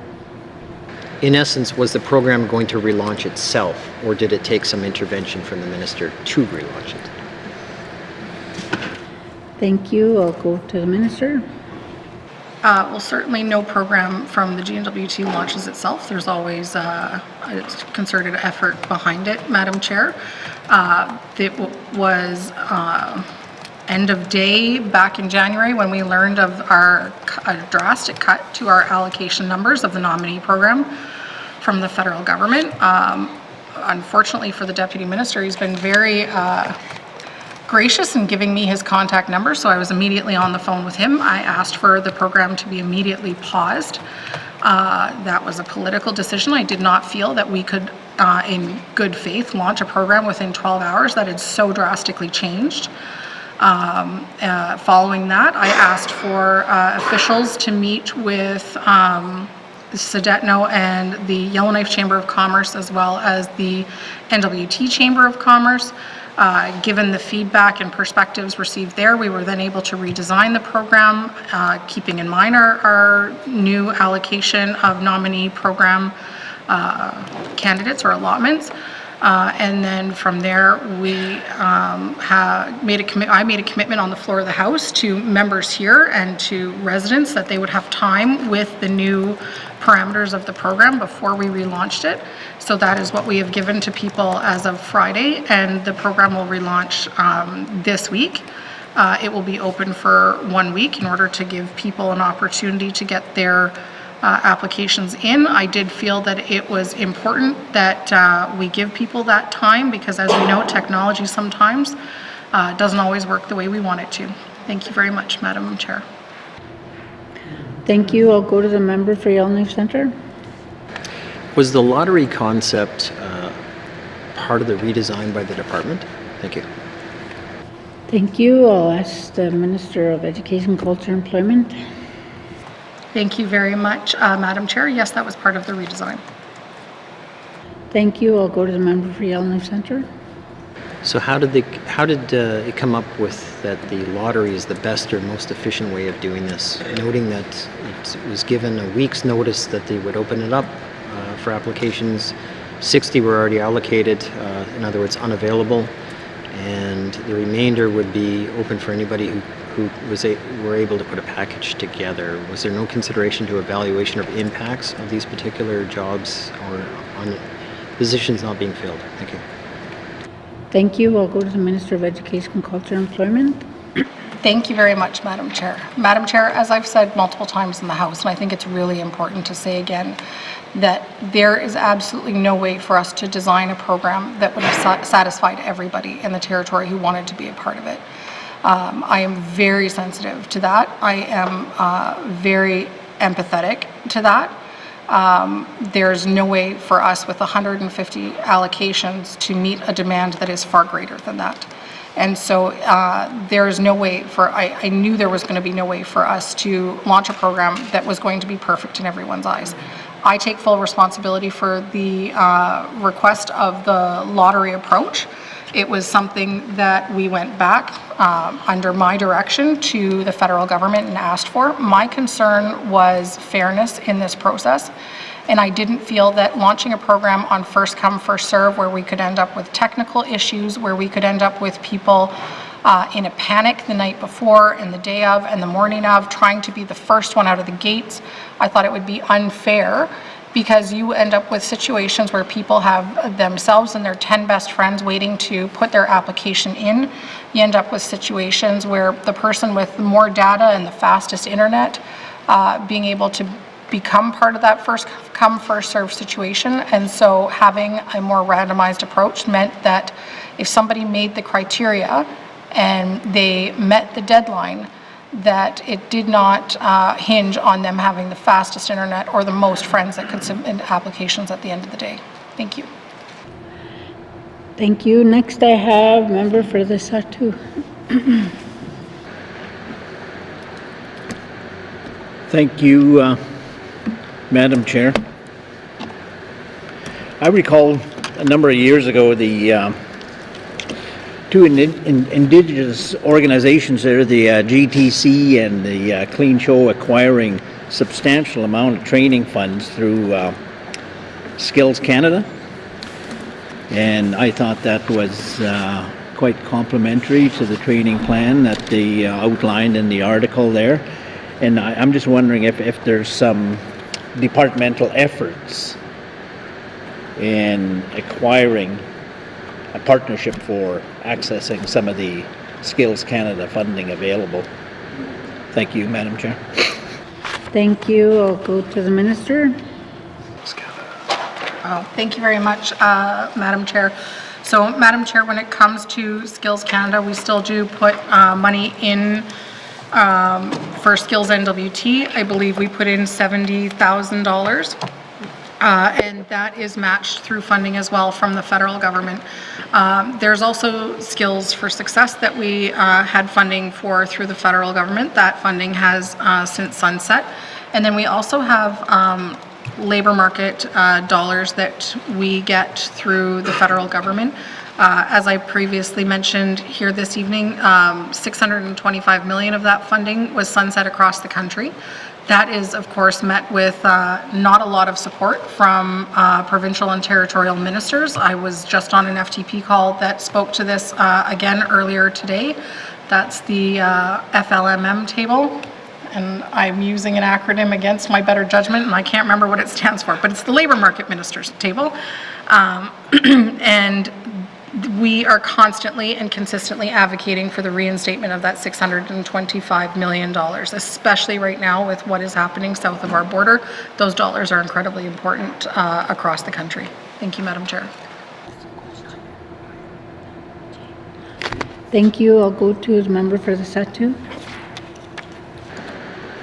Thank you, Madam Chair, and thank to the Minister for that reply. As I recall there, I said it was really substantial amount of training dollars. I was quite surprised it was into the several millions of dollars for their training plan. So I thought to myself when I seen it here, and if you're having discussions with the federal level, I'm quite fine with that there. I just see an opportunity, and I'm just wondering if the Minister is on it, which I take she is, to acquire a maximum amount of capital there for our training plans. Masi. Thank you. Do you want to respond, Minister? Minister of Education, Culture and Employment. Thank you. Thank you very much, Madam Chair, and I appreciate the member's words. Certainly, any dollars for whether it's housing or training or both of them together or education or any part of that that comes to the territory is a win for the whole territory. And so if the federal government is creating deals and partnerships with Indigenous governments across the territory, that is certainly something that I absolutely support. I think that any dollars into the territory is a good news story for all of us. Thank you. Thank you, Minister. No further questions. Please turn to page 54. Culture, Education and Employment, Labor Development and Standards, Operations Expenditures. Summary 2025-2026 main estimates, $18,906,000. Does the committee agree? Moving on to languages and culture on page 58 with information items on page 62. Are there any questions? Member for Great Slave. Thank you, Madam Chair. I have a few questions for this section. In business plan, page 28 for the minister, it speaks to ECE's desire to include heritage resources in emergency planning. So I note that ECE has updated its business continuity plan, but could the minister explain if this is just for GNWT assets or is the department working to support other cultural organizations that it provides financial assistance to? Thank you, Madam Chair. Thank you. I'll go to the Minister of Education, Culture and Employment. Thank you very much, Madam Chair. Madam Chair, can I pass to the Deputy Minister to speak in detail on this one? Thank you. Thank you. Deputy Minister Fulford. Thank you, Madam Chair. What this is really aimed at is archaeological resources, so on the land. If you can imagine, and you've heard the stories of climate change causing the erosion of places that used to be inhabited, particularly along the Beaufort Sea, and making sure that we're planning for those climate change events that are actually destroying the archaeological heritage potentially of the NWT if we're not able to plan for and mitigate and record for those events. So that's what we're talking about there. Thank you, Madam Chair. Thank you. I'll go to the member for Great Slave. Thank you, Madam Chair. So I note in the progress to date on that item that you also mentioned archival records, and that's kind of what keyed me to asking about that, because there are archival records outside of the GNWT's ownership within the territory. So I assume that just means archival records that speak to those heritage resources. Thank you, Madam Chair. Thank you. I'll go to the Minister of Education, Culture and Employment. Thank you, Madam Chair. Madam Chair, I'd like to pass back to the Deputy Minister. Thank you. Deputy Minister Fulford. Thank you, Madam Chair. And that is the other piece of it is the archival records. It does really speak to those archival records that the GNWT has control over. Thank you, Madam Chair. Thank you. I'll go back to the member for Great Slave. Yeah, thank you for that clarity, and thank you, Madam Chair. On page, sorry, there's two page numbers on this, 36 or 38, I apologize, but it's in your business plan, policy initiatives, speaking to Indigenous language service standards. I realize those standards, I believe, have been released recently, which is fantastic news. But I am curious, what monitoring and evaluation plan for review of that rollout, what benchmarks the standards are meant to reach? Is there an available documentation of any monitoring or evaluation that might be occurring for these service standards? Thank you, Madam Chair. Thank you. I'll go to Deputy Minister Fulford. Thank you, Madam Chair. So the rollout of the Indigenous language service standards is slated for April 1st. So they haven't actually been rolled out yet, although we're keenly anticipating that. We're developing those review performance standards, and that'll be informed, I think, by our experience in beginning to implement them. Thank you, Madam Chair.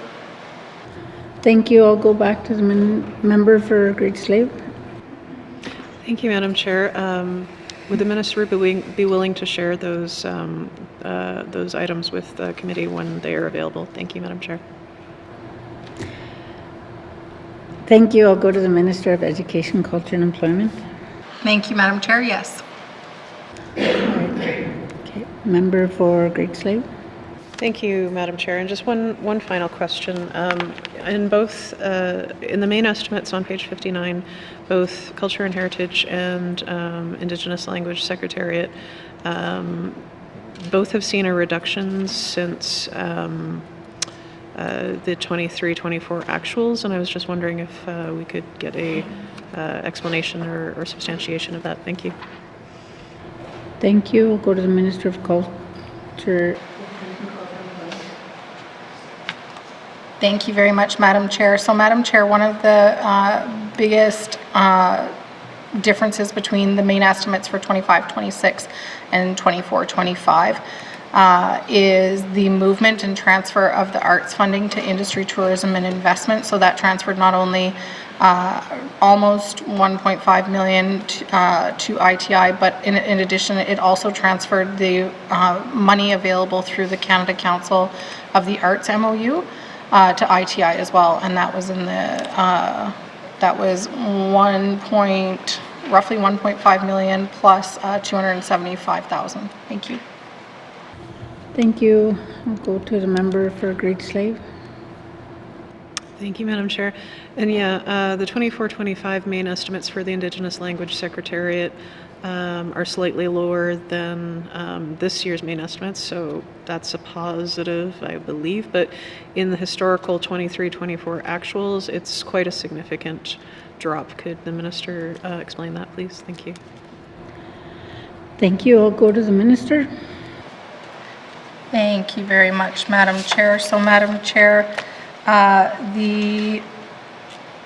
sorry, I'm just going to pull it up here. Oh. Thank you. So what we saw in the 24-25 main estimates, and the big reason for the decrease is tied directly to fiscal sustainability reductions. So we had a reduction in travel for the Official Languages Board specifically. In addition to that, we saw a reduction in the contributions to Indigenous communication societies, as well as a reduction on travel for a regional linguistic position. And then we also saw a reduction in the funding afforded for translator training. And then in addition to that, we have multiple mentor apprenticeship program coordinator positions within the department, and so we reduced by one of those. And then we also were holding on to a significant amount of funding there for the Indigenous Language Adult Immersion Diploma that was to be delivered at Aurora College. And so that work is not yet complete at Aurora College, but we were hanging on to it year after year in anticipation of that work being done. And so the commitment was made to, once the program is developed, then I would come forward to my cabinet colleagues and work to have that funding hopefully reinstated and go through the regular planning process at the Financial Management Board for that funding. Thank you. Thank you. I'll go to the member for Great Slave. Thank you, Madam Chair. So one thing in that list of items from fiscal restraint that caught my ear just now was a reduction in translator training. Could the minister please explain why that was a choice that was made? Thank you, Madam Chair. Thank you, Minister. Thank you very much, Madam Chair. So, Madam Chair, in regards to that line item, and forgive me, I'm just working to pull that up here. And that is in my, and I apologize because it was in a previous year's budget, so I don't have it readily available in front of me. And sorry, so for that specific program, it was historically undersubscribed, so we were able to kind of trim off the top without trimming into what was traditionally used by people accessing that program. Thank you. Thank you. I'll go to the member for Great Slave. Yeah, thank you, Madam Chair. It's disappointing that it was trimmed rather than advertised, but more of a comment than a question, and I'll cede my time. Thank you, Madam Chair. Thank you. Next, I have the member for Malfoy. Okay. Thank you. For the indigenous language to promote. That's good. Now I see here indigenous language broadcasting, and it did went down from 23-24, because I know that that's another way to encourage and support indigenous language, to promote indigenous language. Can the minister explain why indigenous language broadcasting there's a decrease in the budget for the upcoming fiscal year? Thank you. Thank you. I'll go to the minister. Thank you very much, Madam Chair. So, Madam Chair, that was part of our fiscal sustainability reductions, and so what we were able to do is, and that was last year's reductions that were already done in the previous main estimates, but what we were able to do is look at programs that were historically undersubscribed and trim off the top of them. But we continue to make investments into, for example, our mentorship apprenticeship program that saw 37 pairs this year. We continue to make investments, for example, in our education instructor, languages instructor program that is in schools in multiple regions in the territory right now. We continue to fund, for example, our Indigenous Languages Scholarship Program that has seen increases year over year of students taking part in it. So we are still making significant investments, but have found ways to trim from some programs in order to ensure that we're investing in other programs that are oversubscribed across the GNWT. Thank you. Thank you. I'll go to the member for Malfoy. Thank you. You did mention interpreter translator, or I've been asking too, not just me, but there's a lot of people have asked. Interpreter translator program, it was offered through Aurora College at one time. It was a pilot project, and I know it was popular at that time. And I'm sure a lot of our interpreter translator that are in here probably went through that program as well. Interpreting is it is important. It is important to promote and save the indigenous language. Even in a lot of our communities, when they have meetings, they do it in both language. They have interpreters, translators available, but they are aging. So I know that the schools are promoting it, but we do need the interpreters, translators, like the one that we have here in the building, that are interpreting. Simultaneous interpretation, it's not easy, going from English to the indigenous language or vice versa. So I just wanted to know if there's any plan. I don't see it in the business plan, but maybe possibly to do an interpreter translator program, pilot project. We have a facility.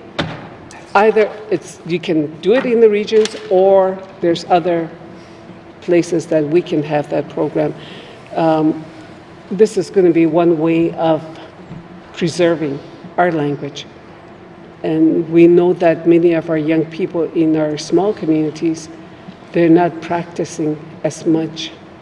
And there's not too many speakers, in a lot of places as well, So I just want to know if there's a plan to do some kind of a pilot project, interpreter translator program in the near future. Thank you. Thank you. Go to the minister. Thank you very much, Madam Chair, and I'm so happy that the member from Moultrie brought this up. This is certainly very top of mind. I know that a lot of us in this House have had an opportunity to have really incredible relationships with a lot of the interpreters in this House. And, you know, they do far more than interpret for us. They definitely also take care of our hearts on a daily basis. And so I know that a lot of us get some pretty good hugs coming into this room. And a good reset from a lot of the people who, you know, surround us and do such a good job of reminding us why we're here on a daily basis. And so I really appreciate the member bringing that up. In addition to, and sorry, let me take a step back. So those relationships and the succession planning that needs to happen for the interpreters in this building is something that is incredibly important to both the Speaker and I. And so we have been sitting down and having lunches every session when we're here in the House with myself and the Speaker and both of our staff, so clerk's office staff and then also education, culture and employment staff, because we want to work with the interpreters in this building to find out, first of all, what are their suggestions, because really they're not just language champions, they're language experts. And so we have so much to learn from them in order to learn how we can put together a program that really fuels language in this building. But it's not just about what happens in this building as well. It's about what happens outside this building and really creating language communities right across the territory. And so last week I also had the opportunity to sit down with our official languages board and made a commitment to them that absolutely I want for all of us at the end of our time together, because they're on terms as well, but we're all here because we want to see good work done. And so it takes us working together in order to make sure that we are doing meaningful work and at the end of the day have something to show for it. And so all that to say, there absolutely, as far as succession planning, there are good conversations happening in terms of a deliverable, like a course at Aurora College. We now have Dr. Angela James as the president of Aurora College. She comes from the Indigenous Languages Secretariat. So me saying that she definitely has a very personal interest in the success of language in the territory, I don't think I'm speaking out of turn. And so where we're at right now is so Aurora College does have an intent to have take up a space within language development in the Northwest Territories, and I have made the commitment that when they have that program ready, to bring it forward to the Financial Management Board for the funding that we removed from this budget. But I couldn't keep hanging on to funding that we weren't using for the purposes that we committed to this House for using. So I, in good faith, in respect of the processes that we have here in the House, let go of that funding so we could put it to something that was actually appropriated by this House. But absolutely, I continue to have meetings with Aurora College, just had one yesterday. Indigenous languages did come up as well. Thank you. Thank you. Thank you. Member for Moultrie? Well, that's a good information to know, and it's not just only with the with Aurora College, but this could be done in partnership with the Indigenous government or organizations, because the school are doing their part, but we need more. And it's kind of disappointing that, that we had to get rid of that program. But it would be nice if we can build on other programs to promote the Indigenous language. It doesn't have to be in the regional center, but each region can do their own. But I think this is where the partnership is important with the Indigenous government or organizations. to preserve our language. So, yeah, and it's kind of disappointing with that broadcasting is reduced to as well, because that was another, there's a lot of Indigenous elders, they listen, and some of our young people listen to those programs as well. And it is important. So it's more of a comment, but I would like to see some kind of a program maybe within the next fiscal budget, create a partnership with the Indigenous government to see how we can bring some of those programs back to revive our language. Thank you. Thank you. Minister, would you like to respond? Minister of Education, Culture, and Employment. Thank you very much, Madam Chair. Madam Chair, what I think is really important to capture here is that there's over $5 million a year that the GNWT receives from the federal government, specifically for Indigenous languages, and that funding is funneled straight to Indigenous governments, and Indigenous governments determine what their programs, their community-based programs will be, and certainly have the support of ECE for that. I absolutely agree with the member that revitalization of Indigenous languages across the territory is incredibly important and is one that we need to take seriously, and we need to take it seriously right now. So what we have as well within the Department of Education, Culture and Employment is a brand new ADM position that was supported by this House. That position is specifically for languages and culture, and I can tell you that the individual who very excitedly accepted that role has not had a spare minute since he walked into it. He was with me last week as we sat with the Official Languages Board. It was a very busy week last week as far as Indigenous language revitalization is concerned, and we were also able to celebrate all of our MAP pairs and MAP partners.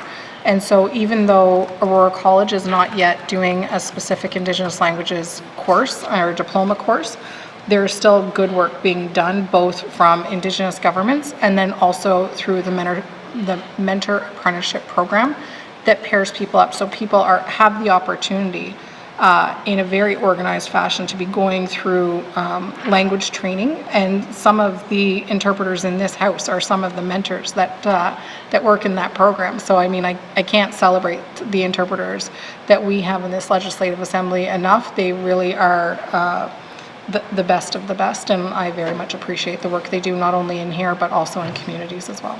Merci. Thank you. No further questions. Please turn to page 59. Education, Culture and Employment, Languages and Cultural Operations Expenditures Summary. 2025-2026 main estimates. $16,557,000. Does the committee agree? Thank you. Are there any addition? There are additional information items on page 63 to 69. Are there any questions? Member for Inuvik Bootleg. Thank you, Madam Chair. Madam Chair, I just have a couple of questions, one on the Aurora College programs and services. Obviously, as you read through this document, you can see they highlight the 21 community learning centers. It speaks about the college providing community-based adult literacy and adult-based education programs. So given the recent announcement by the Board of Directors for Aurora College that they'll no longer be supporting the adult learning centers, I'm wondering if the Minister now has a plan and how that the Department will be taking on that mandated item to ensure that that important work continues to get done. Thank you. Thank you, Minister of Education, Culture and Employment. Thank you very much, Madam Chair. So, Madam Chair, certainly appreciate the member referencing that the community learning centers are still captured within our main estimates book. Certainly the announcement from Aurora College came after the books were printed and in all of our hands. So that change is not reflected here. So regardless of whether or not Aurora College plans to operate the 21 community learning centers, there is still a responsibility for adult learning and basic education across the Northwest Territories, and from the perspective of the Department of Education, a mandate to ensure that education is accessible in communities. And so currently we're working with Aurora College to understand if their plan does still basically accommodate the mandate. Thank you. Thank you. We'll go to the member for Nunavik-Bootleg. Madam Chair. Thank you, Madam Chair. No, and I appreciate that, but I think the college made it fairly clear that their mandate is not to support that they are going to shut down, indeed, the adult literacy and basic education program. So I guess further than waiting for the college to say, yes, we are going to do it, because they basically said they were, is this something that the department, the minister, is going to commit to ensuring that if that's the case, that we do continue to use these learning centers and keep them open? Thank you. Thank you. I'll go to the Minister of Education, Culture and Employment. Thank you very much, Madam Chair. Madam Chair, what the Aurora College has said to this point is that the existing mode of delivery for courses through the community learning centers has not been working, and that they want to re-envision what this looks like. So they've not said that they're completely vacating the adult education space. They have said they're going to be doing it different. So where I'm at right now is determining if their plan does meet the needs of the mandate of education, culture, and employment. So I can't answer that here on the floor of the House right now, but they have not said that they are completely vacating the adult education space. Thank you. Thank you. Go to the member for Nunavik-Bootleg. Thank you. No, listen, I appreciate that. I think the information that certainly was relayed to myself, and certainly the information that you read in the media certainly said that the programs were going to be shut down. If indeed the college is looking at either working through NGOs, working with Indigenous governments to continue that program as it exists, but maybe through different bodies, I'd certainly be interested in hearing that. But I guess then, Madam Chair, then if if that's the case, if they are not indeed committed to shutting it down, and I would have hoped that the college would, even if they were considering shutting it down, rather than make an announcement that they're going to be closing the learning centers, it would have been nice to say take a year if they want to evaluate it and see what other options are out there. But that certainly wasn't what was presented to us. It was that this is not working. We have three options. We can continue as it is, we can review it, or we can shut it down, which is basically the nuclear option, and that was the perception that's out there, that that's the option they're taking. So if that's not the case, I'm happy to hear that from the minister, and I'm hoping we can move forward and ensure that we continue to keep these centers open. But so I guess my next question would be then, obviously we fund Aurora College to the tune of $35 million, 34 last year, 35. A portion of that funding, Madam Chair, obviously it goes towards to keep these centers open and to fund these centers. If indeed the college does decide that they're not going to be funding these learning centers, are we going to be looking at pulling certainly a portion of the funding that would be directed towards these learning centers? Thank you, Madam Chair. Thank you. I'll go to the Minister of Education, Culture and Employment. Thank you very much, Madam Chair. So, Madam Chair, I want to be clear that Aurora College indicated that they would not be keeping the bricks and mortar facilities open as part of their new plan.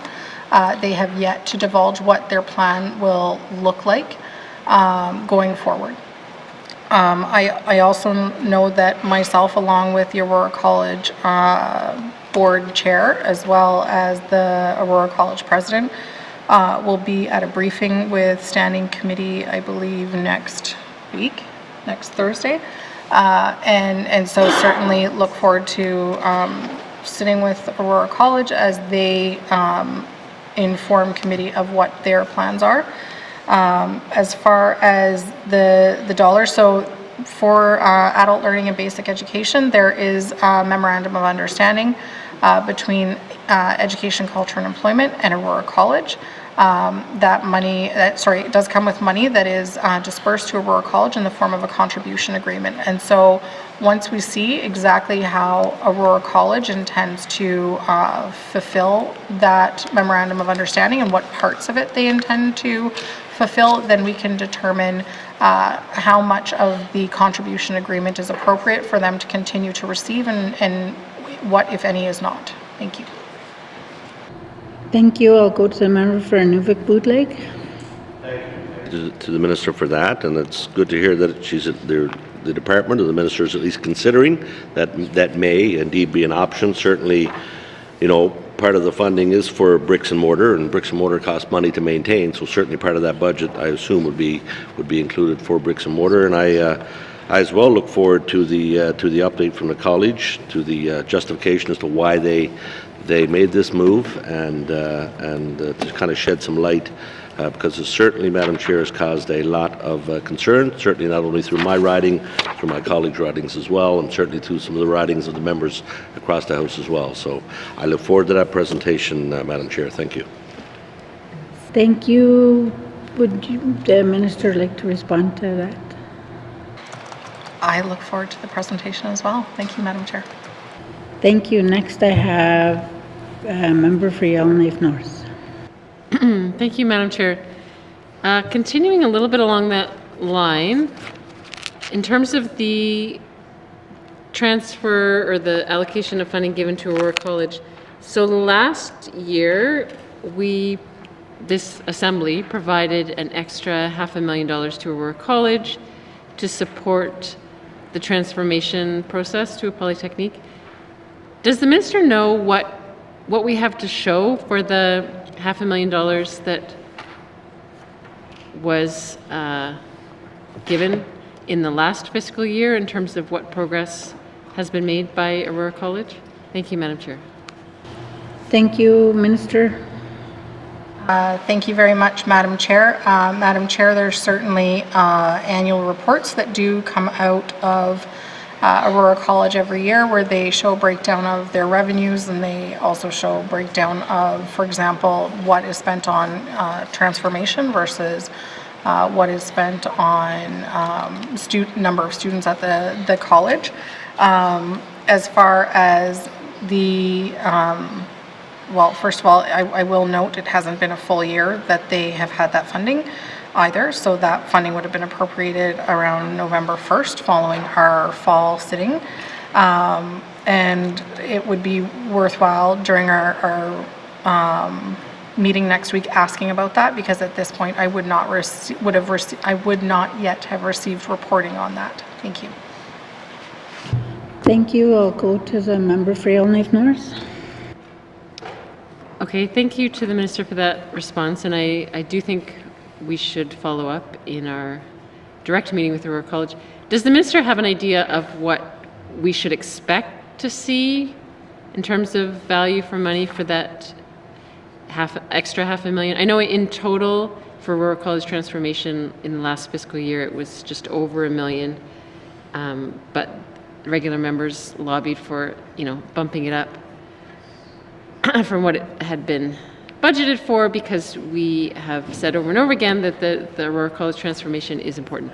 Does the minister even know what we should expect to see for that, say, $1 million in total from Aurora College? Thank you, Madam Chair. Thank you, Minister. Thank you very much, Madam Chair. So, Madam Chair, it was essentially curriculum development dollars for Aurora College. It was dollars that had been previously afforded through a federal agreement, I believe, with CERNAC. Those dollars had sunset. The college then approached regular members, letting them know that they wanted that funding reinstated. I believe the previous funding was to the tune of about $534,000. And then regular members put back in about 500, well, not about, exactly 500,000. Regular members were the ones that negotiated that and really fought for it. And so the expectation of what should be received for that, I would put back on regular members as to what their expectations were to receive for that money that they negotiated. Thank you. Thank you. I'll go to the member for Yellowknife North. Thank you, Madam Chair. Well, I'll leave it there for now, and I think it will be a really important discussion that's coming up when we get Aurora College directly in the room to chat with them. Thank you. Thank you. Next, I have member for Yellowknife Centre. I haven't. That's you. Nope, I didn't have it this time. Thank you. Okay, all right. Next, we go to Rains Lake, member for Rains Lake. Thank you. We sit too close to each other. Anyway. Tell me about it. Confusing people. So I also have questions on Aurora College. Are you swimming? The minister just said that one of the concerns, when looking at adult education and the closure of the community learning centers, not just, but earlier said, that we need to make sure that their programming meets the needs of ECE. Can she explain what she means by that? Thank you. Thank you. I'll go to the Minister of Education, Culture, Employment. Thank you very much, Madam Chair. So, Madam Chair, there is still a responsibility to ensure that adult education is accessible in communities across the Northwest Territories. And so that's what I'm referring to, is at the end of the day, we have a contribution agreement with Aurora College that speaks to adult learning and basic education. And if the pieces of that contribution agreement and MOU are not being satisfied to their full extent, then obviously we need to figure out how the funding responds to that. And then if there is a gap left over, how that would be addressed by the Department of Education, Culture and Employment. Thank you. Thank you. I'll go to the member for Rains Lake. Thank you. So how much funding, then, adult education funding is attached to that MOU in dollar terms? Thank you. Thank you. I'll go to the minister. It's literally sitting on my desk upstairs, Madam Chair. I don't want to say a number and get it wrong on the floor, but I would be happy to ensure that I have those numbers with me when I am in front of committee with Aurora College next week. Thank you. Thank you. I'll go to the member for Rains Lake. Yeah, thank you. And I think that's the number in question that members are taking issue with continuing to provide to the college. So I'd like to know it for sure. Now, the mandate letter that the minister provided to the college is adult education. I don't have the benefit of having it in front of me, but is adult education in that mandate letter? Thank you. It's not specific. Thank you. I'll go to the Minister, Education, Culture, Employment. Thank you very much. Learning for residents is certainly referenced in the mandate letter, but the specific details of what that looks like and with our agreement with Aurora College is found within the Memorandum of Understanding. Thank you. I'll go to the member for Rains Lake. Thank you. So when was the minister? So I've heard that obviously we're all surprised when the decision was made and caught off guard. But my understanding is that this was not a completely novel idea, that there had been talks about this programming. So when was the minister made aware that Aurora College was considering closing the community learning centers? Thank you. Thank you. I'll go to the minister. Thank you very much, Madam Chair. So I was made aware that it was one of the things that they were considering in a huge spectrum of options in December. I asked the department to immediately sit down and ensure that they understood all of the ramifications of that, because very clearly, as we're speaking about an MOU, there is not an ability of Aurora College to realize all of the dollars from that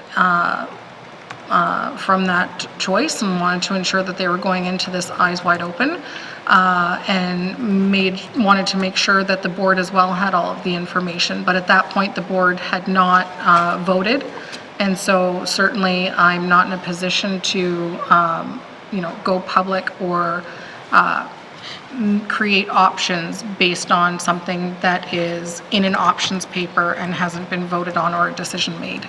Thank you. Thank you. I'll go to the member for Rains Lake. Thank you. No, that's fine, and I think that's a reasonable expectation that the minister can't plan for.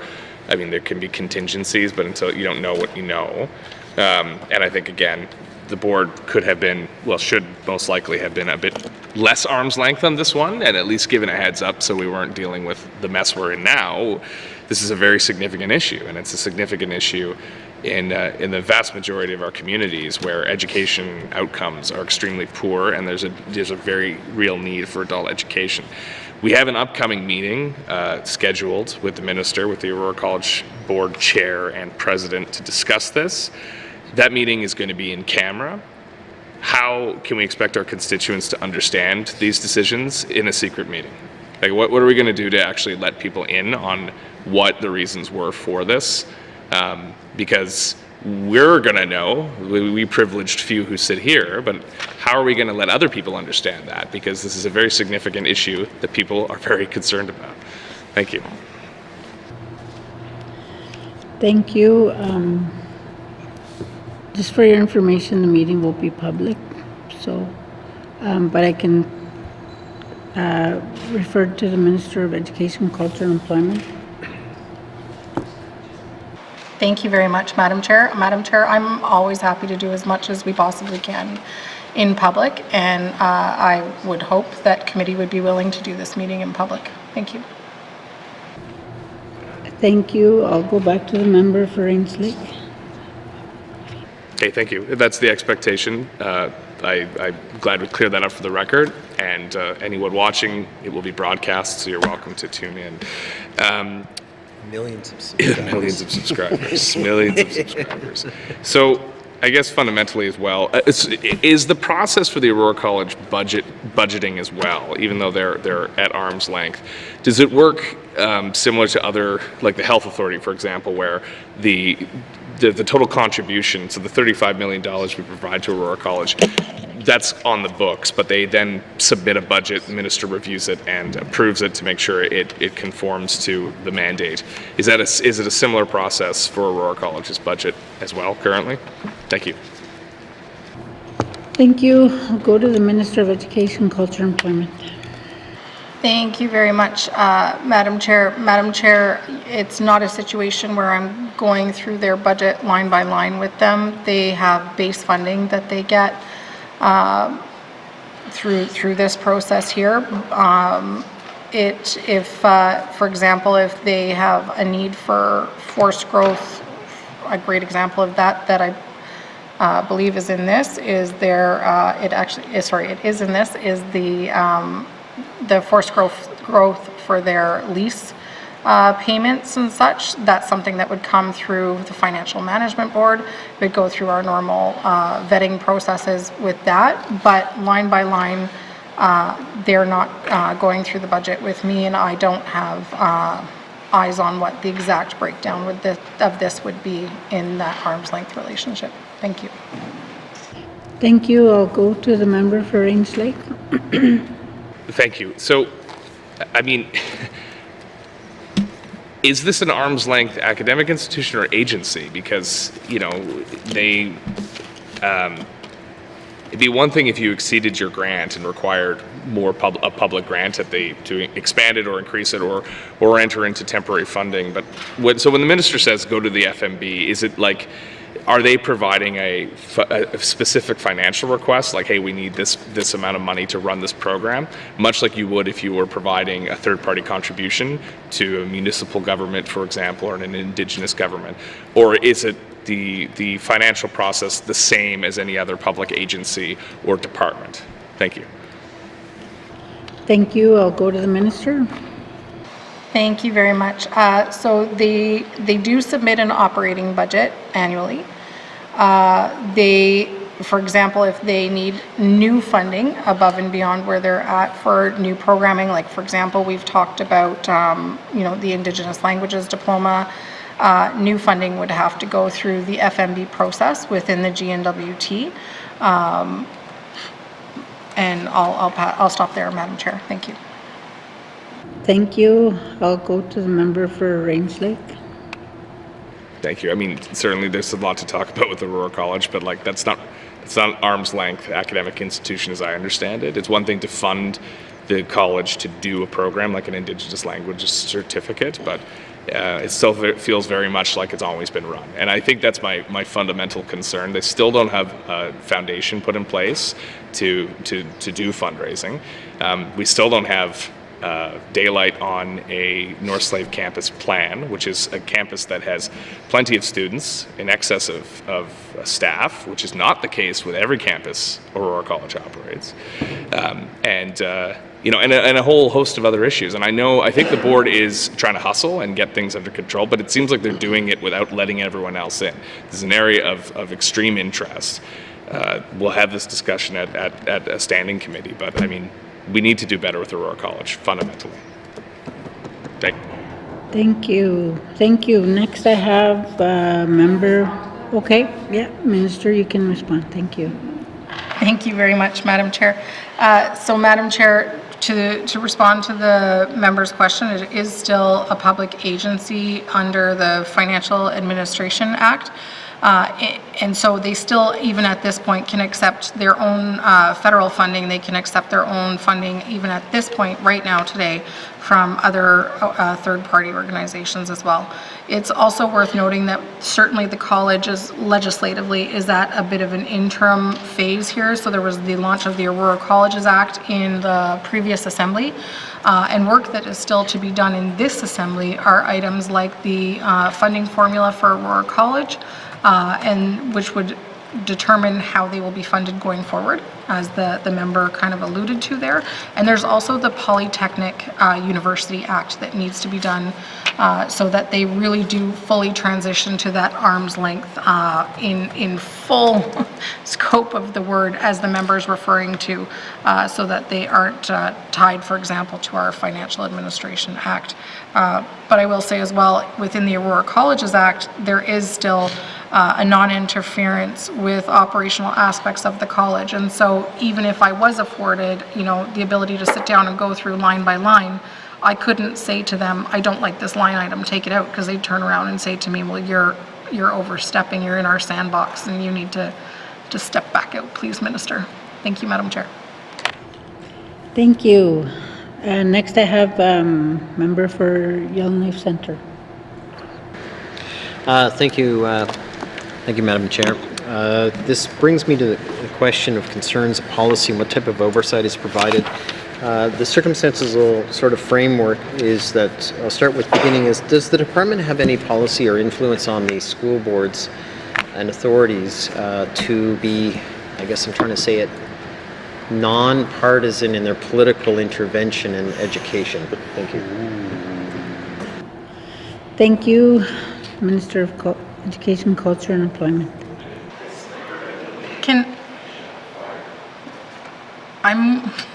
I'm wondering if the minister can be, or if the member can be more specific or direct about what they would like to get to here. Thank you. Member for YK Centre, can you be more specific in your question? Thank you.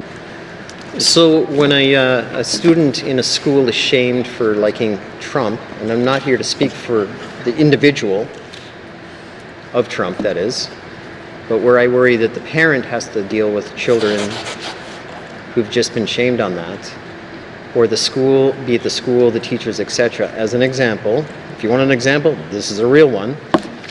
What policies do we have on that if teachers are providing their individual personal opinions, and hence that's trickled down and shaming individual students? Now, I want to be absolutely clear, Madam Chair, in no way would I be defending that orange guy. Don't misunderstand, I have no like for that man at all, but I respect he's been elected.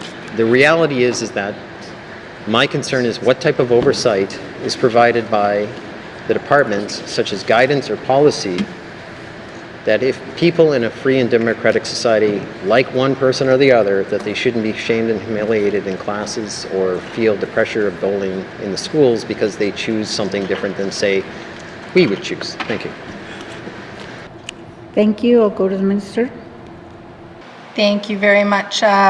Madam Chair, it is very helpful, so thank you to the member for being specific about what they're looking for.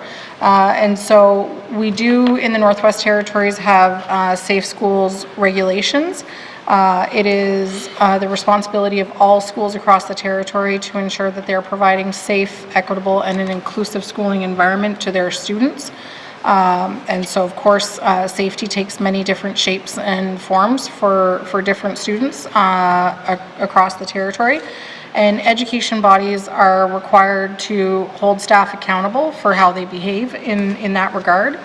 And ECE, of course, would support education bodies to meet the requirements of the Safe Schools regulations. And so each school board is responsible for having a safe schools plan and ensuring that at the end of the day, students are safe. And so that can take on the form, for example, of ensuring that they're providing training so that they're continuously building educator capacity to ensure at the end of the day the physical, mental, and psychological safety of our students. Thank you.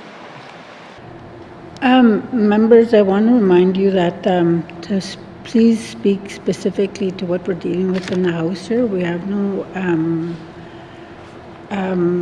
say on what goes on outside in the United States. That stays there. We're speaking about what happens here. Thank you. Member for Yellowknife Centre. Thank you, Madam Chair, and by no means am I getting into the geopolitical experience or wave down there, and that wasn't the intention of the specific line, but my concern is about young people exercising their opinion and what oversight or abilities does the department see or have to address these types of issues. I am aware of another parent bringing forward an issue that the individual teachers bring up on the screen in the classroom, how to complain about civic politicians, where the teachers are exercising their personal opinions and encouraging students to focus their complaints. And in other words, walking them through the complaint process, how to file. What policy or what process can ECE do to ensure that young minds aren't molded based on the individual perceptions or perspectives of those people guiding those fresh, moldable minds? Thank you. Thank you. I'll go to the Minister of Education, Culture and Employment. Thank you, Madam Chair. Well, Madam Chair, I would hope that at the end of the day, all adults, including all of us, are being respectful of one another. But I would also love for teachers to share with my kids how to exercise their civic responsibilities and civic duties and get them involved in politics. And that, politics is everything from, do you think you should be allowed to wear a ball cap in a classroom? And so I think that at the end of the day, making sure that, teachers aren't indoctrinating kids, that we absolutely are ensuring that our kids are developing critical thinking skills. And I've received letters in my role as both MLA and minister from youth, and I applaud teachers who do that work with their students, and I applaud the parents who at the door say, hold on, I got to get my kid, and they bring a 12-year-old to come and ask me questions. And I think that's good parenting. So thank you. Thank you. I will go to the member for Yellowknife Centre.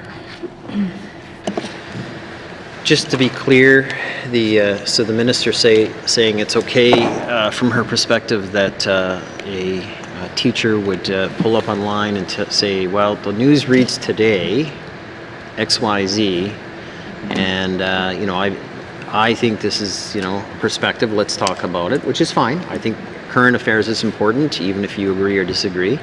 And then coaching students how to file formal complaints in this class of young people.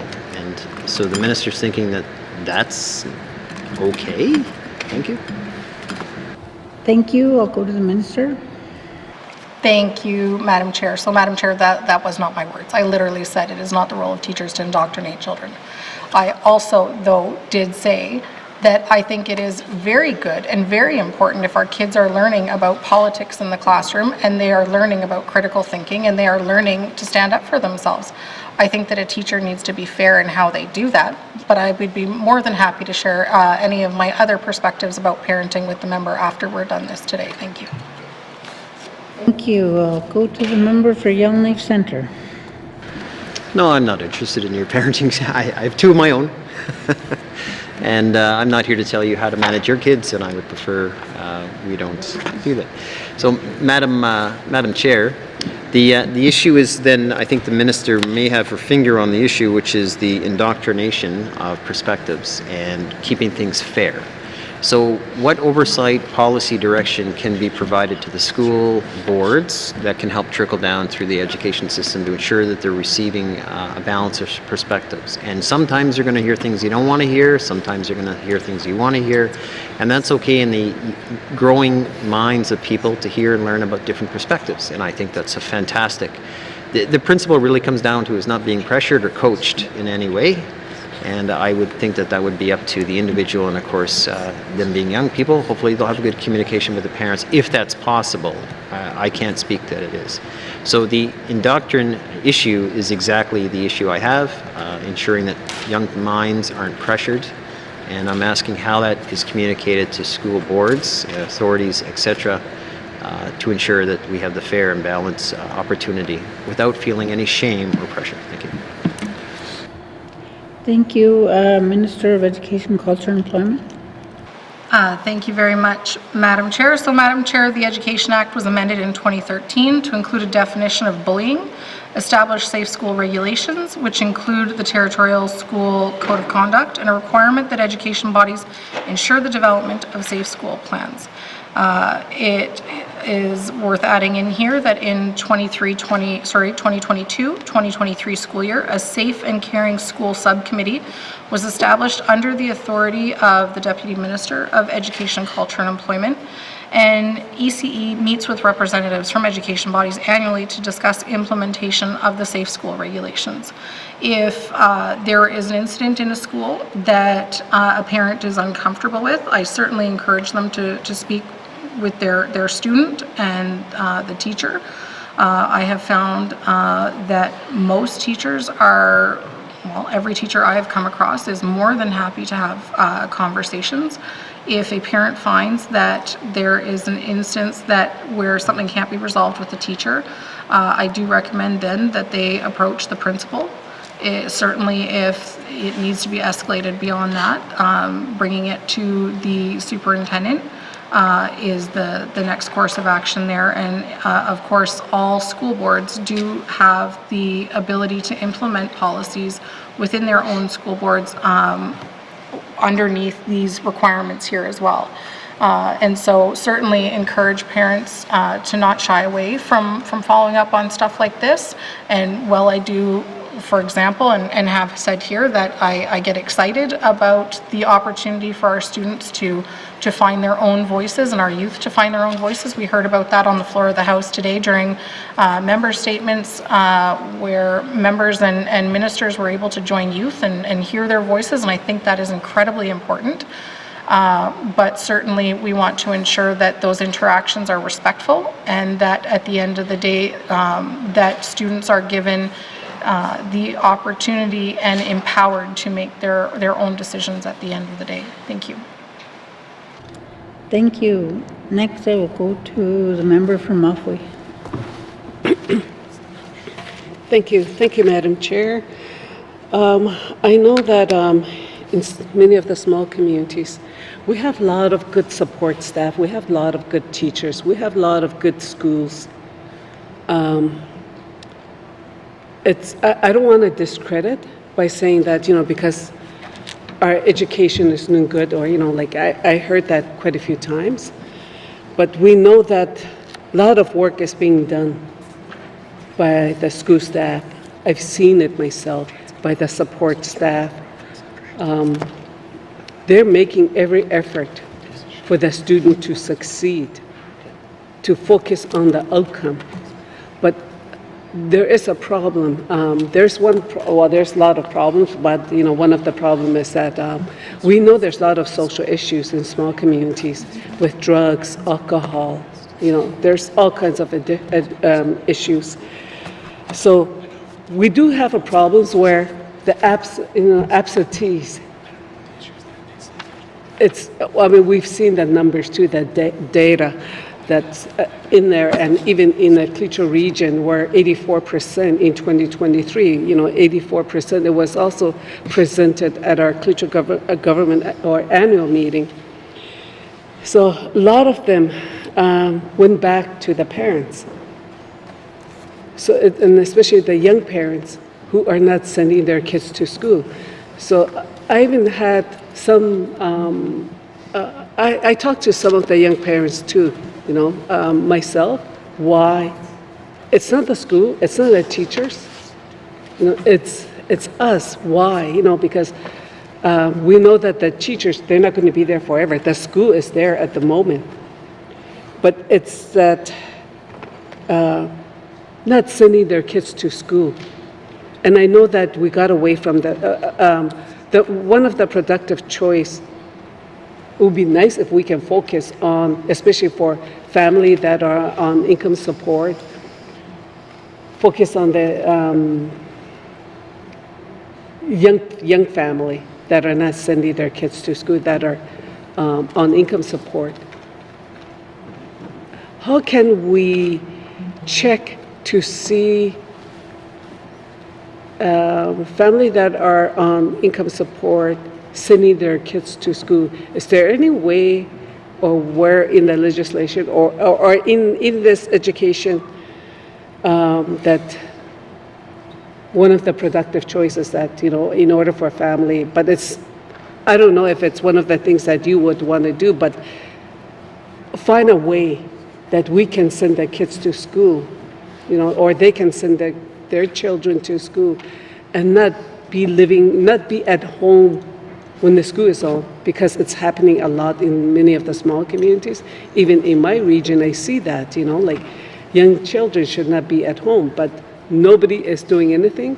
So I know there's a lot of blame on the school or the teachers, that's what they're saying, but I don't,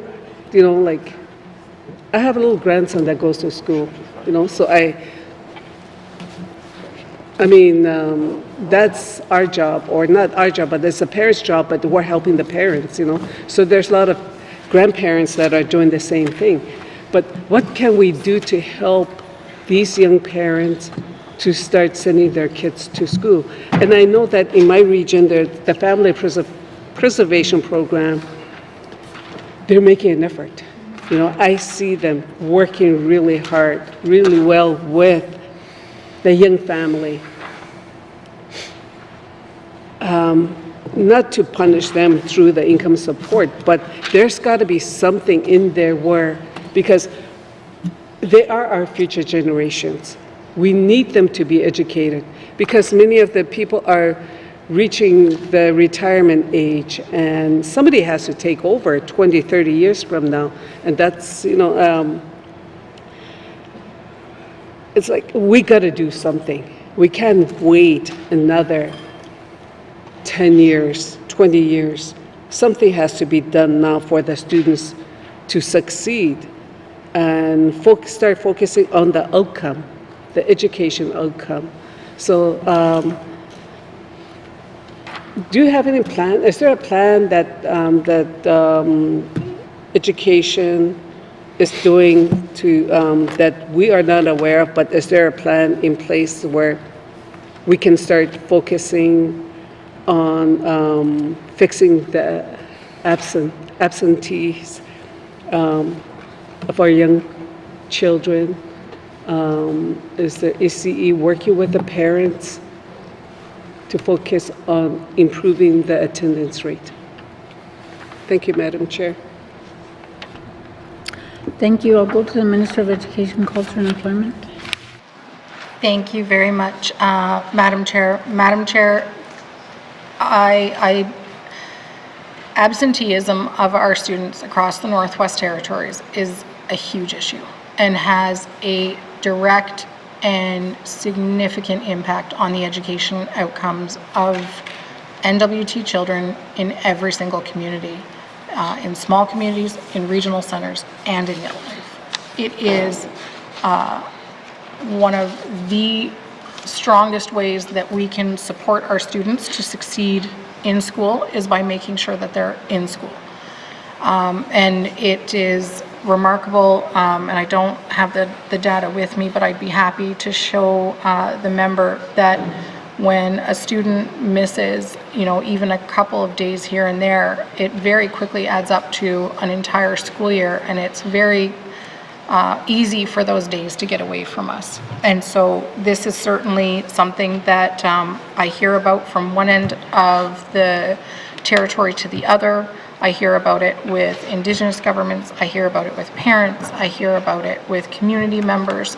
I've even had an elder come and tell me about, they can remember a time where elders would be sitting in front of the post office yelling at kids that weren't in class and saying, get to school or get a job, but you're not on the streets, off you go. And so I really want to thank the member for bringing this up, because this is incredibly important. There are communities and community governments that are definitely working on this one. For example, even local community leadership and the community as well, working with the school board to advocate jointly for ensuring that at a local level that there is family awareness and that they're encouraging kids to go to school, encouraging families to get their kids to school. There are also communities in the NWT who, small communities in the NWT are saying, okay, what do our kids want? They want bikes, let's support them with bikes and get them in the classroom, and if they go to class, they get a bike. So there are different communities that are really focusing on different ways that they can support this, because the member is absolutely right. It is everybody from principals, superintendents, teachers, parents, community members, and kids themselves. Even encouraging a student that is missing in the desk next to them has a huge impact. I think that sometimes we just need to know that we're noticed when we're not around, and whether you're an adult or a child, that you matter in the classroom.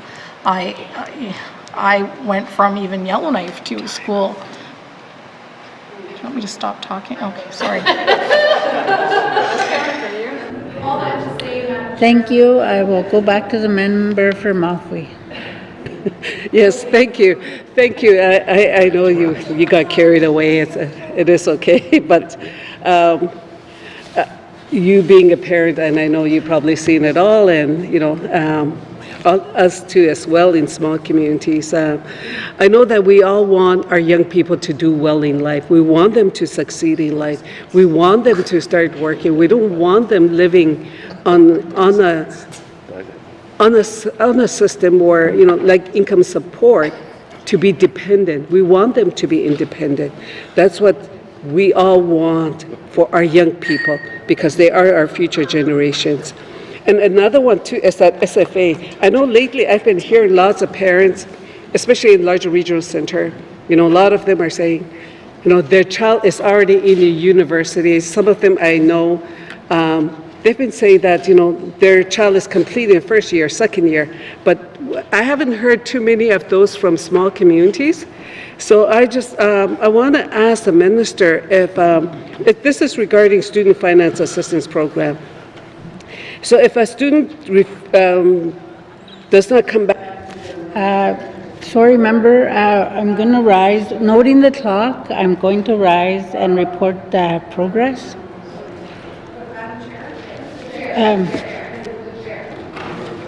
Noting, thank you to the ministers and to your witnesses. Sergeant at Arms, please escort the witnesses from the chamber.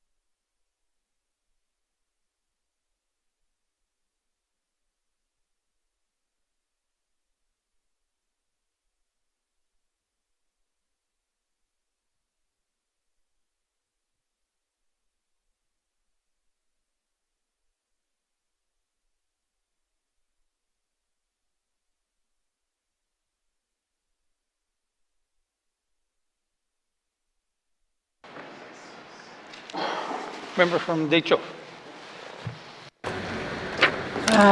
Mr. Speaker, your committee has been considering table document 275-20(1) and would like to report progress. And Mr. Speaker, I move that the report of the Committee of the Whole be concurred with. The seconder. Somebody from Great Slave. All those in favor? Opposed? Abstentions? Motion passed. Orders of the day, Mr. Clerk.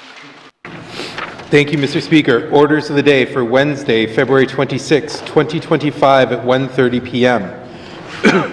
Prayer or reflection, minister statements, member statements, returns to oral questions, recognition of visitors in the gallery, acknowledgements, oral questions, returns to written questions, replies to the Commissioner's address, petitions, reports of committees on the review of bills, reports of standing and special committees, tabling of documents, notices of motion, motions, notices of motion for first reading of bills, second reading of bills, consideration in committee of the whole of bills and other matters, Bill 12, table document 275-20(1), report of committee of the whole, third reading of bills, orders of the day. Merci, Mr. Speaker. Thank you, Mr. Clerk. This House stands adjourned until Wednesday, February 26, 2025 at 1:30 p.m.